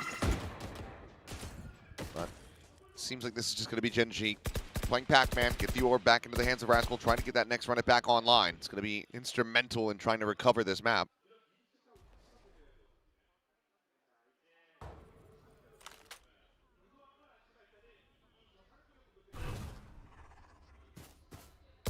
Going out. Ball's down over towards Garage. Zan alone on the C site, and all of RRQ leaning back into A. And here comes Gen G. Seems like RRQ they continue to manage to get their pieces in place. And Gen G just continue to walk right into it. 30 seconds left. This is looking more like, you know, kickoff Gen G. Slow walk up. Ulti goes through. RRQ not too concerned about that. A couple of players do get hit, but they've still got numbers. The blind ends up being good, but the time is dwindling, and Manyet is here! Picks him apart! Spike down A. Finds the finisher to boot. Yeah, it was such a bait and switch. Two players get hit by that Nightfall, but you still have Xfero sitting in the corner, and nobody's clearing him because they see the two on the side, and they think, hey, they're the ones that we have to focus on. Xfero making no mistake one yet as well. You mentioned picked up a 2K of his own. This was really sharp though from Xfero, clean, causing enough of a ruckus that the rest of the flood comes through. It's almost a bait for Gen G. Nice. So RRQ 1 round away from closing this map out. And Gen G, this is a fumble of epic proportions. I don't even know what Manyet was miming, but it doesn't really matter. Right now he and RRQ can do no wrong, it would seem. Yeah, it's wild, isn't it? I think we're all really high on Gen G, and now we're crashing back to earth. Run it back from the shadows, all that they have to try to work with here. Zan one away from having the overdrive behind the operator. Considering this peek right into him, and there's the timing shot. Rascal dead. A little bit of a delay there on the UI, but we'll catch up. That's that Phoenix ult now out of the equation. Good damage onto Xfero, but oh my god. Just jumps up back plat, gets the op out, gets the kill, and now you're walking to a crossfire. Manyet striking first. Crazy Guy looking to go ahead and pick up the scraps. That will be Ash. Good for one more and nothing else. 13-7, RRQ. Yeah, that map can very much be summarized as Zan's world. We were just living in it. He got away with everything, not only in that first half, but even into the second half as well. He had quite a degree of impact.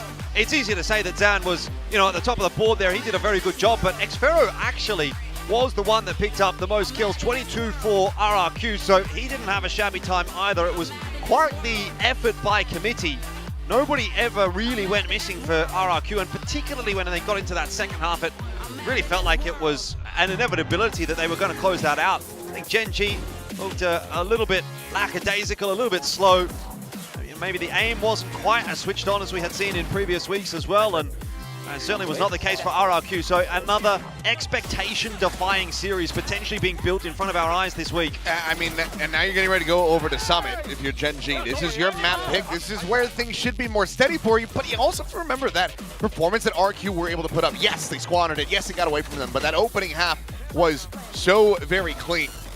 Whether or not they can do that again, you know, given that Jemkin's out, yet to be seen. But with Zan playing the way that he is, onus is very much on Gen G to try to step up to the plate, because right now they are looking absent. RRQ, they don't have their star player.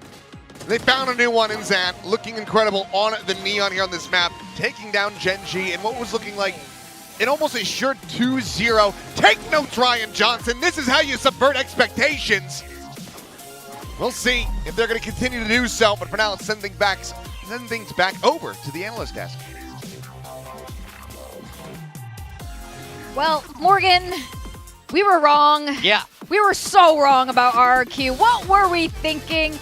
I have to say, Jemkin not being here, this is really promising for RRQ. You don't want to rely on, you know, star players are good, but you don't want to rely on only one. They looked so comfortable here on Haven. I think they understood the map pretty well. You saw them work a lot of Garage and A. You know, I think those are really the two key areas. And I think head-to-head, they looked way sharper than the guys on Gen G here. This is not the same Gen G than we saw in the previous two games. I feel like in those maps, they were very much controlling the tempo and dominating the gunfights. Here, they couldn't do either. This is what I said, like Gen G, they have looked good on this map, but they've only played officials against Nongshim, which is a very specific style. The last time RRQ played them on this map, they beat them 13-8. And yes, it was a different iteration of RRQ, a different iteration of Gen G, but the comps are not that different, and Gen G hasn't changed that much, at least comp-wise and some of the style as well, since you saw Lakia as well as Karon. And actually, to be honest, guys, go back and look at that game from the qualifier.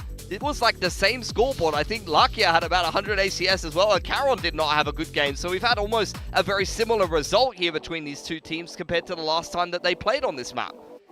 Yeah, that's right. I mean, Pilsky was right. We were wrong. It's first map. It's not over. It's not over. But I will say... That was Gen G's pick, though. That's a little bit... No, that was RRQ's pick.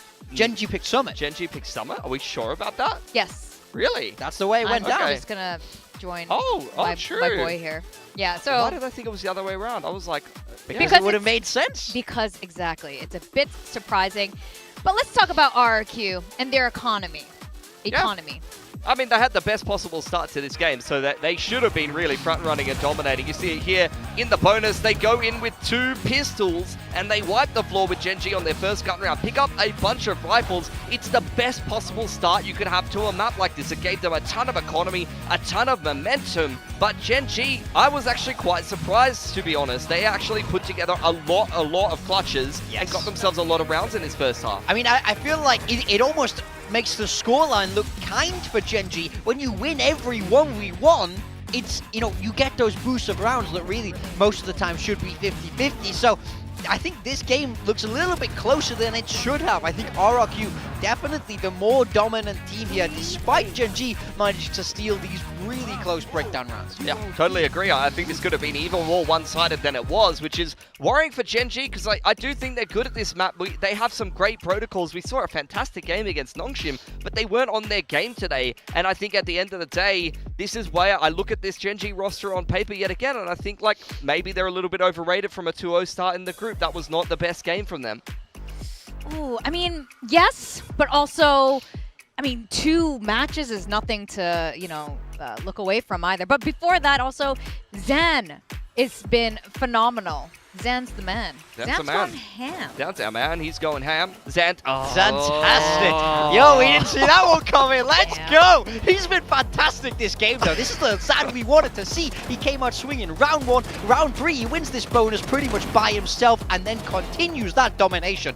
Now we can see why RRQ chose to pick up this guy. I do think they were lacking in that Neon department. I think Monyet's much better suited to smoke, so I think he was a fantastic pickup, and now he's starting to prove his worth. Yeah, I think there will be a lot of people that aren't that familiar with Zan and his career. He's the kind of guy that's been a Neon specialist for the longest time. I remember some of his old teams even used to play Neon on Icebox, and they put him on the Neon. So, and that's when no one was playing Neon on that map. So it's his premium comfort agent, and you can see that he was well and truly within his comfort zone there.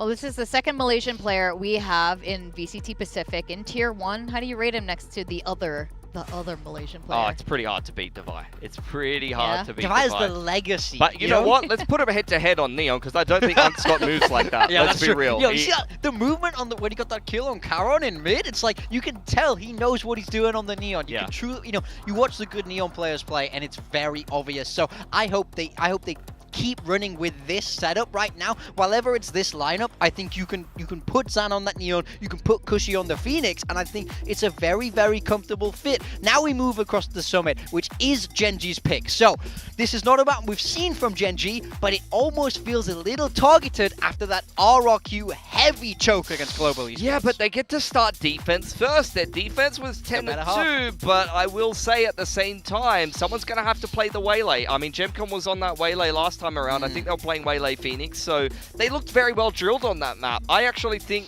I'm feeling confident. Like, I was feeling confident enough to think, oh, they've actually picked someone in this series, and Gen.G's picked the Haven, because Haven has been quite a good map and quite successful for Gen.G. They look well drilled on it, so I think this is almost maybe a little bit of a handshake here, but totally agree. You do have some concerning signs there from that second half where they managed to, unfortunately, throw away a 10-2 lead on the attacking side. And I think for me, Jemkin did so well with the op on the Waylay, but it's a different lineup. It's different personnel. I don't want to see this comp again. I want to see Zan stay on that Neon. He's a specialist like we've been talking about, so I think role comfort is so important for that rookie coming up. And then, of course, big questions for Gen.G because we've not seen it from them. So I wonder, is it going to be texture on that duelist? Do they want to lean into the chamber? We saw KRX try chamber to rapid failure, basically. So I'm very curious which way they lean on this. Gen.G's definitely cooked up something, though. I mean, they picked into this map. Solo is looking way too chill today. I feel like he's really confident about this map, Vito, about what they'll be bringing. Maybe didn't expect that to happen on Haven, but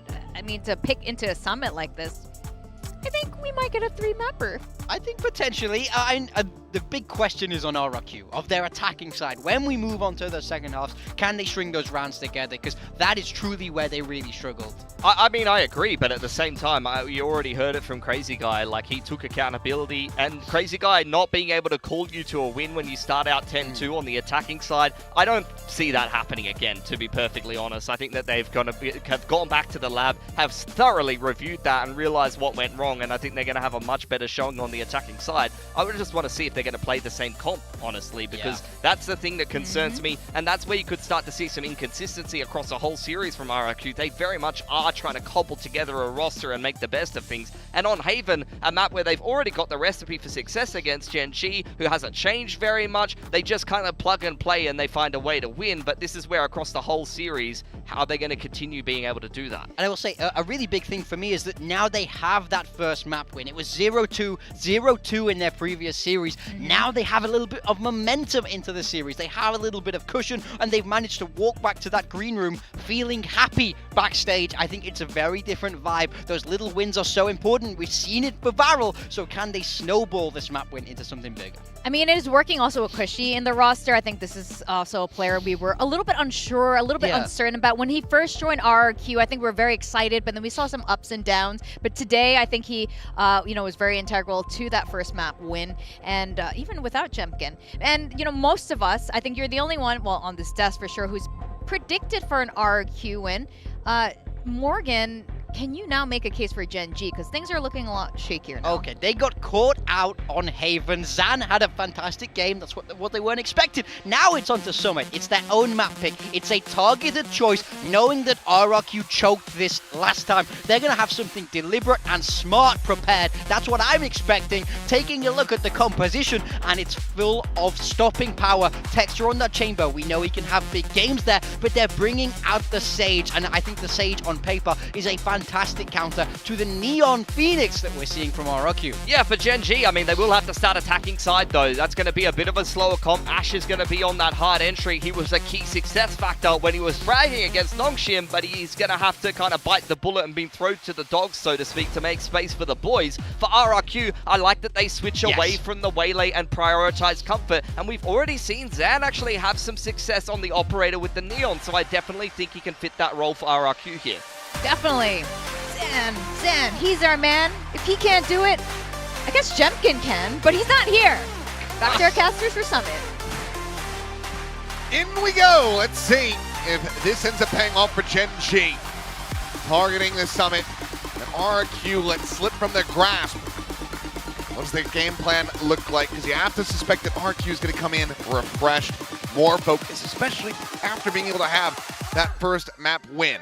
Yeah, and I think this is the kind of map that I can, to be honest, see RRQ getting a win in as well. I know the conversation obviously being around Gen G picking into this. Hopefully they've cooked something. That makes a lot of sense on the surface of it, but it is still a new map. You know, you haven't necessarily had all the time in the world to get familiar with this, and if Zan is still feeling it from map 1 to map 2, this can become a pretty messy map. There's a lot of chaos that can happen. There's a lot of angles to be wary of coming into both of the sites. And so I can definitely see a world where RRQ, once again, is able to bring Gen G back down to that level and sort of get away with something. See how it kicks off here. It is Texture looking to get a little aggressive out into middle early on. Mostly on his own. He did have a little bit of backup there from Raxkull, but they'll be pushed off by RRQ. Meanwhile, B site being taken for free. That's a pretty big win for Gen G. Can get in, but can they defend it? Dropping both the pistols on that previous map. Want to start things off strongly here. Late lurk from Rascal being noted though. Cushy watching for this. Needs some distraction from the front lines to enable this flank to come in. Now starting to find his window of opportunity is Rascal. Ash just watching here at drop. It's Sparrow waiting on the other side. Swing out into the open. Athena going to be taken down. Rascal now trying to strike. Will be able to win that fight versus Cushy. Monyet good for one, but Crazy Guy good for a third. He's going to sit this, or at least for half. He's just going to stick it. The jump forward though, and Rascal will have him outdone. A solid attempt though from RRQ. They make it damn close, but the pistol still will go over to Gen G. Yeah, you got to feel for Cushy there. He was really watching for that flank, and unfortunately just turned away at the wrong time. Had he been watching Raxkull, maybe wins that duel, and this round is a different story. It's still got very close though for RRQ.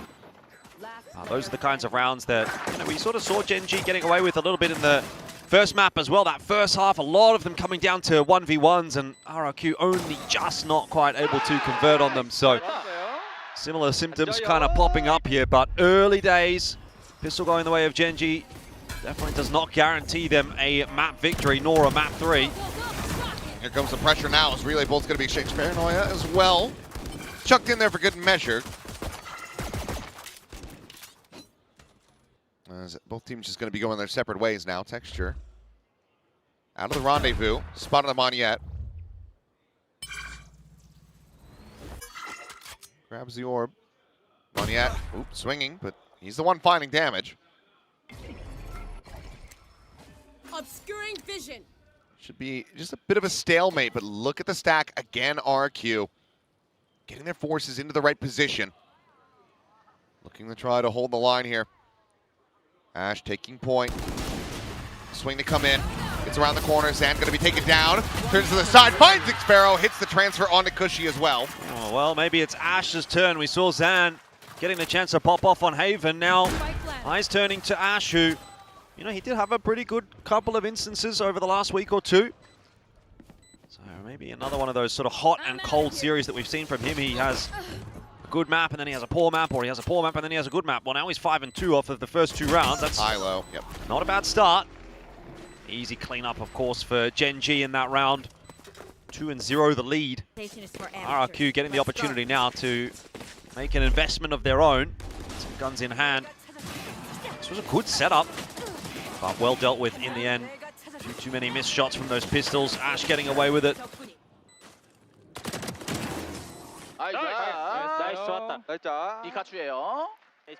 Looks to be an early setup over towards B coming through here from Gen G. Wonder if they want to try something a little bit faster in this round with the, again, substandard weaponry that they've got. Maybe get that stinger in nice and early, nice and quickly. Oh my goodness. Or the overdrive, I suppose, which now doesn't exist. He shut the door.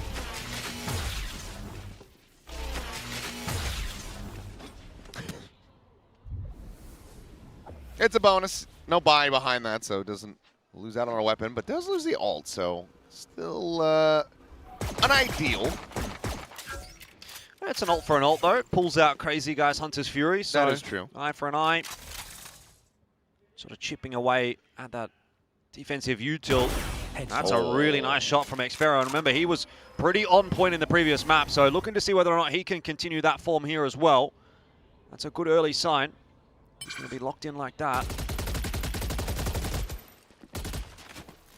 Not sure if he managed to finish it. Okay, got it.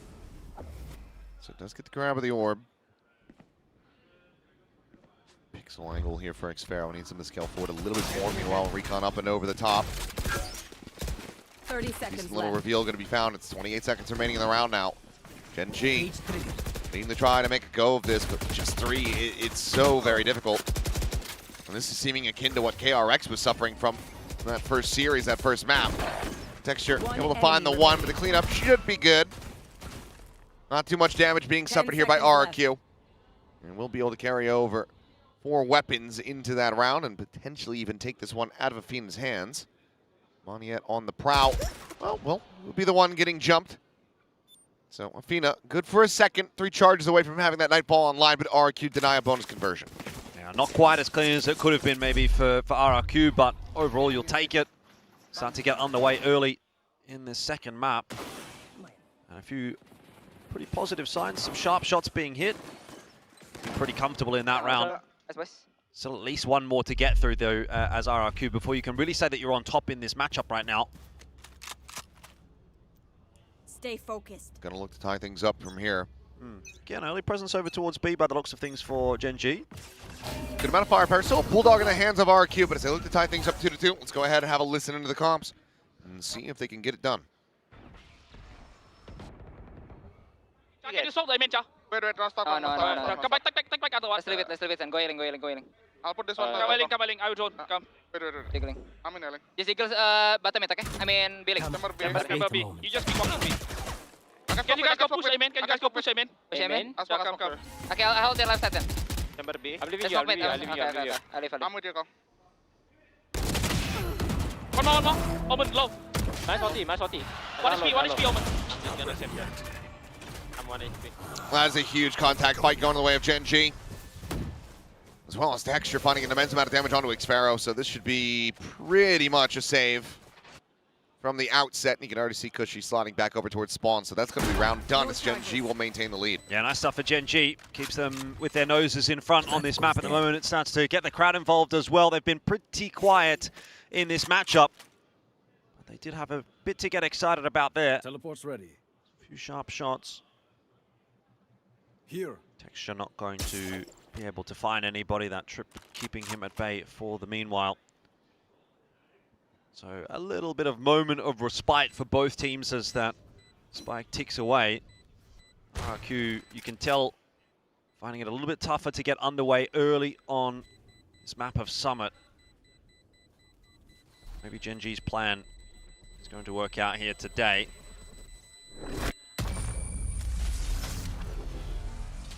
Still, a couple of rifles in this round here for RRQ to work with. So keeping the economy as healthy as possible. Rifles.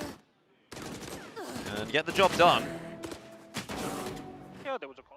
Cleans up though from Karan. A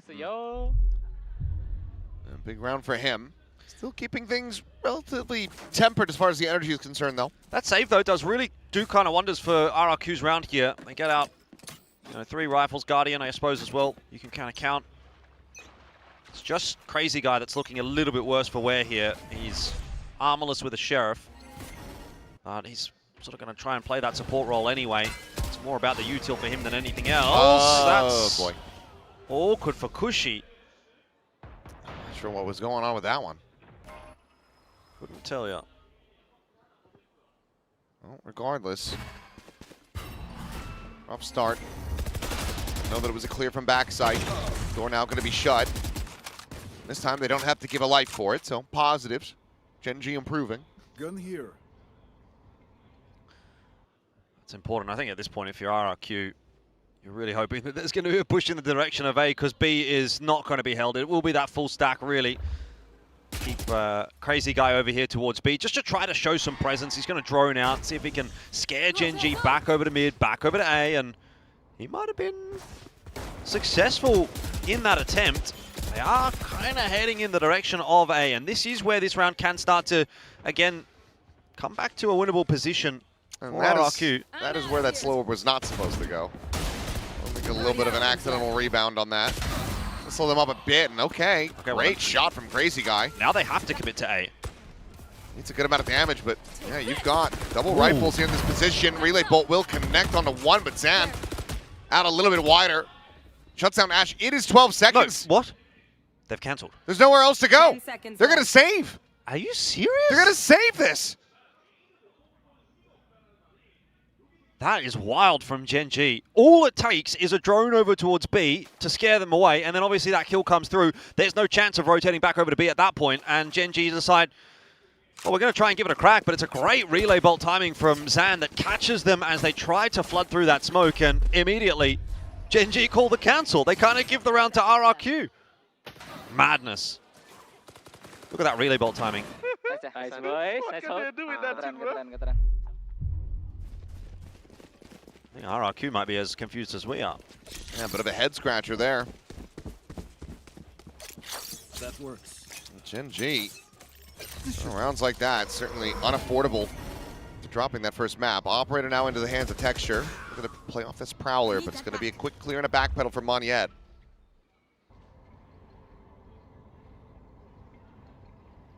Seems like this is widely just the game plan. Just escort Texture forward, get him on a line, see if he can find anything, send everybody else to the other side of the map.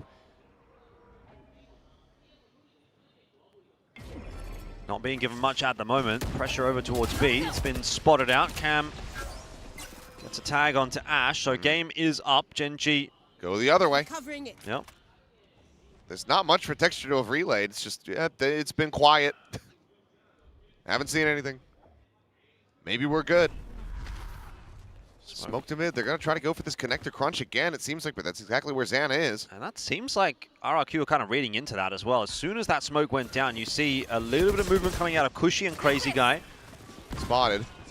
Really both send Paranoia, will force Zan back. Haunt reveal. Texture, though, not quite ready to try to find a punish. The dive in, and Zan, none the wiser, will get caught as Dort sparing them.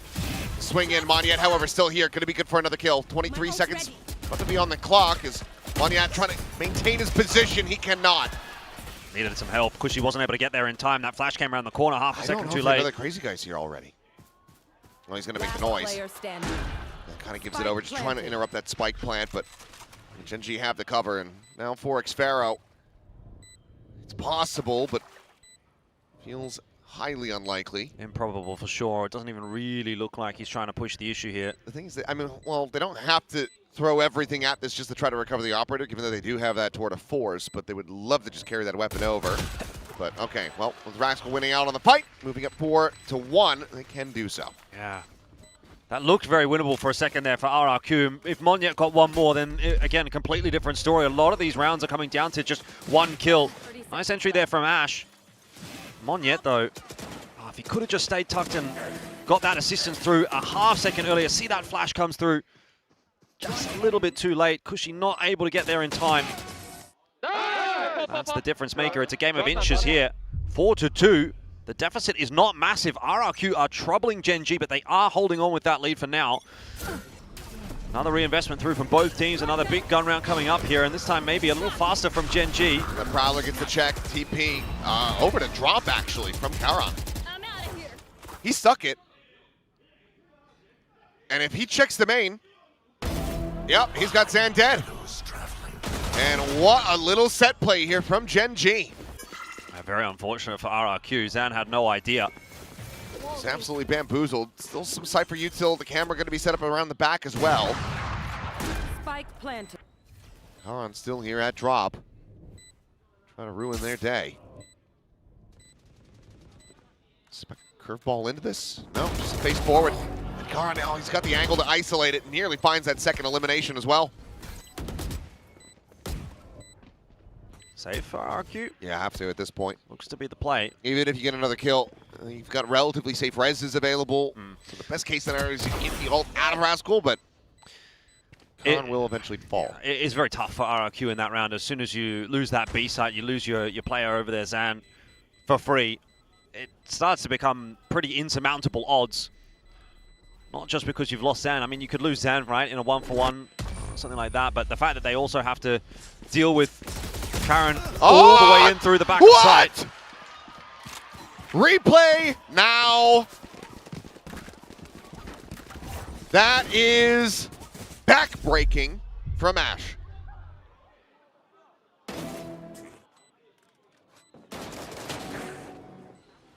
Were they just lined up?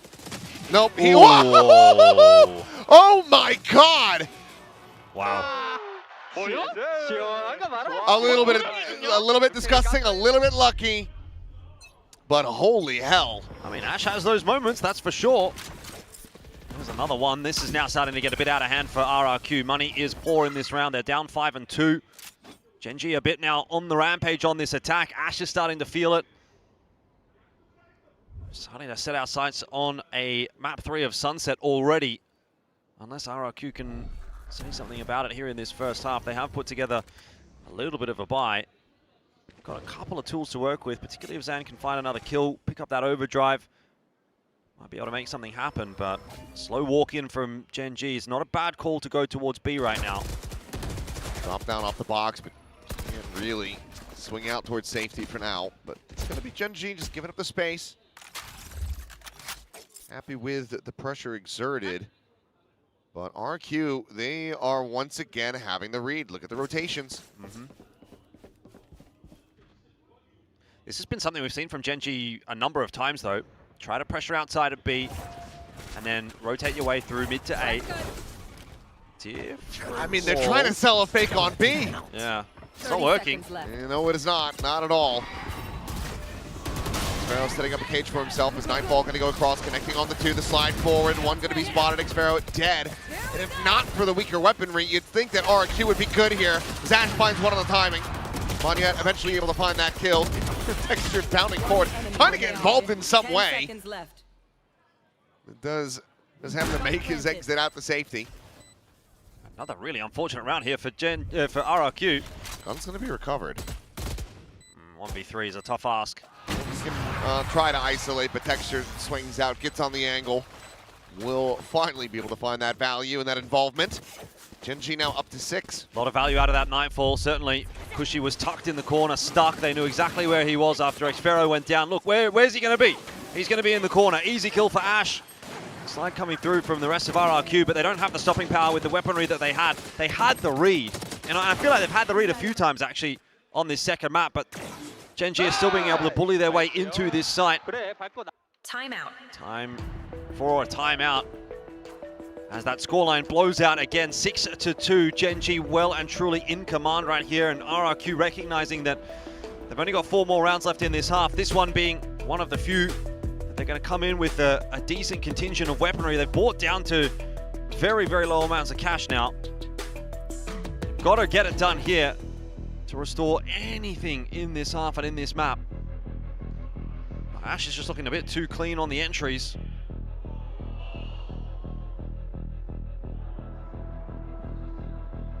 As per usual, can expect very good artwork here from our fans. One in the back previously said something about alcohol, so I wonder if they're saying, like, if Gen.G doesn't win, I know what I'm doing with my night. Yeah. Maybe the same thing if Gen.G does win. Yeah, just different emotions. Big round coming up here, though, for RRQ. That's big time about after the World Cup. So I've heard. Backs against the wall. Need to make something happen. A bit more of a forward hold on B. That is really ballsy from Crazy Guy, but it does give him the Hunter's Fury. Living up to the name, and he even gets wall banged there. Does still survive, and now just play a disconnected position, try to utilize that Hunter's Fury. And if this recon pings, I think he may just let her rip. It doesn't. Got a shot. So drone time, but needs to be aware with the gun out now. Swing's going to come. Drone did get the shot there onto Karan, but Ash is just in deep very quickly. Catches him on the escape path. It's just left high and dry there. Really Crazy Guy didn't have any assistance from anybody else. Got run down, and now push comes to shove. Gen.G have the numbers, they have the sight. RRQ are not making this round happen.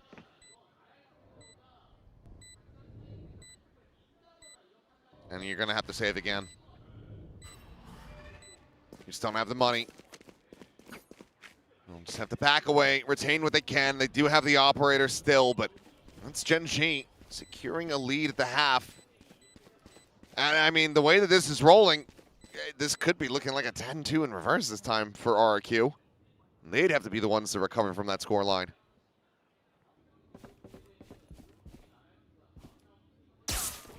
Ash is like, well, I did some crazy stuff just a round ago. Let's see if we can make... No, won't be able to do so, but he plays in Karan, taking another gun out of their hands. 7-2. This is starting to look a little bit like the PRX game, actually. Not really much being for going the way of RRQ. I mean, they're making some of these rounds close. They're, I think, making them interesting because of the positions that they're finding themselves in, but they're not really executing on those positions. They are not posing enough of a resistance against Gen G at the moment. You got 5 ultis online here for RRQ. No buy, really. Kushi and Zan saving their weapons. But I mean, it's about time for RRQ to get something on the board. And again, I don't know if it'll be this round. Kushi's just deleted at the start of the round. You have to play it out 4-on-5 to make matters worse. Yep. So run it back on. Unable to be utilized here if you were even able to find some starting advantages. There. On reveal, Crazy Guyman is just so much being thrown at him. Still though, Zan trying to go back to the press, shows to that second shot. The res going to be committed, the overdrive going to be popped. And as he swings, he falls. And Rascal, what a game that he is playing at the moment. 7-1-1. Spike planted. Keeps them 5 players strong, and that's all the guns lost. Again, not much in this one for RRQ.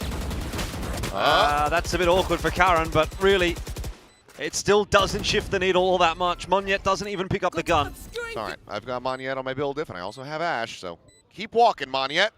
Win or die, it's a point for me. A win's a win. He'll get Raxkel here. And he will. Oh, okay. And Ash apparently, hang on. Texture's dead. Time. Athena. They're going to Cosmo Divide this. Xfero watching, shot goes out, he's trying to run him down, and Xfero hits the headshot! He's got it! He's got it! By a second! How the hell has RRQ done that at the 2v5? That is an absolute miracle round from RRQ. Gen G asleep at the wheel. They thought there was nothing to be had. It was a classic. How? How is a classic getting a 3K like that? I just feel like they completely disregarded the possibility of him even existing. 2v5 at its peak. Monyet. Oh, he just played them back into this so very well. Wow. Justified and deserved celebration. That might be the most illegal round we have seen this split so far. A 2v5, and it comes from a classic and a sheriff. Unbelievable. That is a huge blunder for Gen G. But they still have a 7-3 lead, so we'll see if it actually impacts much. Oh, maybe if it brings RRQ back online. Sam's got another. And maybe that round is everything that they needed to try to get this half back into their favor as much as possible. I know exactly. This was looking very sleepy for RRQ, but all of a sudden they have woken back up. And now Gen G have to be a little worried. Xfero's got the info as to where Gen G are off to. They're exiting B. Zan wanting more. We'll just back away with the operator. It seems like, I mean, Gen G already maybe starting to resign to having to save them for themselves. They've got money. But I think if you want to try to play this, you probably aren't picking up the op. For Jiggle from Monyet, spots the information out. It's that star down. 30 seconds left. Revealing. The door is shut. Crazy guy tagged but alive. Joke's over. You're dead. So, run it back is going to be committed into this one. Immediate shutdown on the ult, looking to try to just hound down the Sova. They managed to do so. The time's starting to get away from them though. Karan still fighting it back, but Monyet holds the sight. The time widely gone. Swapping the guns, the tap of the plan, the swing of the corner. He just doesn't have it. Yeah. Well Sparrow needs to do nothing more but stay alive. It's good effort. Very good effort from Raxkel. Well played as well by Zan. Knows he has to swing that, even if he dies. Round in the half. Gets a little closer than it maybe ought to have as far as RRQ are concerned, but they do get their 4th online, and so out of a miracle round now, they've conjured a couple, and they might have a way of salvaging this half to a 5th. They'll still need a really good attacking side of their own, but this was looking like it was a foregone conclusion, and now at least there's something of interest happening.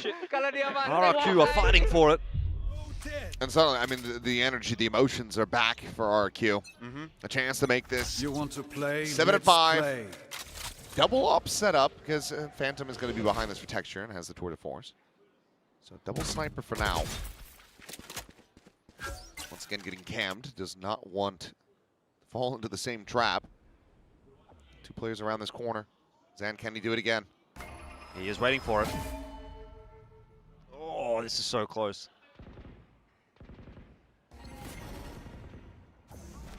Oh, it's brilliantly done.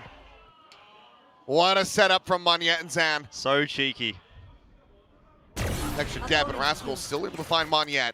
We might not be expecting another op after having seen the tour de force out there, but don't break the door. A little bit of a trap play. Sage eliminated. 3v4. Flank at the back. Oh, he has absolutely no idea. Actually able to find the backstab. Cushy's still here, but needs to try to hold the line. Caught out, gets revealed, but still is able to find Athena. Looks for a little bit more.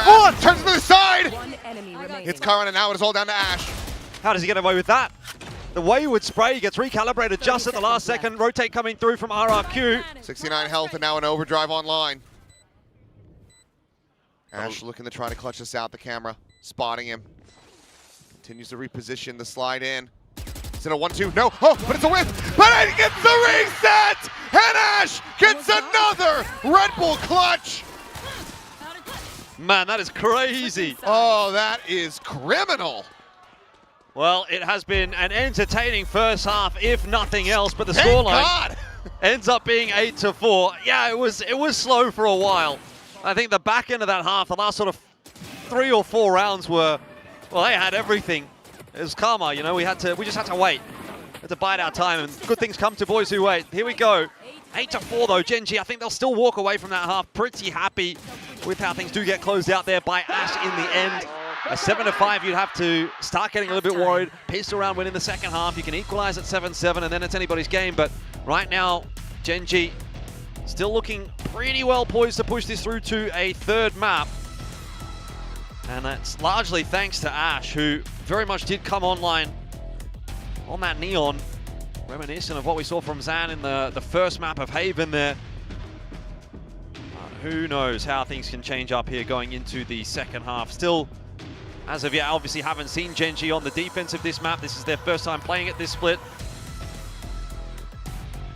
Got a bit of a better idea of what RRQ can do on the attack, and by rights, it was pretty good.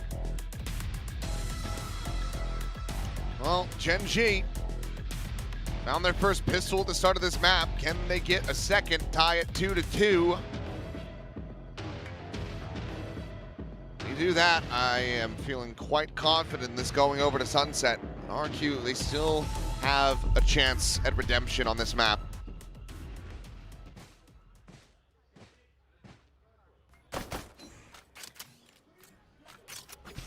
And even the half 4, given just the differential in kills at the moment. Yeah. I mean, it is a must-win pistol, though, for RRQ. They will look to approach towards that B site. Raxkel is just going to play a pretty safe line up here, long line with the Sheriff. See if he can pop one, play for the retake. Few taps through there, no connections. Smoke coverage is pretty good for RRQ, so they do get the B site for free. They're fast in. It is going to be a 5-on-5 retake, though, for Gen G, so they've got their forces as well. This is a nice creep up from Cushy. Has he been spotted? Seems like it, or at least incredibly suspicious about the angle. Well, now have it confirmed. Face forward, though. Cushy going to be good for 1. Curveball out. It's a ton of damage on the texture. Hasn't been able to confirm that kill quite just yet, but okay, Ash now to the rescue, trying to arrive, and oh, no! Oh! I've almost thrown my headset on the floor. Observers, you could have cut away at any moment. Shock Dart will get a good amount of damage now. You have this ring around the Rosie. Monyet on the arrival! And he's got the spray down! This is madness. This game is just all of a sudden gone from 0 to 100. RRQ will take the pistol. Where has all of this come from? It's just so messy.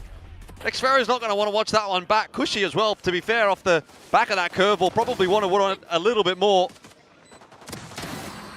It's just... I feel like this is the kind of game that we get a lot now on Summit. It's still such a new map in the pool. Don't show it again! This is when you wish that you had Prius on the staff. We would have missed all of that. Instead, we get to see every single little gruesome detail, but okay. Yeah, wouldn't have been the only one missing. Some redemption. Finds the opening kill. Whew. All right, let's come back down. Anti-eco here for RRQ. It should be pretty routine with that opening pick because B-side is opened up. It's a 4-stack over towards A.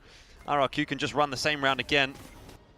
He can forward. They don't see anything. Sooner or later, they will actually make their way into this site. Get that plant down and get that time working in their favor. So unless Gen.G are going to do something Monyet-esque with their classics, not expecting too much out of this one.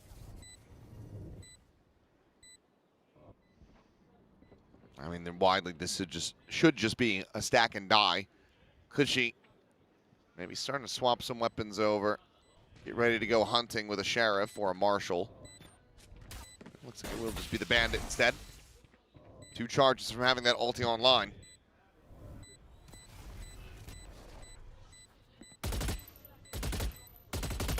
Oh, Gen.G not even really going to go for it. See if they can maybe find a couple of exits here. Avoid giving over some ulti charges to RRQ. That seems to be now an elusive dream. Yep, there you go. Ulti locked in. Texture, the only one able to die to that spike is RQ. 2 rounds away from tying this up, going to the bonus, and if they can convert this one, then who knows? A 2-0 could be right back on the menu. It's true, but the first 2 rounds of this half are always going to be the easiest 2 rounds as opposed to the next ones. Gun round coming. I don't know if that first one was very easy. I will concede that point. Nice bit. Thank you, But I'm sure it gets harder from here is my point for RRQ. Sure. Buy through for Gen.G. Ash has got the judge in hand, so he'll be up to some shenanigans. There. RRQ looking to pressure towards A this time around. Prowler will go forward early, prompt out a couple of shots. There's info now for Gen.G, but Zan wins a duel. That is a massive elimination to be found. It's a big loss. It's going to pull the reinforcements back in towards mid for Gen.G. So now B site left open. And Karen's kind of keeping an eye on it as well. And they really want to try to keep the eyes trained on this position so they can get this triple scale forward into connector. That trademark is now gone. Karen instead trying to slip the net, slots forward the front of this blaze wall. Has avoided the detection, now can watch. Here comes the approach, there's one yet gone, but he cannot find the follow-up. Zan gonna be good for a second kill. Swap of the guns, fast lane in, Judge trying to hold the corner. Ash can only find that single kill. Now suddenly it's just Rascal left. He's been being revealed, they know exactly where he is. He's jump picking the corner, trying to go for that. What? Did he not realize? I don't know, I mean, it doesn't really matter at that point if he's gonna push forward, if he's gonna stay where he is. Xfero shot. One of my cameras is broken. There was 2 on the angle anyway for RRQ. It was gonna be a pretty routine finish there anyway. I was a little bit concerned actually when we saw Cushy go through with that run it back and kind of not get a whole lot of value. You know, he stood still, waited for the repeat. The repeat never came, so he didn't actually clear out much of this side. He didn't get a whole lot of information on what the setup actually did look like, but RRQ still sort of isolating those angles well enough. The fast lane was a good one from Zan. And that judge just not quite able to deliver what it needed to. So now RRQ have afforded themselves what should be a bit of an easier round. As we listen in with Gen.G. Gonna have to be a thrifty. 왼쪽인 것 같아. 좀 A 드론까지. 확인. A 그냥 갈 수도. 나 땡김. A 어때? 안 보여. 야, 홀다져. 스플릿 조심 이러면. 그럼 뒷막줄 바꿀게. 나만 A 갈게. I got spike. 그냥 빼면 블라데게 해줘. 그 컨택 오는 거 그냥 배제할게. 죽을. 에이미 월 쳐도 돼? 링크 오면은 링크 스모크 치고 A맨 그냥 B맨 밀자. 블라 바로 까줄게. Big angle and a big shot from Texture. Slower gonna be thrown out, but they can just strafe across that one, so just Still access to the site in the plant. Gen G going to be multi-players in transit. And Xfero hearing these footsteps. Oh, hasn't been spotted. He's got it lined up. 3 kills, 2 shells. And Rascal now will be able to get at least 1 back in. So damage going to be found for sure, but the round victory certainly still a world away. Nice util usage from Cushy. Just keeping Rascal at bay. Texture now fallen. Rascal will get 1 more, but no thrifty to be found. I like it though from RRQ in that 3v2. A lot of respect being given over. You're not seeing any swings. You're not giving any kind of chance for a good shot to be connected by Gen G and then a recovery round to be put together. Was a little scary with that opener coming through from Texture, but Xfero does exactly what he needs to do by cutting off those rotates, and then it looked like pretty much a short thing here in the 3-on-2. Well done from RRQ in terms of equalizing the scoreline. It was 8-4 at the half, and now we're back to 8-8, so that pressure is right back on Gen G, who do not have the fallback of having won map 1. Yeah, and now your 2 charges from that Hunter's Fury. You have a neural depth online. Texture cannot hold down this main. You are going to be in a very rocky position. He's going to continue to try to scale. They swing the corner. This is information and allows for Athena now to start going on the rotate. Meanwhile, Karan and Ash double scale up through this A connector. Swing the corner of the slide in. Ash going to be clean with it. Finds the kill. Crazy Guy dead. Yeah, Crazy Guy just kind of out in no man's land. Went fishing. But do they expect a second player to walk up on this line? Xfero, if he comes in late, could actually cause a bit of a ruckus here. There's a lot of noise being made in A main. Oh, well, they pause that. They give Moniette the Cosmic Divide. Think about it. It looks like he's ready to send this one. They've gotten both slow orbs out of Rascal. The wall already broken. There's nothing more to really try to buy them time on this. I think they really want to see what Xfero can do. He has taken a lot of space over towards B. There is a trademark, though. He can't go any further forward without being spotted. Divide comes in, and this does force Texture back as well. He's still on a deep enough angle, though, but now with this pressure being exerted from Xfero, he gets shifted away. Facing in, will be able to find the one. Cushy going to be struck down.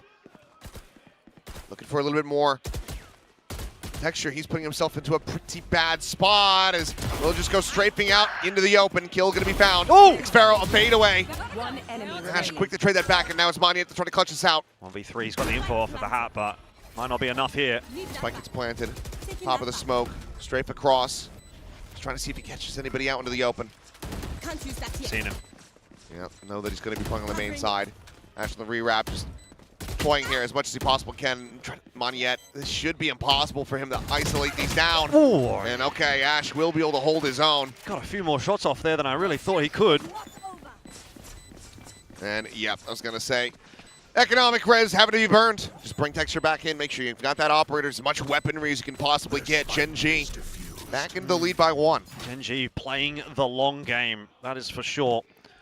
RRQ, that'll be their first loss handed to them in this second half. Bit of a weird round, I guess. Crazy Guy getting picked out in mid there. Certainly a spanner in the works, and then they didn't really have that plan B that they could fall back on. Xfero tried to pressure in to this B site, but the util coverage was a little bit too good. Couldn't get in there comfortably at all. Texture picking up that second kill in B main was pretty much what sealed the deal. RRQ do have enough money to buy back in, though, and they're going to go back to the tried and true of testing toward A, leaving Xfero on the lurk over towards the B side of the map. Oh, Texture gets one, but cannot get out. Good shot and punish from Zan. Karan immediately here to try to reinforce his position.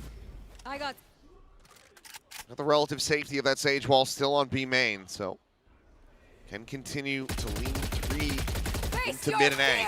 Nightfall's going to be sent as well. Just get as much confirmation as they can, but it's just the one. I wonder if that's false info. Probably not a big deal necessarily for Gen G. They're not going to over-rotate off of that. It's a nice ulti to pull out, though, for RRQ. It's not going to be available for the retake if it comes to it. And Xfero's getting a bit of space here towards B. He's cleared out B main, of course. Wall now fallen. It's called considering just sending that on a timing, but with no noise made. Decides to hold it for now. Blaze wall for Cushy. He needs to send it off this Blaze wall, I think. I think they're still going to get in the site, though. That slows him up. That keeps him contained for the moment. But there's no further rotations really coming in. Yeah. Just now getting started for Gen G. Still got info denial there with the cage. So RRQ able to walk in safely and get the plant. A 4-on-4 for the retake. Crazy Guy, though, does have that Hunter's Fury, and he's already trying to clear out B main. Oh, gun barrel spotted. It's going to be a 1-2 swing, though. They overwhelm him. Going to be taken down. Ash able to find the one. Fina fall in, and Hunter's Fury will claim Karan. Stun is in, though, and Xpero cannot stay alive. Now suddenly a 1v1. Crazy Guy's got an op. Ash just shrugging up that damage. The op shot goes wide. Tucked to the corner, and Ash. Oh, he hounds him down. Gen G. They will get up to double digits. Oh, that's a disaster for RRQ. That was the round that they needed. They had everything, really. They had the 4-on-4 post plant that opened with a kill in their favor. They had the Hunter's Fury sliding through there as well. They had the recipe to success, but they've cooked it up a little bit too long. Another Red Bull clutch for Ash. Yeah, that missed shot from Crazy Guy is going to feel so punishing. If he had a rifle instead, it would have been a much more winnable duel. Great work again from Ash, who is being the hero for Gen G at the moment. That is nice gameplay from him. That quick turn back. You just know you're doomed when you're trying to run away from a Neon. It's not going to happen. So 10-8. RRQ. They made this competitive, but maybe that's all they're going to be able to do on map 2. Still another buy comes through. Zan with the overdrive was impactful, influential on Haven. Needs to find some of that again here because Xpero's gone down, lurking towards B again. It's getting a bit too telegraphed from RRQ. We need to be seeing a little less of that, a little bit more Tepitol from Xpero. Back to the classics. Ash, however, okay, Raid Boss down. Immediate send on the ult from Cushy, just opening up the space. Fina staying tucked here at backside, will be able to deny the ult, but now has been scouted. Shock Dart's going to be chucked in, Karan going to be eliminated, so a little bit of wall bang going to be going through, and Zan will be able to find it. So RRQ, pole position, make it up to 9.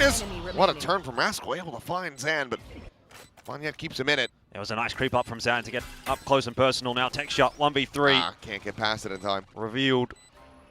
They might have spotted him on the walkout anyway. I don't think he's going to be ready for the angle, and man, then again, he is watching for it. Collapse him on the corner. No. Push into the smoke, will die. Wishful thinking.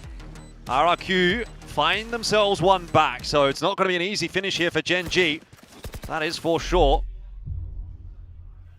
Awkward round with Xpero going down early, but the entry into the site was such a good one. Zan, I really like the way that he isolated some of these angles. Again, it's such a nice wall from him. We saw Gen G using that wall on their attack as well. It's very hard to hold that site once you're getting flooded from multiple angles, so RRQ capitalizing on that. 9-10, money low for Gen G here. Do have 2 to force.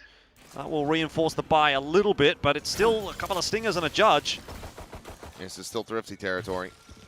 A wall going to be raised, but you've got Gen G. Active response. 3 players to try to slow this down. This could be awkward, though. RRQ going into 3. I mean, you'd suspect break of the segment, slow orb out. Oh, yeah. He hasn't sent it. He's going to try to just push forward with this judge. Finds the first, looking for a little bit more, but just some damage. That's the kill that he was looking for. Good recovery from RRQ. That could have gone pear-shaped very quickly. Still, you've got to deal with Texture. The swing! Whoa! Crazy Guy had no idea Texture was there. On the Wiser, didn't have the spike in his hands, fortunately. They just get planted, and Mondiat has the cause to provide, immediately invests that. Texture looking for him. Whoa, cannot find it. It's just a hair off. Mondiat down to 26, but stays alive. That is so bold to swing that when you know Texture's on the line, but misses the shot, like you say. 10 apiece. RRQ get themselves another one, and Gen G just not able to pull that Thrifty off, though they really troubled RRQ. RRQ committing to that site without a huge amount of information. Almost did themselves in. All good in the end, though.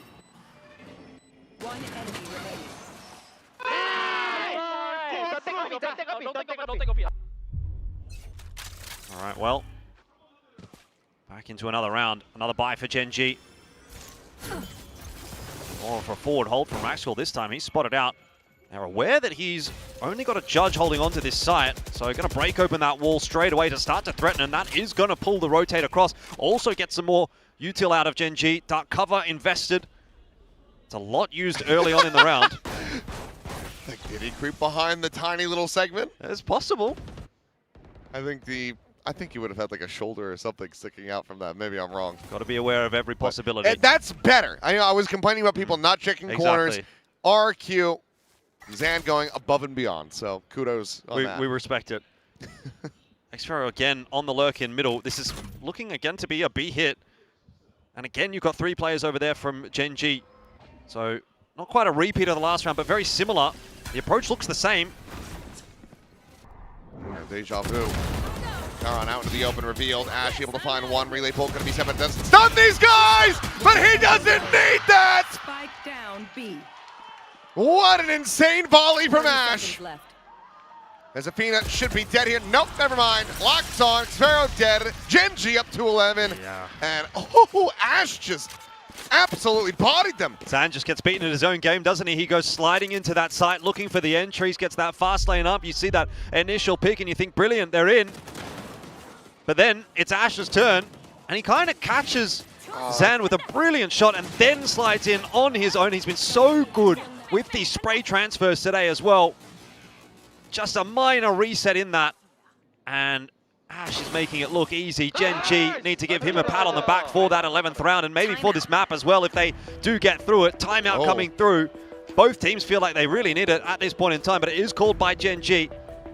Ash has got 28 kills. Superhuman effort. In regulation. We're not even into overtime. Yeah. No, it's just been a stellar performance. I mean, I think all of Gen G, you know, for the most part, rough performance on that Haven. Didn't really get to see the gears turning for too many players at any given point.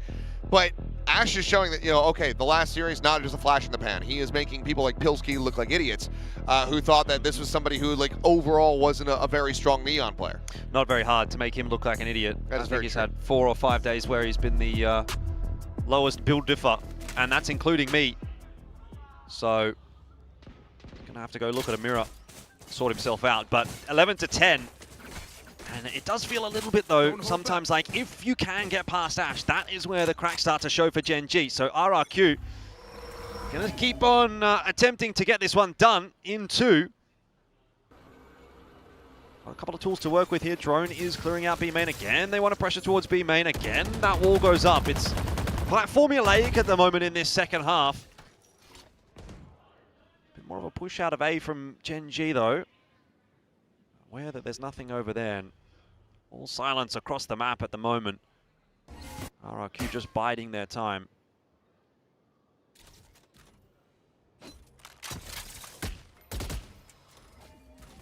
Mostly quiet for the moment. Texture going to be spotted out again. Sending out a warning shot. Bit of a breeze past Xfero. Face in though. Onyet not quite able to align those. Ping's starting to come down. Rascal just holding on a deep angle. Texture, tiny little pocket to work with. Did he notice? He should have seen. Oh, out into the open he goes. And that's Xfero down. Hunter's Fury, however, getting a connection. And there's the follow-up kill. So Crazy Guy still able to make that a 1-for-1. But now the Odin, similarly, only going to be good for the singular kill. Cushy forward hold here on the retake. Oh, it's bold. What a shot, though. That is instantaneous for him to be able to find Karan. Ash has overdrive. This ain't over till it's over, and I think Ash is going to be the type to make this retake happen. Let's find out. Has a fast lane, still has a relay bolt to full kit. Now the overdrive going to be popped. Crazy Guy, the tuck back, avoids being caught by that C's. Trying to bait him out. Right now, eyes aren't being trained in this position. He's able to strike. Ooh. Recon sent Ash, trying to storm his way in. Flushes out the first, that takes him up to 30. But he's just got 3 HP. The hold the half. Oh, the headshot found! Ash can do no wrong! This guy's a miracle worker. His 3rd Red Bull clutch, I believe, of this map. Match point. That was gone. That was done. 3 HP. The bomb's out in the open. There's nothing to be done. It should be done. It's over. I mean, how? It's the hand of God. He is just turning everything to gold. It says he's turning RRQ to gold. They're playing like they're golds when they're up against Ash. You know, I think if you're in that position and you know it's Ash on the other side, that is exactly why you're losing that, because you're playing it like that. If you just swing it and tap him, he's dead, but they're giving him so much respect, and Ash now 31 in regulation. Not even overtime. That is a monumental number. And the sole reason Gen G is still alive in this map, 12-10, RRQ, have to get OT. He was scammed as well. Well, Athena under some pressure. Does manage to stave them off. Just quick backpedal and a re-wrap. Now in towards B connector, but it's a 3-player stack, and Ash is here. You're dead. Here's a Phoenix ult. Rascal taking that initial contact. Eyes trained on this position to push forward. Oh, it's a bold one. It does get go punished. The Rascal still able to find a little bit more value. The spray and pray, the jump.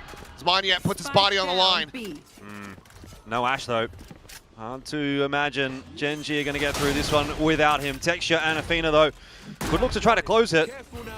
How's the money looking? I mean, there's not a huge amount, so see what they do up to go for here. Walking up to drop. Crazy guy you think should have this every day of the week, and it's a sharp tap to the head of Athena. Now just Texture. Could this be OT on the cards? RRQ have been holding on for so long on Summit, and they need to hold on for just one more round.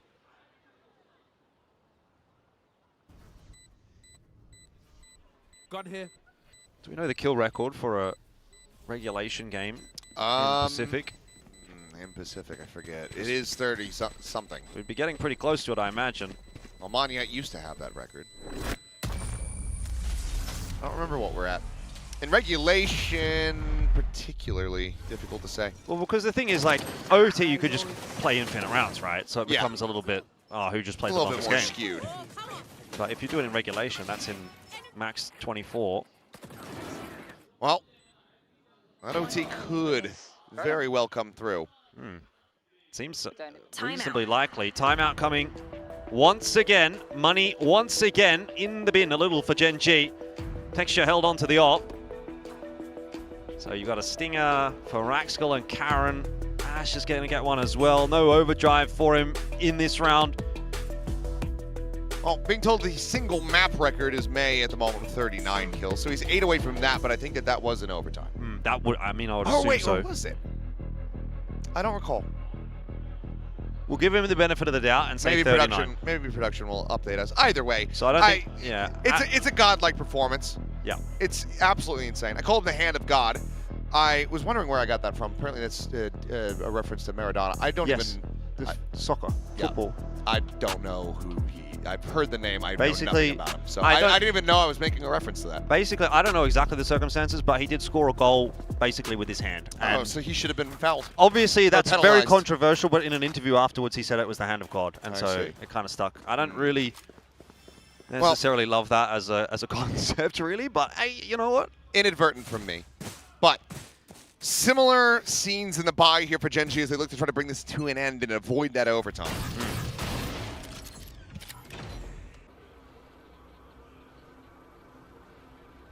Okay, big round out here for RRQ to try to get this through to OT. Drone in toward B. This time there's not much presence from RRQ on that side of the map, which has been where they've really just been pumping over and over and over again towards B. Okay, it was regulation where May got the 39 versus Zeta Division, a 13-7 score line where he dropped 509 ACS. It's starting to come back. Yeah, that's crazy. 20 rounds to get 39 is nuts. Clear of the haunt, and look at the attack coming through. A site completely empty other than Athena, the lone occupant here with a judge. What a brilliant call this is from RRQ. Unless Athena has a miracle round, this should be RRQ forcing the OT. They're very scared of pushing their way through that dark cover. This is buying more time. Yes. 3 players in transit over. Another smoke. You've got to take the site. Yeah, they have to just pinch onto this angle simultaneously. That's what they're trying to do. Athena. Oh, he's going to be dragged back in. Whoa. He's only able to find his Manager damage, taking the kill. Ash on the arrival. Good for one. The Bucky from Kara unable to find Mon yet, but nothing more. They're so tentative, but this Cosmic Divide keeping them safe for now as well. From the sidelines of Rack School, Gen.G had all the time in the world to come across. RRQ was so scared. And you have to kill Crazy Guy if you, I was going to say if you want to try to go for this res. Instead, they're just going to try to go for the bait! And the bait! It might have just worked. Hold. Xpharaoh knows that he's got the lineup. Just waiting for the tap. There it is. The spam going to be coming in. A shot ringing out. But somebody has to go out there. Somebody has to stop him. Never mind the defuse. They're just going to stick it. Gets off the first player, but Texture takes the fight. And Gen.G take the map. 13-11. We're not done yet.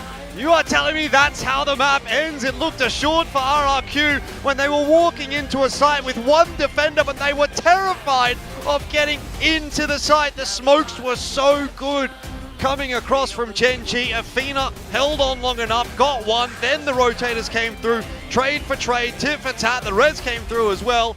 That bait and Gen.G pull it off in the end. That was a mad, mad map. I cannot believe the res bait worked. Setting Karen up for an extra death, but they swing off of it. And they find the value. An insane, yet, I mean, massively entertaining map here between these two squads. Yeah. I mean, a battle between Gen.G and RRQ, no matter who is playing on that stage, not going the 3 maps is a tragedy. So I'm very happy to see that this is going to get pushed a distance with Sunset to determine it all. It's crazy that that map ended up being as entertaining as it was given the start. A 7-2 lead, and then if you remember, that insane 2v5 pistol clutch coming through from RRQ that really felt like it was the catalyst for this map to come alive. They very nearly got it done, but at the end of the day, Ash with 32 kills, you know, that is, I think, the difference maker. If he doesn't pretty much life game this map, RRQ might have actually closed this out 2-0. Oh, so for sure. Going through to a third map, I mean, the door's really open, I think, still for either RRQ or for Gen.G to walk away with this series, which is not what we would have said for the most part coming into this game. Yeah, I think this is just going to be about who has the better, stronger, and faster just turnaround after that map there. Mental reset. A lot of energy exerted from both sides. So we'll see who is going to be able to make that happen. Texture in particular needing to try to have a rebound performance, but there's plenty to talk about this time. So let's send it back over to the analyst desk. Oh yeah, way more this time. Thank you so much. And we shouldn't be surprised. This is Gen.G RRQ. We do not get short matches from this team. And this summit was absolutely had us trying to guess which way it was gonna go. That's so much more like it. This is the Pacific that we expect when we start today. Easily my favorite map of Summit that we've had so far. That was back and forth, had a little bit of everything. Ash did amazingly here, you do have to say. But I think really they understood the map. It's clear to see why they picked it. RRQ close but no cigar. Yeah, a handful of clutches there for Gen.G, but let's be honest, Ash has put all of the proverbial Pokemon in his backpack here and just carried Gen.G to a win. Massive clutches from him, 6 first kills, big game from him, especially after a bit of a quiet one in map 1. But RRQ are going to be kicking themselves. I felt like this was another winnable game of Summit for them that they let slip through their fingers here. Oh, definitely. Monyet back on the Astra. We were just remarking in the green room, you know, back since GE days on that Astra, he's always been so good. And it was also really nice, again, to just see, you know, Monyet's lucky belly. Yeah. Full on camera. You know, it's crazy. I had Monyet on the Astra, I had Texture on the Sentinel. Yeah, you had all the belly boys. Everybody loses their mind. But now we want to see it. But Yeah. I see how it is. No, but he did a great job there. When Solo does it, it's a little different. But anyway, sorry. Summit, we like Gen.G Summit, yes? Their attacker half was the best we've seen in Pacific. Yeah. 8 rounds, very, very strong from them. So I think this is definitely something other teams can be learning from. I like their composition. I think they used it brilliantly. Yeah, I think they had a simple game plan that they executed extremely well. When you have that chamber on the attack side, a lot of the time you're going to do what's called a drop-off. You're going to set your chamber up in a main or maybe in a lurk position, as we'll see from some of the replays here in a minute, and he's just going to wait for a pick while the rest of the pack goes elsewhere. And once you can be successful setting up your chamber like that, or setting up a lurk or some threat of a pressure of a pick on one side of the map, then you're going to be able to start to condition the other team to play a certain way. So could chuck up some of those replays in a second here, can kind of break down some of that in a little bit more detail. Let's have a little bit of a look. So as you can see here on the mini-map, you have the chamber and the fade playing together in tandem with each other. You're going to see the prowler onto the line, and then the chamber's just going to sit there towards B main. On the other side of the map, you're seeing pretty passive play from Gen.G, and you can see here Texture, he's waiting for a pick, he's being very patient here, but he's a constant threat of someone that RRQ has to kind of consider. Xfero cannot overextend on that part of the map, and you'll see the same thing on this side of the map again. The fade is going to prowler Texture onto the line, and he's going to sit there with an operator and wait for a pick for the whole round, while the rest of the team is able to keep the info game honest or make a pick happen somewhere else. And you can see later on in the half, you see big pressure on this A site. They're faking an execute, and then you get a TP from Caron into the back lines, and you see all of RRQ on this side of the map, the right side of the map there. We're looking for the Omen. Unfortunately, the one place he TPs into drop is not where he's considered, and he wins the round instantly. And part of that is kind of feeling out where the Cypher is playing. Earlier on, you saw Texture in main. He's well aware that Xfero is on there. He hears the cam being tapped, and they're able to read the position of the Cypher. So that's really, really nice conditioning and calling for Gen.G round to round to round, and it's why they had such a sick attacking side on Summit there. I really like the chamber here because it lets you just walk into those dangerous, uncontested parts of the map. We see that on Sunset. We see it on Lotus. I think this is why chamber is so important, because if you can bait out that util, it just opens up the sites for you later on down the line. Couldn't agree with you guys more. Now, there was a player at the very beginning when Ash was on that Neon. He used his ult to kill a door, so I was a little worried, but then he started really picking things up. Hey, look, some people say, who's going to carry the boats? Who's going to break the doors? Who's going to drop the doors, okay? That's an important job as well, and he carried the rest of the team along with it. Some very, very entertaining rounds from Ash. It's really interesting to see his development as a player. He has been the fill guy for Gen.G since day dot, despite the fact that initially coming in from Gen.G Academy, yet another Academy player that they promoted season on season on season, he was a bit of a duelist player. This is kind of more in his skill set from what we saw in Tier 2, but then he was a smokes guy, he was an Enix guy, and finally maybe he's earned his place to play what he's comfortable with, and he's absolutely thriving doing it. I think he's really grown into this role as they've given more time on it in the team. I said this before, but I felt like he was a solid role-playing Neon. You know, nothing to write home about, but he does his job and he makes that space. Now we're seeing it more and more, where he's just winning games for Gen.G. If he's 5% less switched on here, this is a 2-0 for RRQ. He saved them and forced them up 3. You know, we've been seeing some really good new Neons. Do you guys have a favorite? Is Ash? I mean, I think he's up there. Ash? We got Zeus. Zeus. I mean, Zeus had a little bit of a Zeus bad was day. my favorite. He was until the last game. Okay, so Ash is definitely getting up there. I think he's definitely stepped up on Summit. Haven, not so much. But then we have one very last map for today of Sunset. Yeah, best of one to decide if Gen.G is going to go up 3-0 in this group, and if RRQ can avoid being 0-2, that would be a very bad situation, but they're playing so well despite the circumstance. The thing is, though, Gen.G had a very close game against Zeta on this map. It wasn't a slam dunk win for them, and for RRQ, you've seen a game on this map as well, but that was with Jemkin in the lineup, and we were playing that comp that we've been discussing a lot lately. The Vito Sage with the Jet from Jemkin. I don't know if they're going to be playing a Jet here, guys. I think they're going to have to chuckle around their comp yet again and see what they come up with. I think once again, if you're RRQ, I want to see Neon Phoenix. It's working for you. You're begging for it. You Please. love the Neon Phoenix. Look, from Nongshim, from RRQ, literally the biggest Neon Phoenix hater, and now you're begging every team to play it. What's going on, Morgan? I just think it works so well for them. I mean, look, they didn't get it done in that map, but it was as close as it could have been. And I think if you don't have Jemkin, I don't want to see you cooking too much. You absolutely don't need to. Look, as a coach, I always was all about what are the players' strengths. That's where I want to go. So that's where I want to see RRQ go. But who knows where it will end up right now. Yeah, you did have Texture on Manya. Guys, like, you need to know the history. They were on his roster He's one of the on greats. Global Esports in 2023. Yeah. Texture on the Sentinel, Monette on the Smokes, especially the Astra. Yeah. So you want to see, what do you want to see? Let's make it official. What would you like to see for But Sunset? If it's pure comfort, I mean, I want Texture on the Chamber. I think Sentinel role, he's fantastic. They add Chamber into the game. It's perfect for him, and I think he didn't have the best map, so he can do better there. I know that. Monette, keep him on the Smokes. I think that is his best role. I don't want to see him on the Neon anymore. He doesn't have to be. You have Zan, who has stepped up already this series. Yeah. Okay. What do you think? Yeah, I Coach agree. Pilsky? I agree. I love the way that Texture's played the Chamber. I think, especially attacking side, we talked about the drop-offs and him applying pressure, but I actually think another thing is phenomenal and something that other teams don't utilize well enough that Gen G does a really good job of is sometimes they'll send him out and he'll bait out the trap. Like, he'll just rendezvous away and then they could kind of mid-round off the back of that. So I think that that's something Gen G has figured out really well. And as I said from today, already RRQ is playing the roles that I asked for. So we'll see what they come up with. Like I said, I don't know if they can play this Jet Veto comp again. It was something that was a bit more specific to their team and the players that were in the server last time.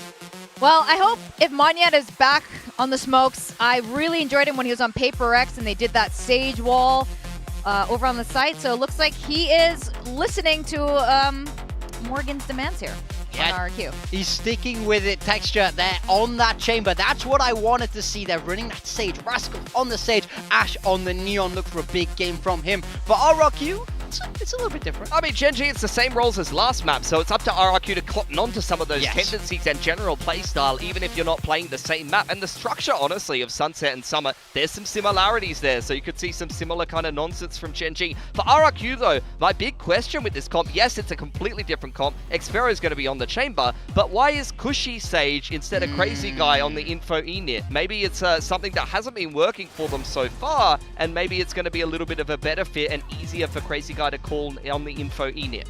Any bets on how many rounds of OT we're going to be getting? Oh, it's going to go on forever. It's going to go on forever. Forever's the bet. All right, back to the casters. It's going to be a long one. Yeah, I think it is.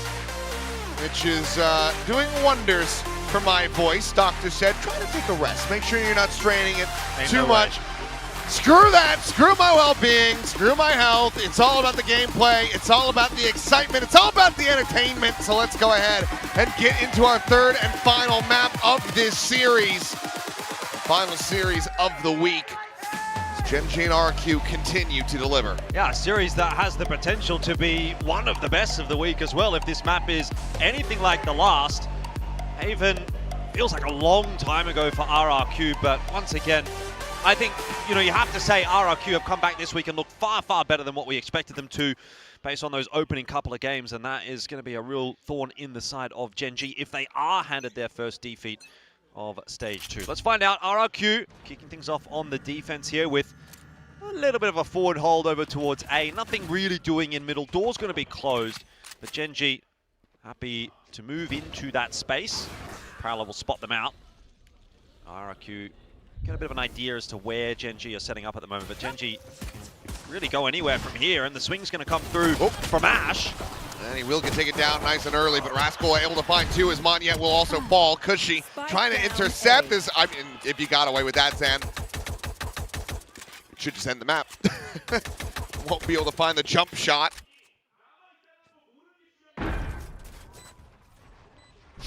Nice easy plant in there for Gen G. RRQ relying on Zan and Xfero, who I think have probably been the two standouts tonight to try to put together this retake. It's honestly taken them a long time to get into any position to even think about it, though. So by the time they even see anybody, maybe this round is already over. 6 in that headhunter. Only needs 3. Paranoia at the ready from Caron, just sending it off the tap. One enemy remaining. Oh, what? Texture catching a mid TP. Not that he would have gone very far anyway.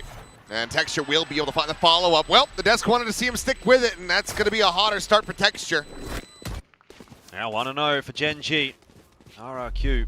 This would be a long, slow, painful loss if they do end up going down here. Fought so hard on map 2. Didn't quite get it to the overtime. It felt like it probably should have gone there. Texture turns on here on Sunset, then all of a sudden, let's see Gen G accelerate towards a victory. Save to come through for RRQ. No doubt. Nothing too fancy from them in this eco round. Another sort of 1-2-2. 2-1-2 from them on the defense. Not stacking anywhere. We are going to see an aggressive push out, though, from Crazy Guy, and he doesn't really see a whole lot over towards A. So in terms of that, RRQ happy to now stack towards B. Shoulder shot. Ash down to 82. Texture waiting to see if there's going to be a peek from top mid, but none to be found. Gen G cutting noise, but now doubling back into B.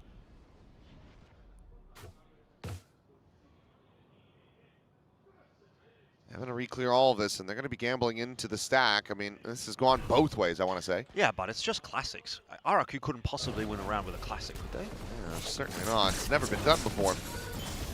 No, wall goes up, Paranoia goes out. Stuck into the corners. For now, players held at bay. Rascal able to find one. Texture will be taken down as Monya finds one. Ash, however, delivering himself unto death as Monya going to be spotted on that fadeaway into market. I like that reposition from Monya. It's going to be a headache now for Gen G. And it becomes very doable. The heal just now cycled back up, so Rascal will be getting himself up to 100. Certainly makes it a bit more difficult. Smoke out with no weapons recovered here on the side of RRQ. It's become a pretty gargantuan task. A couple shots, fishing for whatever damage they can find, but Rascal with another. Maybe can even find the finishers here, but no, will get hounded down. Smoke gonna fall though, and Karn and Athena will get one apiece to close out the round. Good damage though, dealt here by RRQ. Good start. Gen G 2-0 will be happy with that. You take any round that you can get at the moment. Bit of damage, sure, but at the end of the day, the round is what the most important thing is.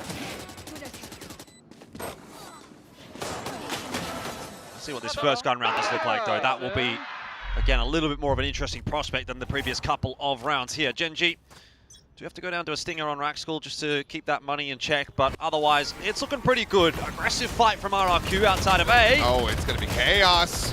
It's Cushy trying to stabilize that spray. Ends up being a 2-for-2. Two more players here, though, for RRQ. I'm not sure you're expecting that if you're Gen G. Bring them down. He'll sent out. They see the util, they see the Prowler, and now that dark cover, so they'll be aware there's two players still here on A. And they really want to try to fight for this position because that orb is still up, and if you can get that, you have a res. You can bring Ash or Cowan right back into the mix. Probably the latter, given that you would want to have the smokes. Well, they just have to worry about the left side now. Orb indeed is going to be secured for Raxkull. Oh, Monyet, he breaks that segment, and he nearly takes out Rascal, but there's the res. Precisely what they wanted. Almost at the cost of Raxkull's life, but job done, for now at least. In the meanwhile though, RRQ, they're starting to encroach upon this. Xpero's got a pretty quick flank. He's going to walk straight into that trademark, so it gives away his position. But it's a factor in the back of the minds now of Gen G. Pretty boxed in here. He's going to fight for it. Well, the heal back in. Full health. Sparrow able to hold his own for one, but that breaks open. This pivot now over to B, but RRQ going to be hot on their heels. Quickly matching this. Texture, however, splitting off, scaling forward, trying to get this catch on the Crazy Guy, which he will be able to do. Elimination pound. I'm surprised that he just full sends it across that line. Texture makes it look a little bit too easy. Monyet now in the 1v3. It's been a while since we saw a big clutch out from RRQ.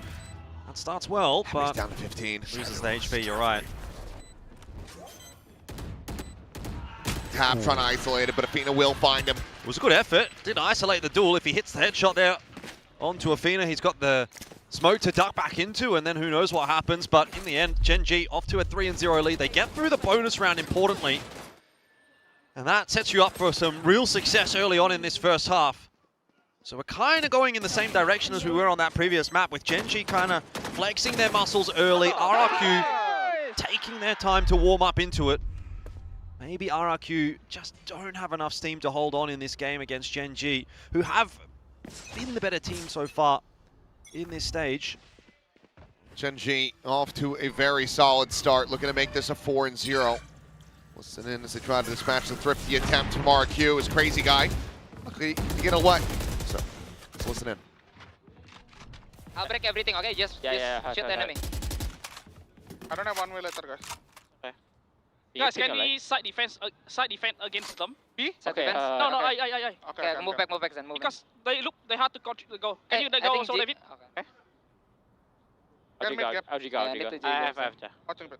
Later I leave. On my B still. Hey, he just wait for the prowler. Just go B. I just go away. Sorry. When they come, I will wall elbow, okay? Okay, I can smoke the side later. I'm jiggling mid right now. Actually, no, I'm not gonna smoke side. Just let them come. Only chamber, okay? Unfortunately, Zan, the sacrificial lamb put up on the altar.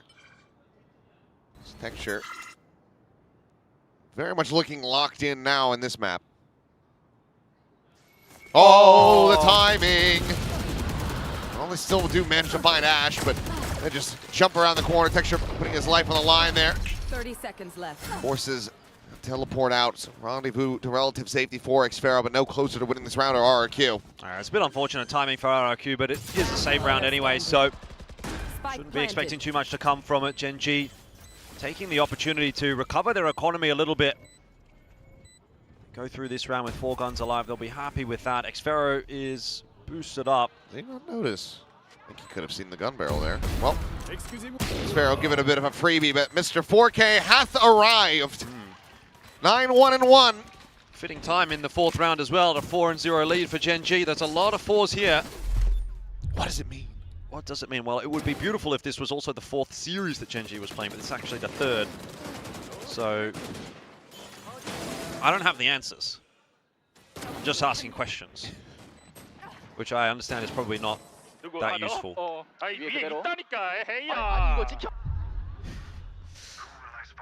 Feeling cheery now. Here comes that tour de force. Once again, a little bit of presence on the forward side of A, but because of that conditioning, RRQ actually don't need to commit to it to push Gen G back away into middle.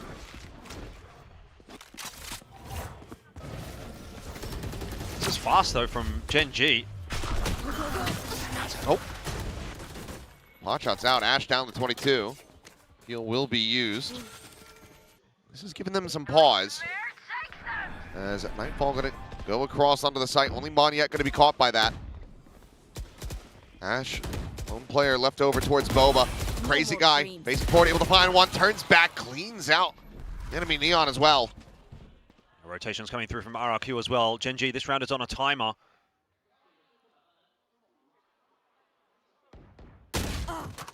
Now Athena dead. Spike on the floor. Rascal needing to try to fight his way into this. Shifts away, but I think he's just going to get stabbed in the back. He's not going to be able to clear the angle, and yeah, he cannot. A good rounded reply from RRQ as they find their footing at last. Yeah, much needed. Just before it gets too far out of hand, Gen G were looking good. RRQ starting to get back into the swing of things, but immediate reinvestment from Gen G. The job doesn't get any easier for the next round or two here for RRQ. I think Crazy Guy really ends up being the hero in that round with the 2K. It just stalled all the momentum that Gen G had. They were moving so quickly through the map, and then you see that 2K come through. They pause up, and that allowed that rotate to come through, and at that stage, RRQ have the numbers on the site. Gen G don't have the space to work with, and RRQ convert their first round, of course. Back into yet another one. This time Gen G with their presence towards B and nowhere else. So it's going to be a full commitment from them. Spawn-based call here. Smoke out, but Zek will still continue. Oh, and into the back of sight goes Karan. Able to find the one. The red's going to be sent in. Ash, however, swinging the corner, and he just has the kills handed to him on a silver platter. Oh, man, they want to give Ash another 30, don't they? Tech shot finishing off Crazy Guy. This round is well and truly done. The res was ambitious. There is no doubt about that. RRQ are going to have to give this round up, and Gen G a little bump in the road by losing that previous round, but well and truly in control of Summit right here. Somebody check him, PC. Not sure quite what Texture just said, but had the audience in stitches, so a little bit of a cheeky laugh from there. Xfero just going to be holding on to the operator. I don't think Athena, well, he'll get close enough to be able to try to take it out of his hands, but there you go. Good shot on the jump peak. Punish, and he is boxed in a little bit, but I think he should be good to retain this. What? Oh. The hell is that? Not for the first time we've seen Gen.G get away with a last-second kill against a save. Remember, Ash got that 2K in the previous map. Gen.G are just trying to take everything away from RRQ. Make their life even more difficult than it already is at a 5-1 deficit. Oh. That is just brutality. And yeah, timeout call needed here for RRQ, trying to get themselves back into this. Nothing carried over. Unfortunately, just slowly seeing this series slip away for RRQ. I had high hopes definitely after the first map, even there on the second map. But it feels like, again, they kind of need a big clutch, an X-factor moment, someone to step up to get them back to that self-belief. You know, they played so well after the clutch on Summit, and now here we are on Sunset again, and it seems like it's going to be sort of more of the same. Gen.G getting off to a good lead. The belief is lacking for RRQ. Is there anybody that can get them back into this game? Saying it's difficult. And yes, it has been a difficult series. I think it's difficult on both teams. Oh, both no, fans. it is. Both sets of fans. Getting a little bit of a breezier start here for the Gen.G fan base, but the one silver lining you can take from that previous round is that the Tour de Force is ready. So Xfero at least does have that. If they can win the round, they can take that operator off the corpse of Texture. See if they can make it happen. As clear of that Prowler. Trying to keep this op disguised.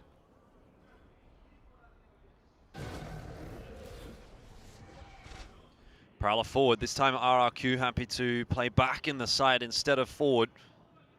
Xfero on the line. The Tour de Force. Has to go up the angle. And they hear the headhunters, and now you know you found the Tour de Force. But how do you scale from here?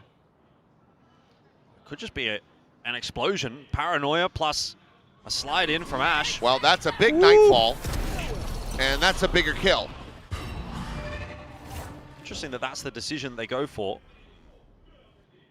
Teleport's ready. Spots, I mean, pretty much everybody, so.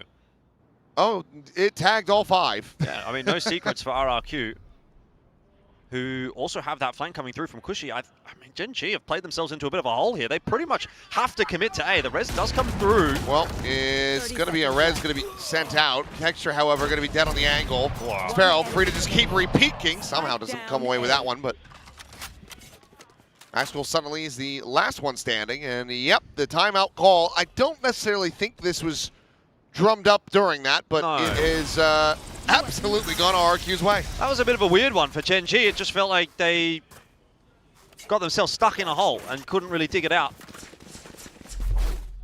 Nightfall was obviously a really nice investment and some good shots hit by Xfero, but once plan A was dealt with, Gen.G didn't really have a plan B. They were like, well, we'll just wait and try again. Xfero on the line again, a nice 3K from him. Rotate through from Cushy. They would have been aware that there was probably a push coming from the other side of the map there, Gen.G, so they didn't want to go back and try to deal with that. Instead, tried to commit. Still hasn't worked out, but still 5-2. And as mentioned, you now get that operator off of Texture for free. So you don't have to reinvest that. It allows you to build up some credits, which is where Gen.G is going to be lacking if they can't get this one over the line. Fina doesn't have a gun. Ash has, an overdrive. Could just see that quick little pass over here. Oh, boy.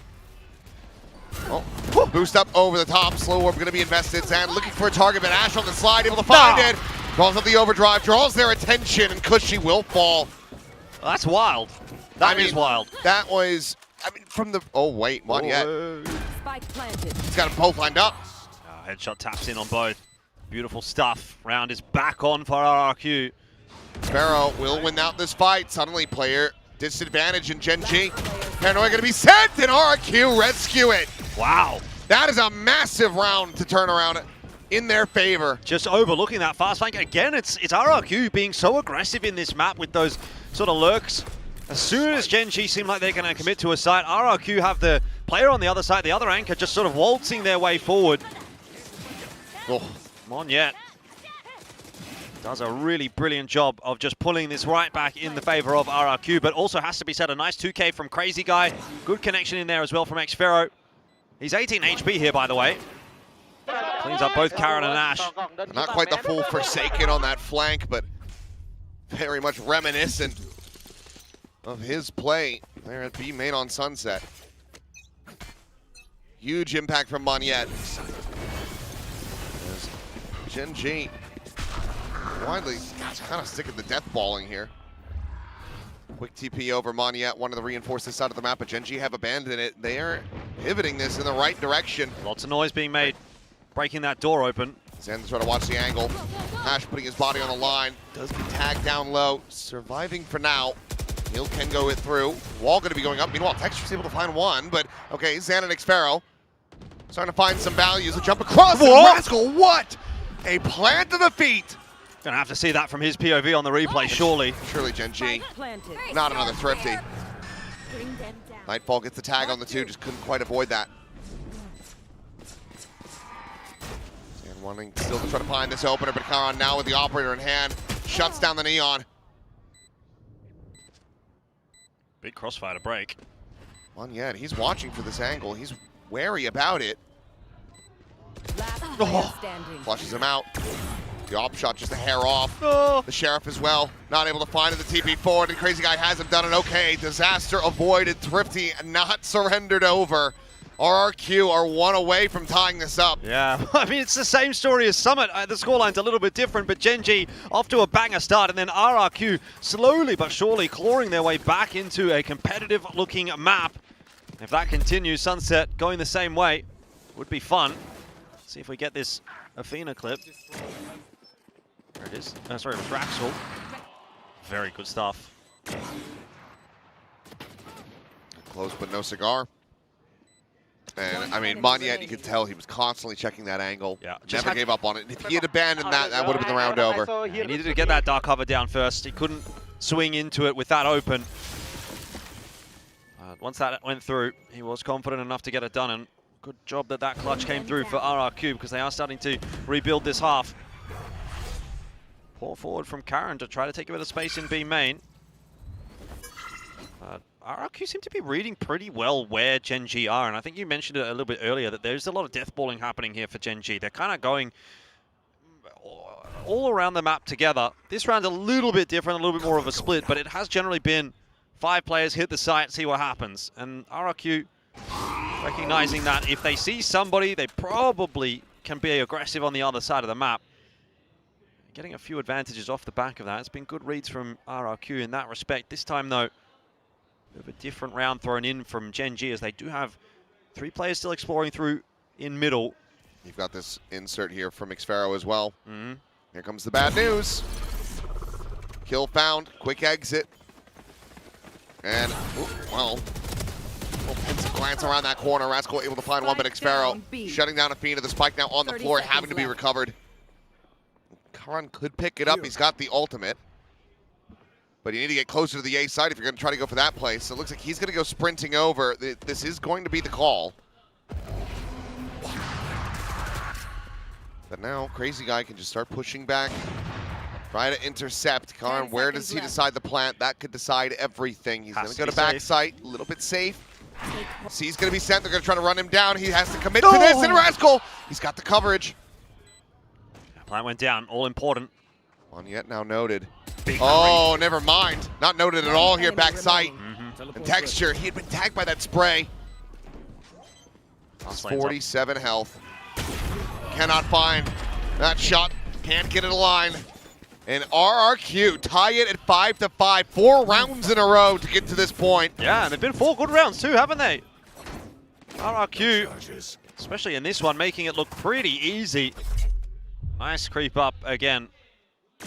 And Xfero, I have to say, has been kind of the rock of this game for RRQ. We haven't seen a bad map from him. Zan was popping off in the first map, slowed down a little bit for map 2. Can't really say the same for Xfero. He's had what now amounts to be a 3rd decent map in a row based on what we're seeing so far. And he is 10-7, and you want to be seeing those kinds of frags coming through from him on the chamber. Having quite a bit of impact. It's enough to prompt a timeout from Gen G, who aren't quite getting the value out of Ashe, Athena, and Curran. It's really just been the Texture and Raxel show that has gotten them to these 5 rounds, but if you're not getting it done by committee, RRQ, I mean, it seems like right now have got enough to potentially win this map, so Gen G need those 3 to come online. I'm curious if the reason why this ends up getting floated for that 3rd map is just because they felt like there wasn't necessarily a ton of depth to the calling here for Gen G quite yet. It feels like there's some solid ideas, but it's been a bit shallow. You know, it's okay, exert a little pressure, try to get maybe texture, insert it on a line, and then rotate to the other side and death ball. Or just 5-player death ball. I think the best round that we've seen from them was that slowdown outside of A main, allowing for Rascal to grab the orb, put the wall up, you know, get the res, boom, back into it. Otherwise, it's been a little straightforward.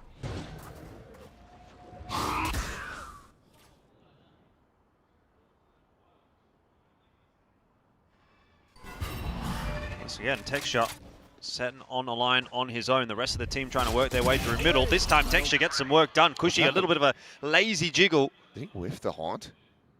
I think Crazy Guy might have whiffed the setup. I didn't see exactly where it landed, but it looked like he was back in the sight. Zan, gonna be paranoid away from the angle here. Be clear of that Prowler, but now, I mean, Crazy Guy, he is surrounded. It's the gun out, but it's not gonna be fast enough. Yeah, that's unfortunate death for Crazy Guy. A little bit too easy for Gen G there.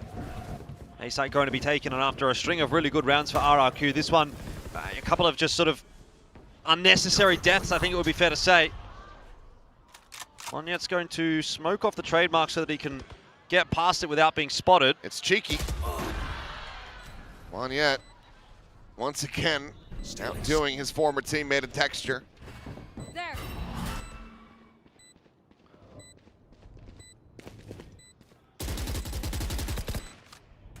Sparrow needing to connect with this operator. 4 players still strong, slide to the back of sight, but Rascal just able to dispatch Sand. He's got the money for the investment, but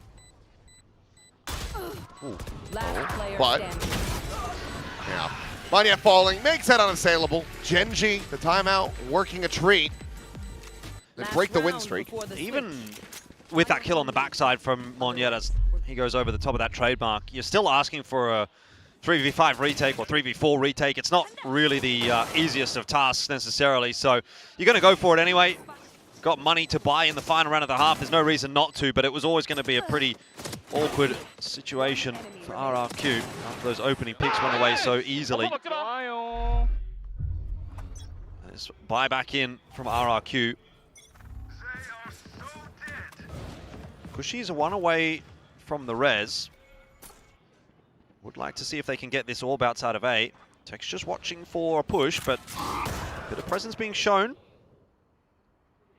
So the orb's not going to go over to RRQ.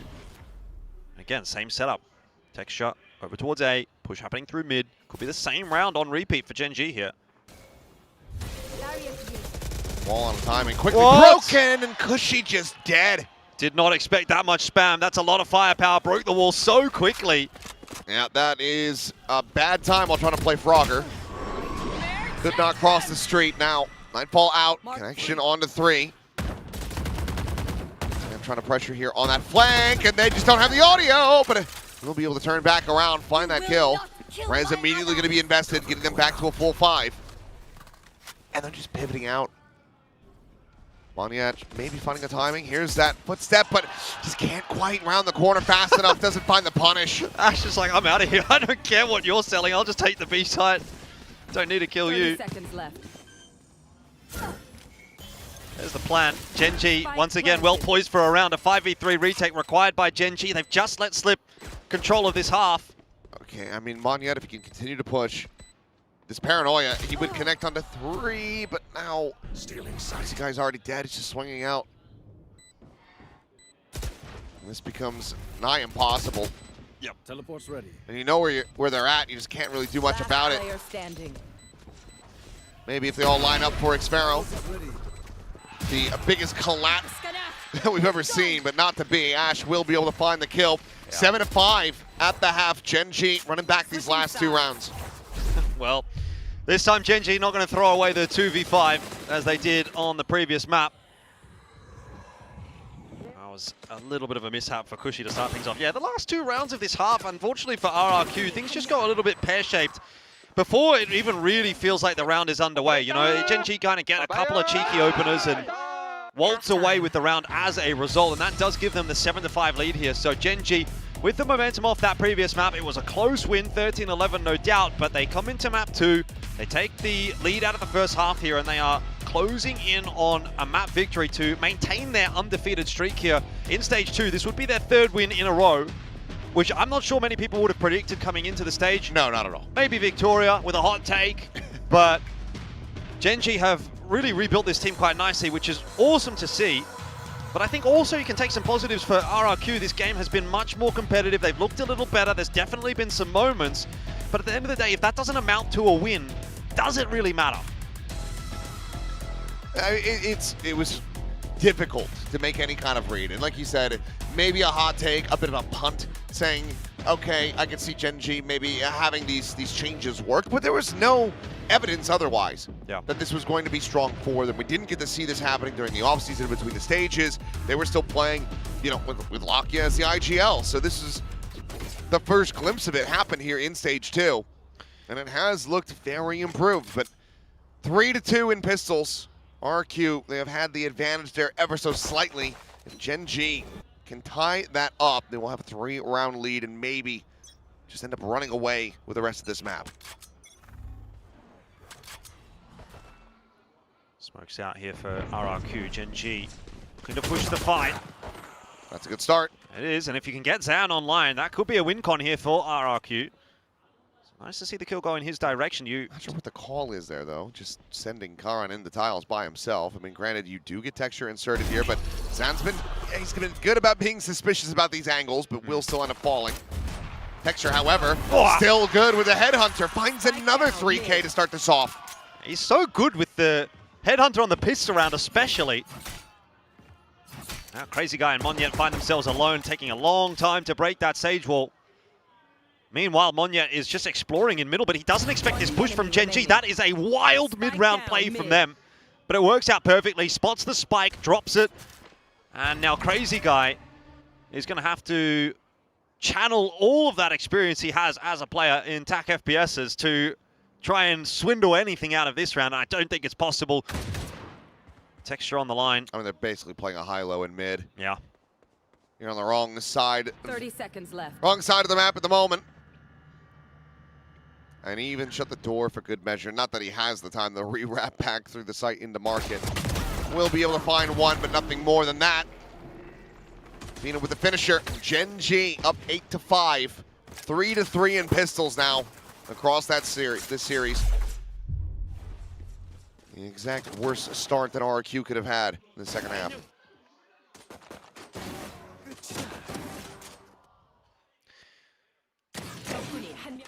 Yeah, Gen G also comfortable on this defense. You can see, you know what they're doing. They like to be a little proactive. See if they can unsettle RRQ early. Might as well start that in the pistol round. We go again for another. It's the same smoke out from Gen G. This one will not really keep RRQ at bay. Ash is going to have a little bit of a jiggle, spots the info. Actually going to stick around for the fight. He's got a judge, so yeah, he wants the fight to come to his doorstep. Yeah, good coverage as well. Good assistance coming through from Karan with that smoke and paranoia. Well, we'll just be able to find one through that, but okay, Monyet collecting the kill, but can't go deep enough to actually grab that Bulldog. Far too risky, and also is the one with a spike in hand. Still, there's a bit of room on the side here for RRQ to get a spike plan if they want. Which they do. We'll get that extra little bit of cash and now give themselves another opportunity. I mean, we saw how close they made the previous attempt at winning out the eco round. See if they can do that yet again. All the block off backside, swing out to his demise though. Karn will be able to find a kill. Monyet's being cheeky. He's being a little gremlin inside this smoke. See if he gets anything with it. Only a classic in hand. Actually just trying to go machine gun style with that Marshall, but this time they keep it clean. I wanted another Monyet Classic clip, but we're not going to get it. So Gen.G go up to 9, increase that lead, put themselves in a comfortable position, but first gun round still yet to come from RRQ on the map, and we get to see now what they're going to be able to deliver. Not a bad effort from them in this round, to be fair. Just didn't have the stopping power in the post plant to really get anything done. A little bit isolated on that swing from Kushi as well. One domino falls after the other. Clean round for Gen.G. Exactly how you'd like to start that second half off. Phantom now in the hands of Texture. Yeah. 17-8 and 1's been a big rebound performance from him. Real bonus round though for Gen.G. The buy is, nothing fantastic, obviously. They could get through this, it might just seal the deal. RRQ have to be so careful, and Xfero! Oh, I mean, he's reading it incredibly well, just quite a line on the shots. Cycle that next little one-way through, clears the Prowler. Paranoia at the ready in case there's any additional contact. Meanwhile, rescue is on the way. It's a dangerous game he was playing, but he gets away with it. Most dangerous game. Gen.G have already pushed out a B. They know this is going to be an A hit. Paranoia just to buy some time, but overall, nothing more behind that. Can't re-aggress. So does give time for Raxor to come across. He crosses mid in that meanwhile. So now there's going to be 4 on the side. Another one-way. C's not going to be able to find anything, but Karan will. Monyet, however, shutting down that approach to swing out. Monyet good for a second. Fina down to 6, but here's that Judge. Now ringing out. Monyet needing to find this elimination. Fina trying to go for the wide swing and the readjustment. Flank's coming in from Texture, but it's too late right now to have a lot of impact. Plant's going to go down first. And they are going to have to pick this one up as a 2-on-2.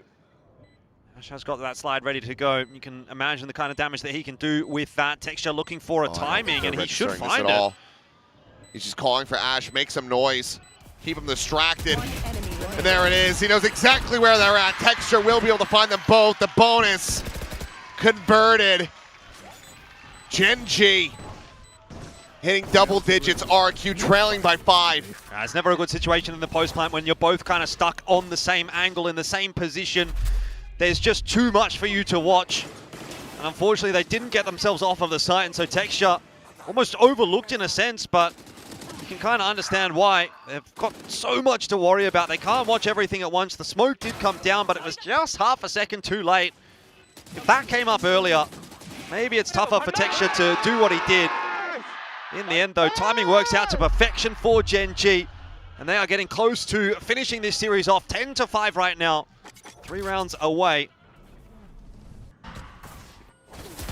Getting ready to go in for the comms. We'll listen to Gen.G as they look to try to deny a Thrifty away from RRQ. Let's see if it's a blessing or a curse.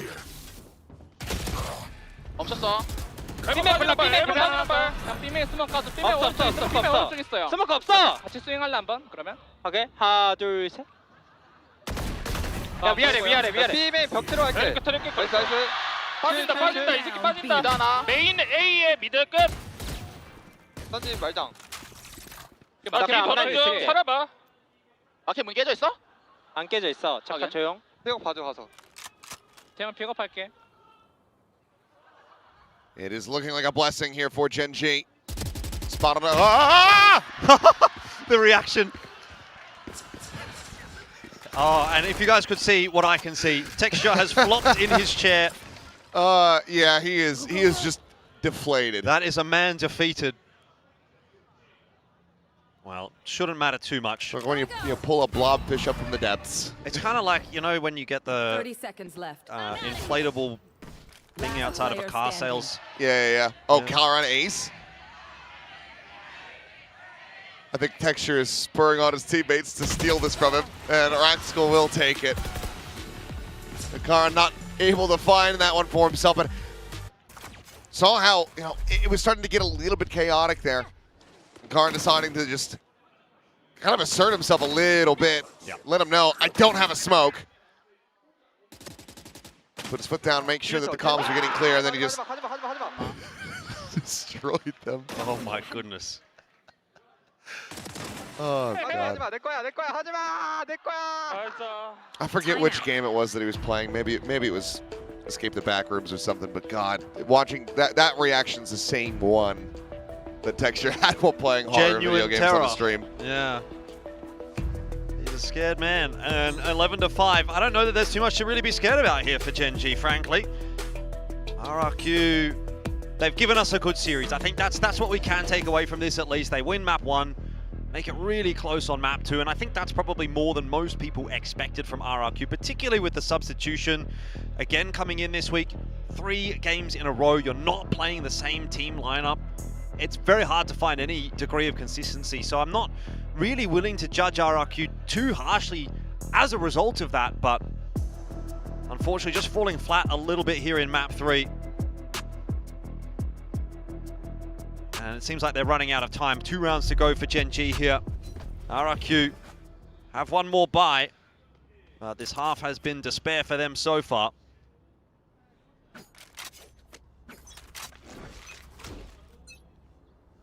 You want to play? We need to start seeing the turnaround here. Haunt cleared out. Ash planted in mid. Texture quickly clearing out that Prowler.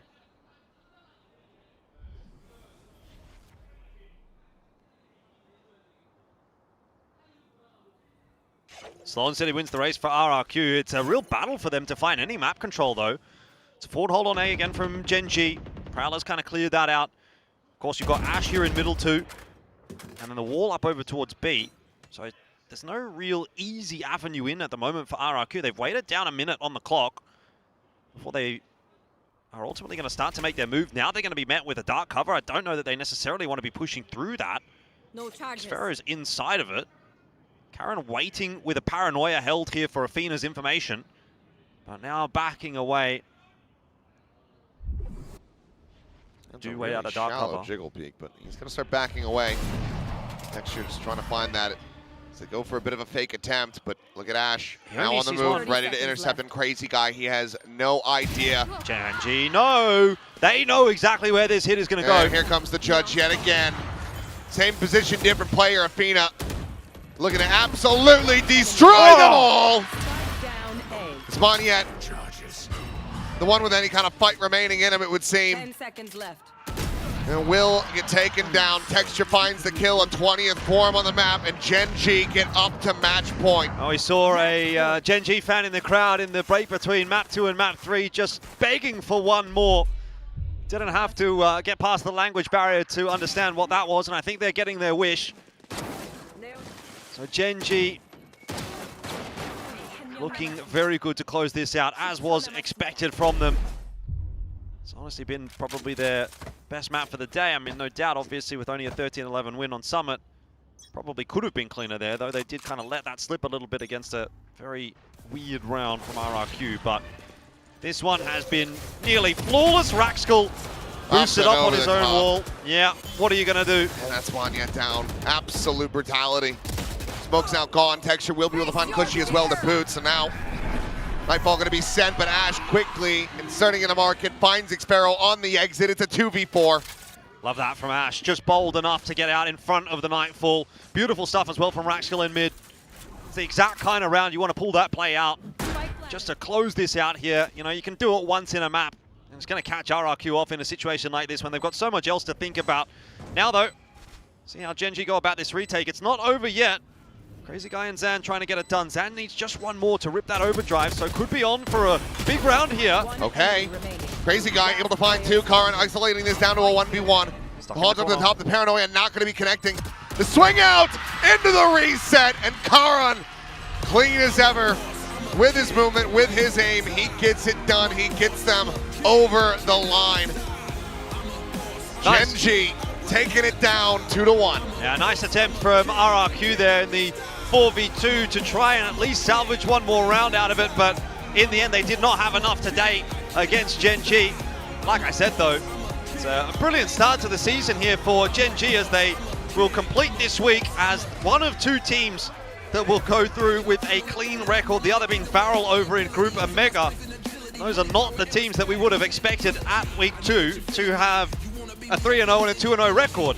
On the other side of the coin, RRQ, you know, to take away from this game anything, I think you can still find some positives, but yes, end of the day, it has been a pretty tough season for them so far, and they are still 0-3 in this Group A. So, you know, you can take some positives and you can do that as much as you want, but you can also only do that for so long, because at a certain point, push comes to shove, you're going to start having to win some games, and that is in about 3 weeks' time. Yeah. So they don't have a lot of time to figure this out.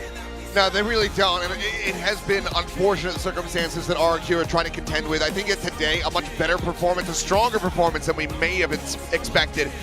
A concise victory on that Haven, a damn close Summit. Absolutely could have and borderline should have gone into overtime there.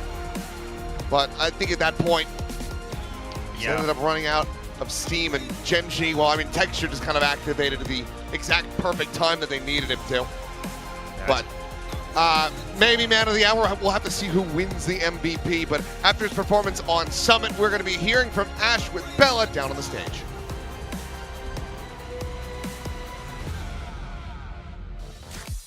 And it's Genji taking their reverse sweep against RRQ today. I'm standing here with Ash. 젠지 시 선수 만나보겠습니다. 승리 축하드립니다. 감사합니다. 안녕하세요. Well, Genji's win streak continue. You guys are now #1 in your groups. And just as Raxco called it last week, another one. And it must be that extra cherry on top, knowing that you played such a big factor in taking your win today. So what's your take on today's match? 저번 주에 렉스칼 선수가 말했듯이 오늘도 3연승에 성공하셨습니다. 그리고 오늘 애쉬 선수가 정말 크게 승리에 기여를 한 만큼 더 의미가 있는 승리였을 것 같은데요. 오늘 승리 소감 부탁드리겠습니다. 우선 저희가 연승을 이어가면서 RRQ 상대로도 저희가 항상 안 좋은 기억이 있다 보니까 준비를 열심히 해가지고 잘 됐던 것 같습니다. I mean, it's definitely nice to continue our win streak, and our previous encounters against RRQ wasn't the best. It wasn't as well, we wished it would be, but it's definitely nice to continue that onwards. We prepped for it, and it paid off. All right, well, we need to talk about your performance today. You are back on the duelist role. We saw you on the Neon. It's a different look than what we used to see where you play on Pacific. You used to be on the Smokes and the Initiator in your beginning days. Was it your decision to switch that role, and how are you feeling preference-wise? 안 그래도 오늘 애쉬 선수가 정말 하이라이트 제조기인 모습을 많이 보여주셨습니다. 타격대를 오랜만에 다시 잡은 모습을 봤었는데 저희가 기존에 퍼시픽에서 봤던 애쉬 선수의 뭐 연막이나 그런 포지션 변화에 대해서 애쉬 선수의 제안이었는지 본인은 좀 어떤 선호도를 가지고 있는지 궁금하네요. 우선 제 제안도 있었고 이제 옆에서 나라 형이랑 원태 형이 저 엔트리 잘한다고 감독님한테 옆에서 같이 말도 해줘가지고 그거 덕분에 이제 감독님도 믿고 그렇게 해주신 것 같습니다. 본인은 좀 어느 게 더 잘 맞다고 느끼시나요? 저 엔트리 할 때가 제일 좋은 것 같아요. It was actually my offer. I brought it up to our coaching staff, and Texture and Karon, they backed me up on it and said I'm a good duelist. And I asked him, what do you prefer? And he said, I think duelist is a great fit for me. All right, 3 win streak down. Will it continue with your next match against Global Esports? 그러면 저번 주에 락스칼 선수가 자신감 있는 모습으로 오늘 3연승 기록하셨는데 다음 상대 글로벌 e스포츠입니다. 4연승도 가능하다 보실까요? 우선 글로벌 e스포츠가 되게 잘하는 팀이다 보니까 방심하지 말고 열심히 연습해가지고 이겨보겠습니다. Global Esports, they are a very strong team, so we're not going to let that get to our head. We're going to practice and keep our guards up and hopefully continue our win streak. All right, that was Genji's Ash for our last post interview of the day. Thank you, Ash. Congratulations again. 승리 다시 축하드립니다.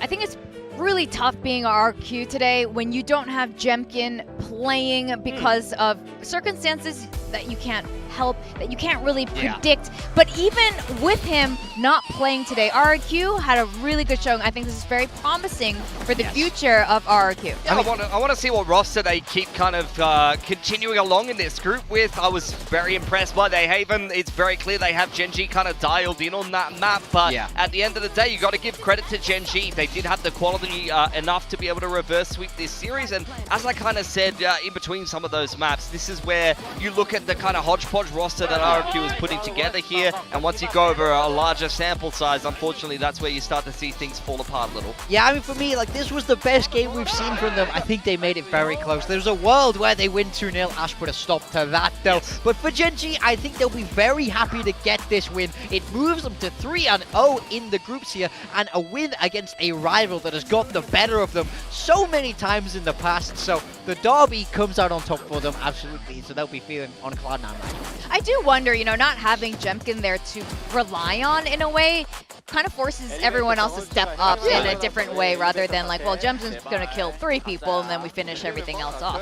But on the side of Gen G, you were saying that RQ's been having a bit of a hodgepodge of like roster rotations and everything, but Pilski, you had a lot of questions about Athena and Raxkull coming in at the beginning of stage 2, and you had a lot of doubts. How are you feeling about Gen G now? I'm actually really enjoying Raxkull, to be honest. I think he's playing a lot of different roles. You saw him on the stage. He's yet again kind of debuted another different agent for Gen G and done quite well. I think he's quite serviceable, flexing into that Senti role where, quite honestly, when we saw Zinx doing that, he would sometimes have some pretty woeful performances. So I think he's proving to be a little bit more flexible than Zinx. He puts up decent numbers on the Phoenix as well. I'm liking what I'm seeing from him. For Athena, kind of same for Lakia as far as I'm concerned. Maybe he does win more clutches than Lakia would, but the calling seems still pretty good on the attacking side for Gen G. I think a lot of the ideas and the playbooks are fine there. So yeah, I think they're decent, but at the same time, I want to see how we go across the rest of the season for Gen G. I'm still not quite 100% sold, but they've done very well to make their way up to 3-0 in their group.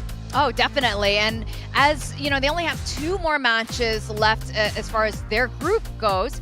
It's going to be Global Esports in full sense. And while both of these teams qualified to London, I think my hot take of them getting top of their group is starting to become more and more real. Yeah, absolutely. I mean, I feel like there's for sure a world where this happens now. Now, I mean, 3-0 is fantastic. The momentum they have is nothing to shake a stick at. I do think those are big games that they have to go against. So I do think tough opponents, so we'll see if they can make that work. But no doubt this is a much stronger Gen G team than we saw earlier on in the year where they just couldn't make it work. Oh, definitely. And of course, like we just said, 2 new additions to the team, Raxkull and Athena. So we got Athena with us from Gen G. We've been wanting to chat with him for a while. Congratulations on the win today, and hello.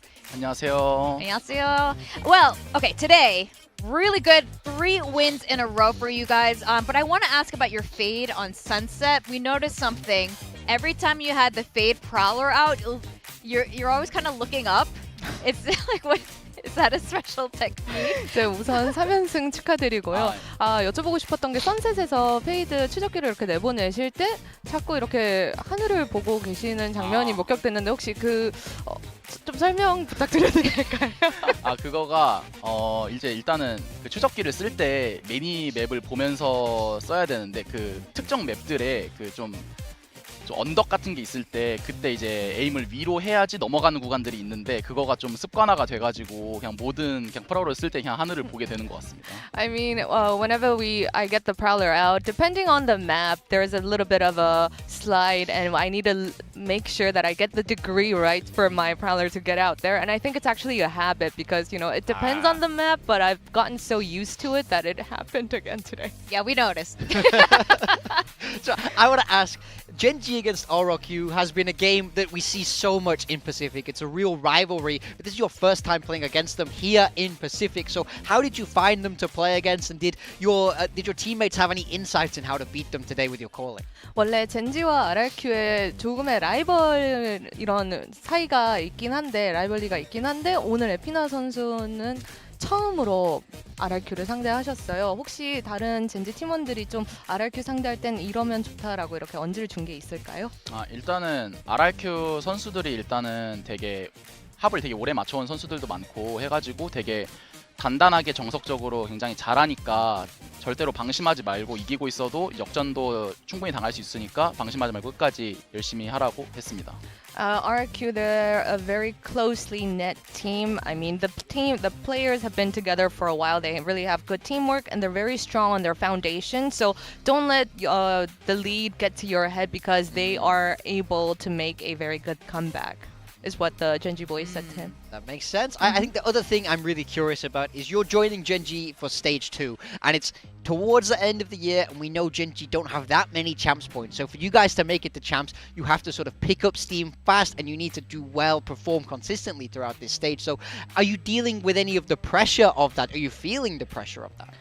이제 에피나 선수가 합류한 시점이 챔피언스를 앞둔 정말 중요한 시기가 됐습니다. 그러다 보니까 단기간에 최대한 좋은 경기를 계속해서 꾸준히 보여주는 게 관건이긴 한데 그러다 보니 에피나 선수가 느끼기엔 좀 부담도 있으셨을 것 같아요. 좀 어떻게 느끼고 계세요?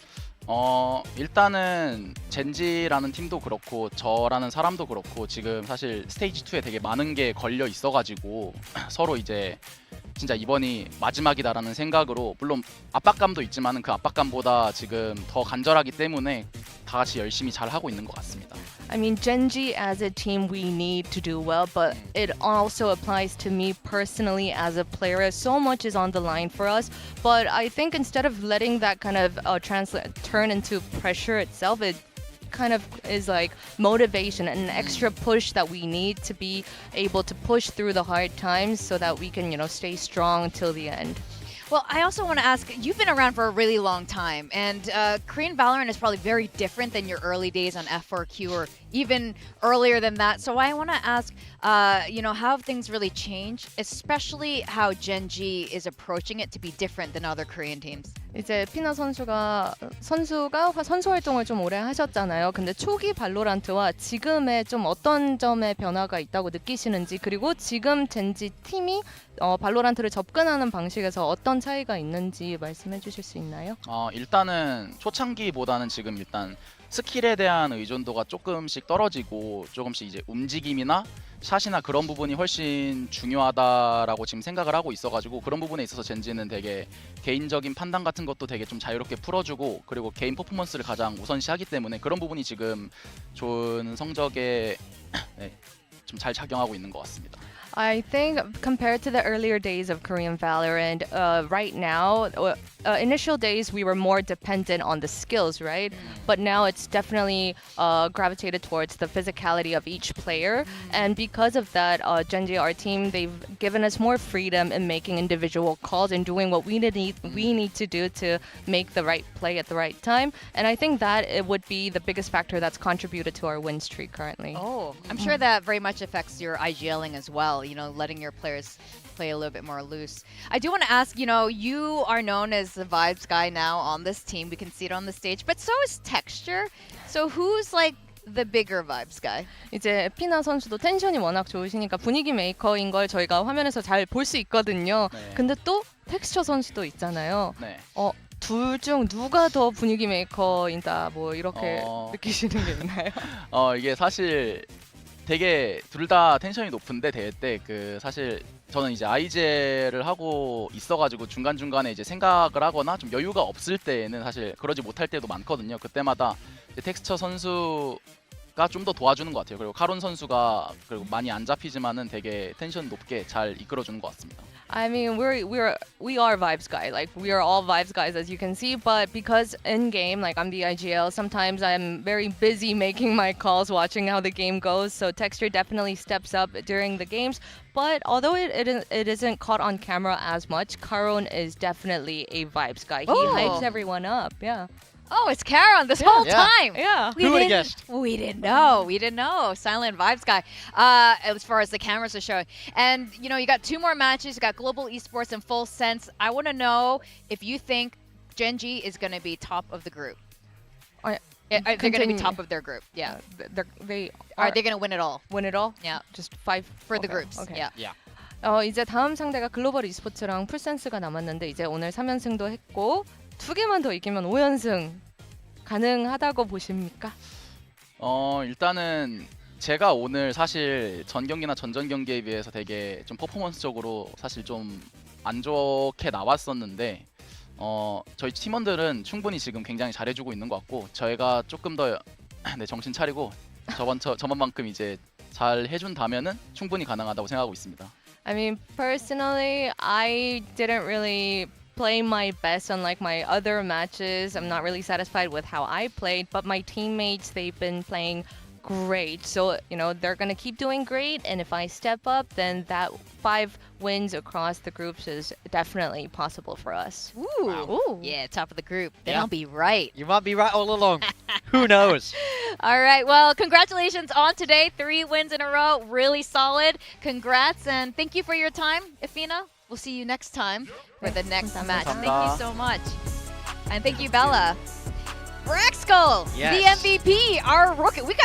Pacific's just got damn good rookies, I gotta say. We got talent. I mean, I think this guy was a great find for Gen.G. He's really coming into his own now when we see him play. He doesn't look like a rookie. He looks composed in those big moments, and he's flexible across those roles. I think this is the kind of guy Gen.G. have been looking for some time. So great to see him come in, start so strong, and now just look to take over these games. Yeah, it'd be interesting to dig into the circumstances around how this roster came together, because sometimes very intentionally you go looking for certain people, you know what they're going to bring to the team, and sometimes you kind of stumble your way into a winner when it comes to rosters, and I'm kind of wondering which one was the case here for Gen.G. Obviously Raxkull was part of their academy team. We've seen him play a fair bit in challenges and things like that, but stepping up to the tier 1 stage, his numbers to me didn't leap off the page, but it seems like they've honestly landed on a winner here, and you can see they're over there in Group Alpha 3-0 for Gen. I mean, ooh. Like, they're getting there. They're getting there. For the heat of the hot take is rising right now from you, Victoria. I know, and you know what? Both of my hot takes are kind of coming true right now. We'll hit on Build Diff real soon. Quack is climbing the ranks too. But on the top of these standings, we got Gen.G, we got Varel. Varel's a dark horse that every team has been naming as their dark horse of Pacific. I mean, no wonder. I think they're really starting to heat up now. A massive win against T1 keeps them at the top of the group. We get to see more of them next week, and I think they're so fun to watch. I want to see them take on the big names. I want to see them go toe-to-toe with everybody. Include not just the big names. We finally have our teams locked in for play-ins here. We got Sharper Esports, Onside Gaming, we got QT and Zipto coming in.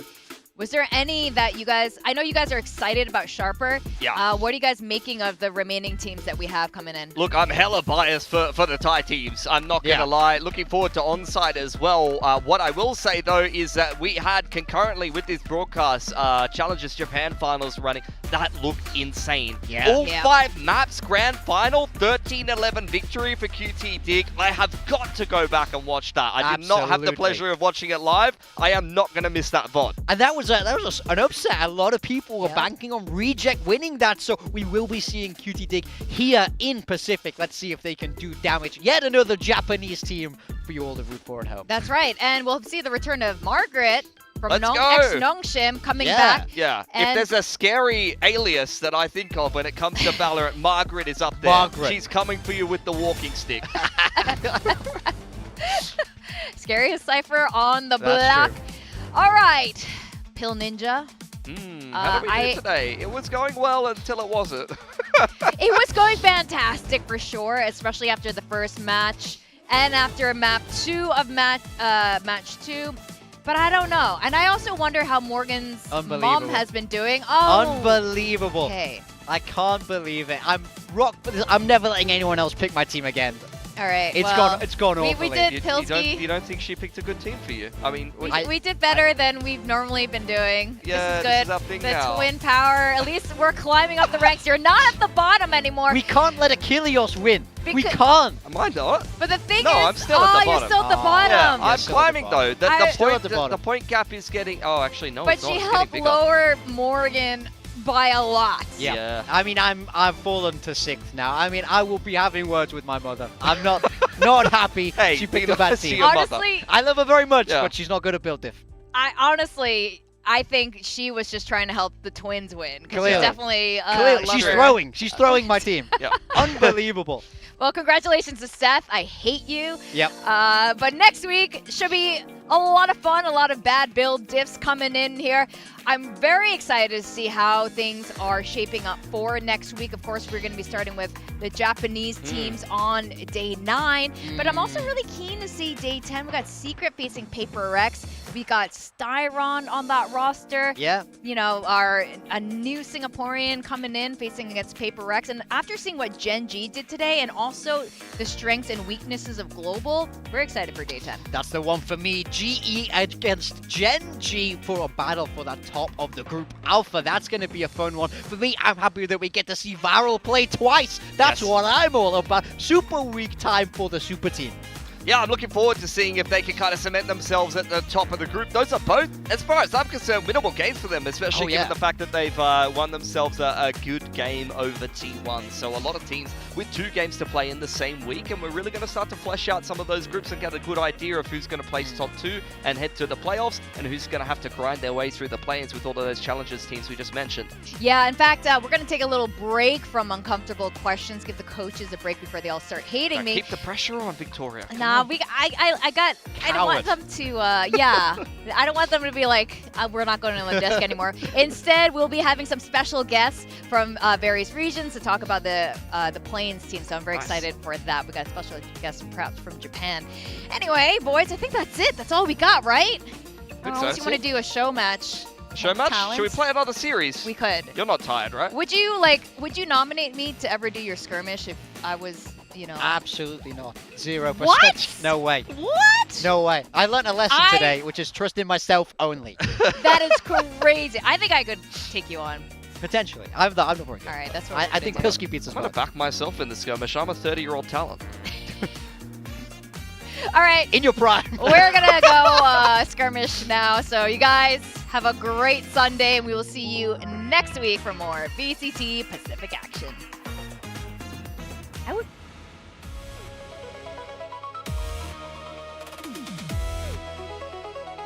This is VCT Pacific 2026.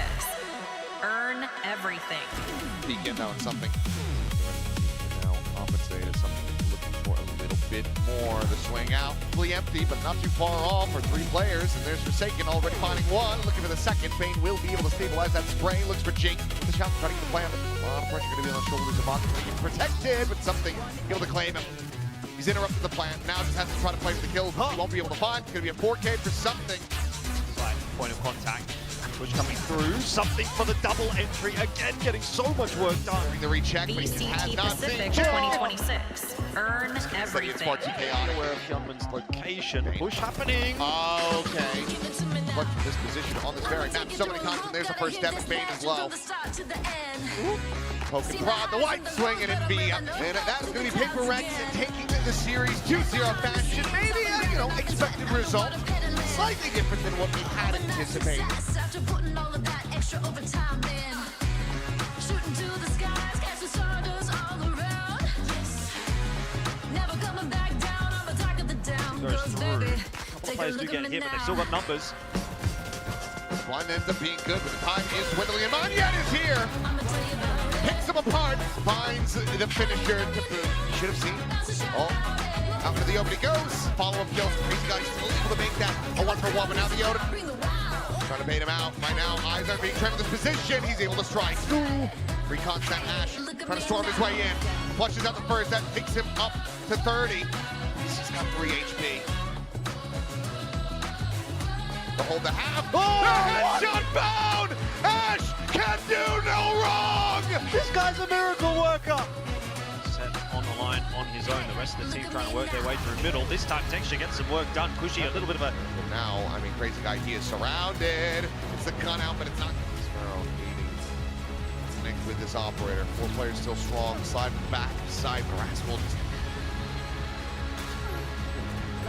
But he gets it done. He gets them over the line.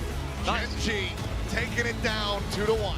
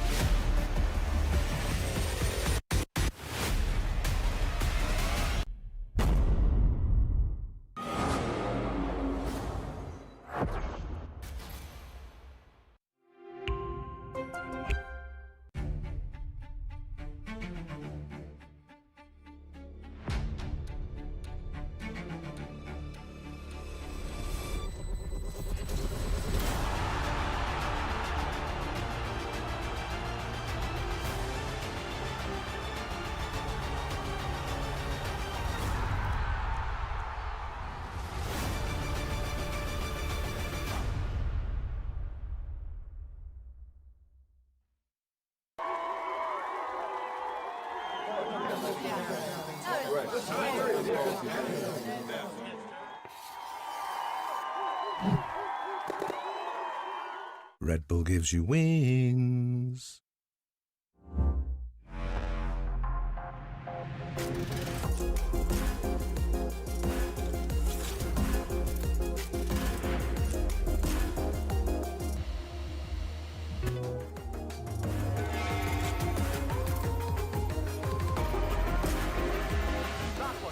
Push, push, push.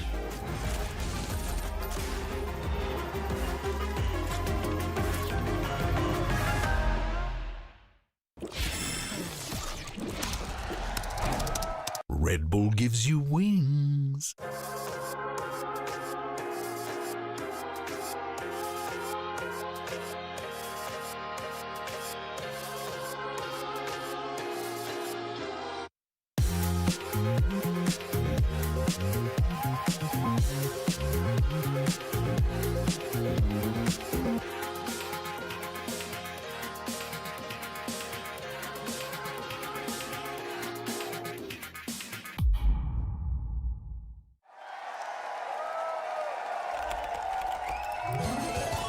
Red Bull gives you wings. This is VCT Pacific 2026.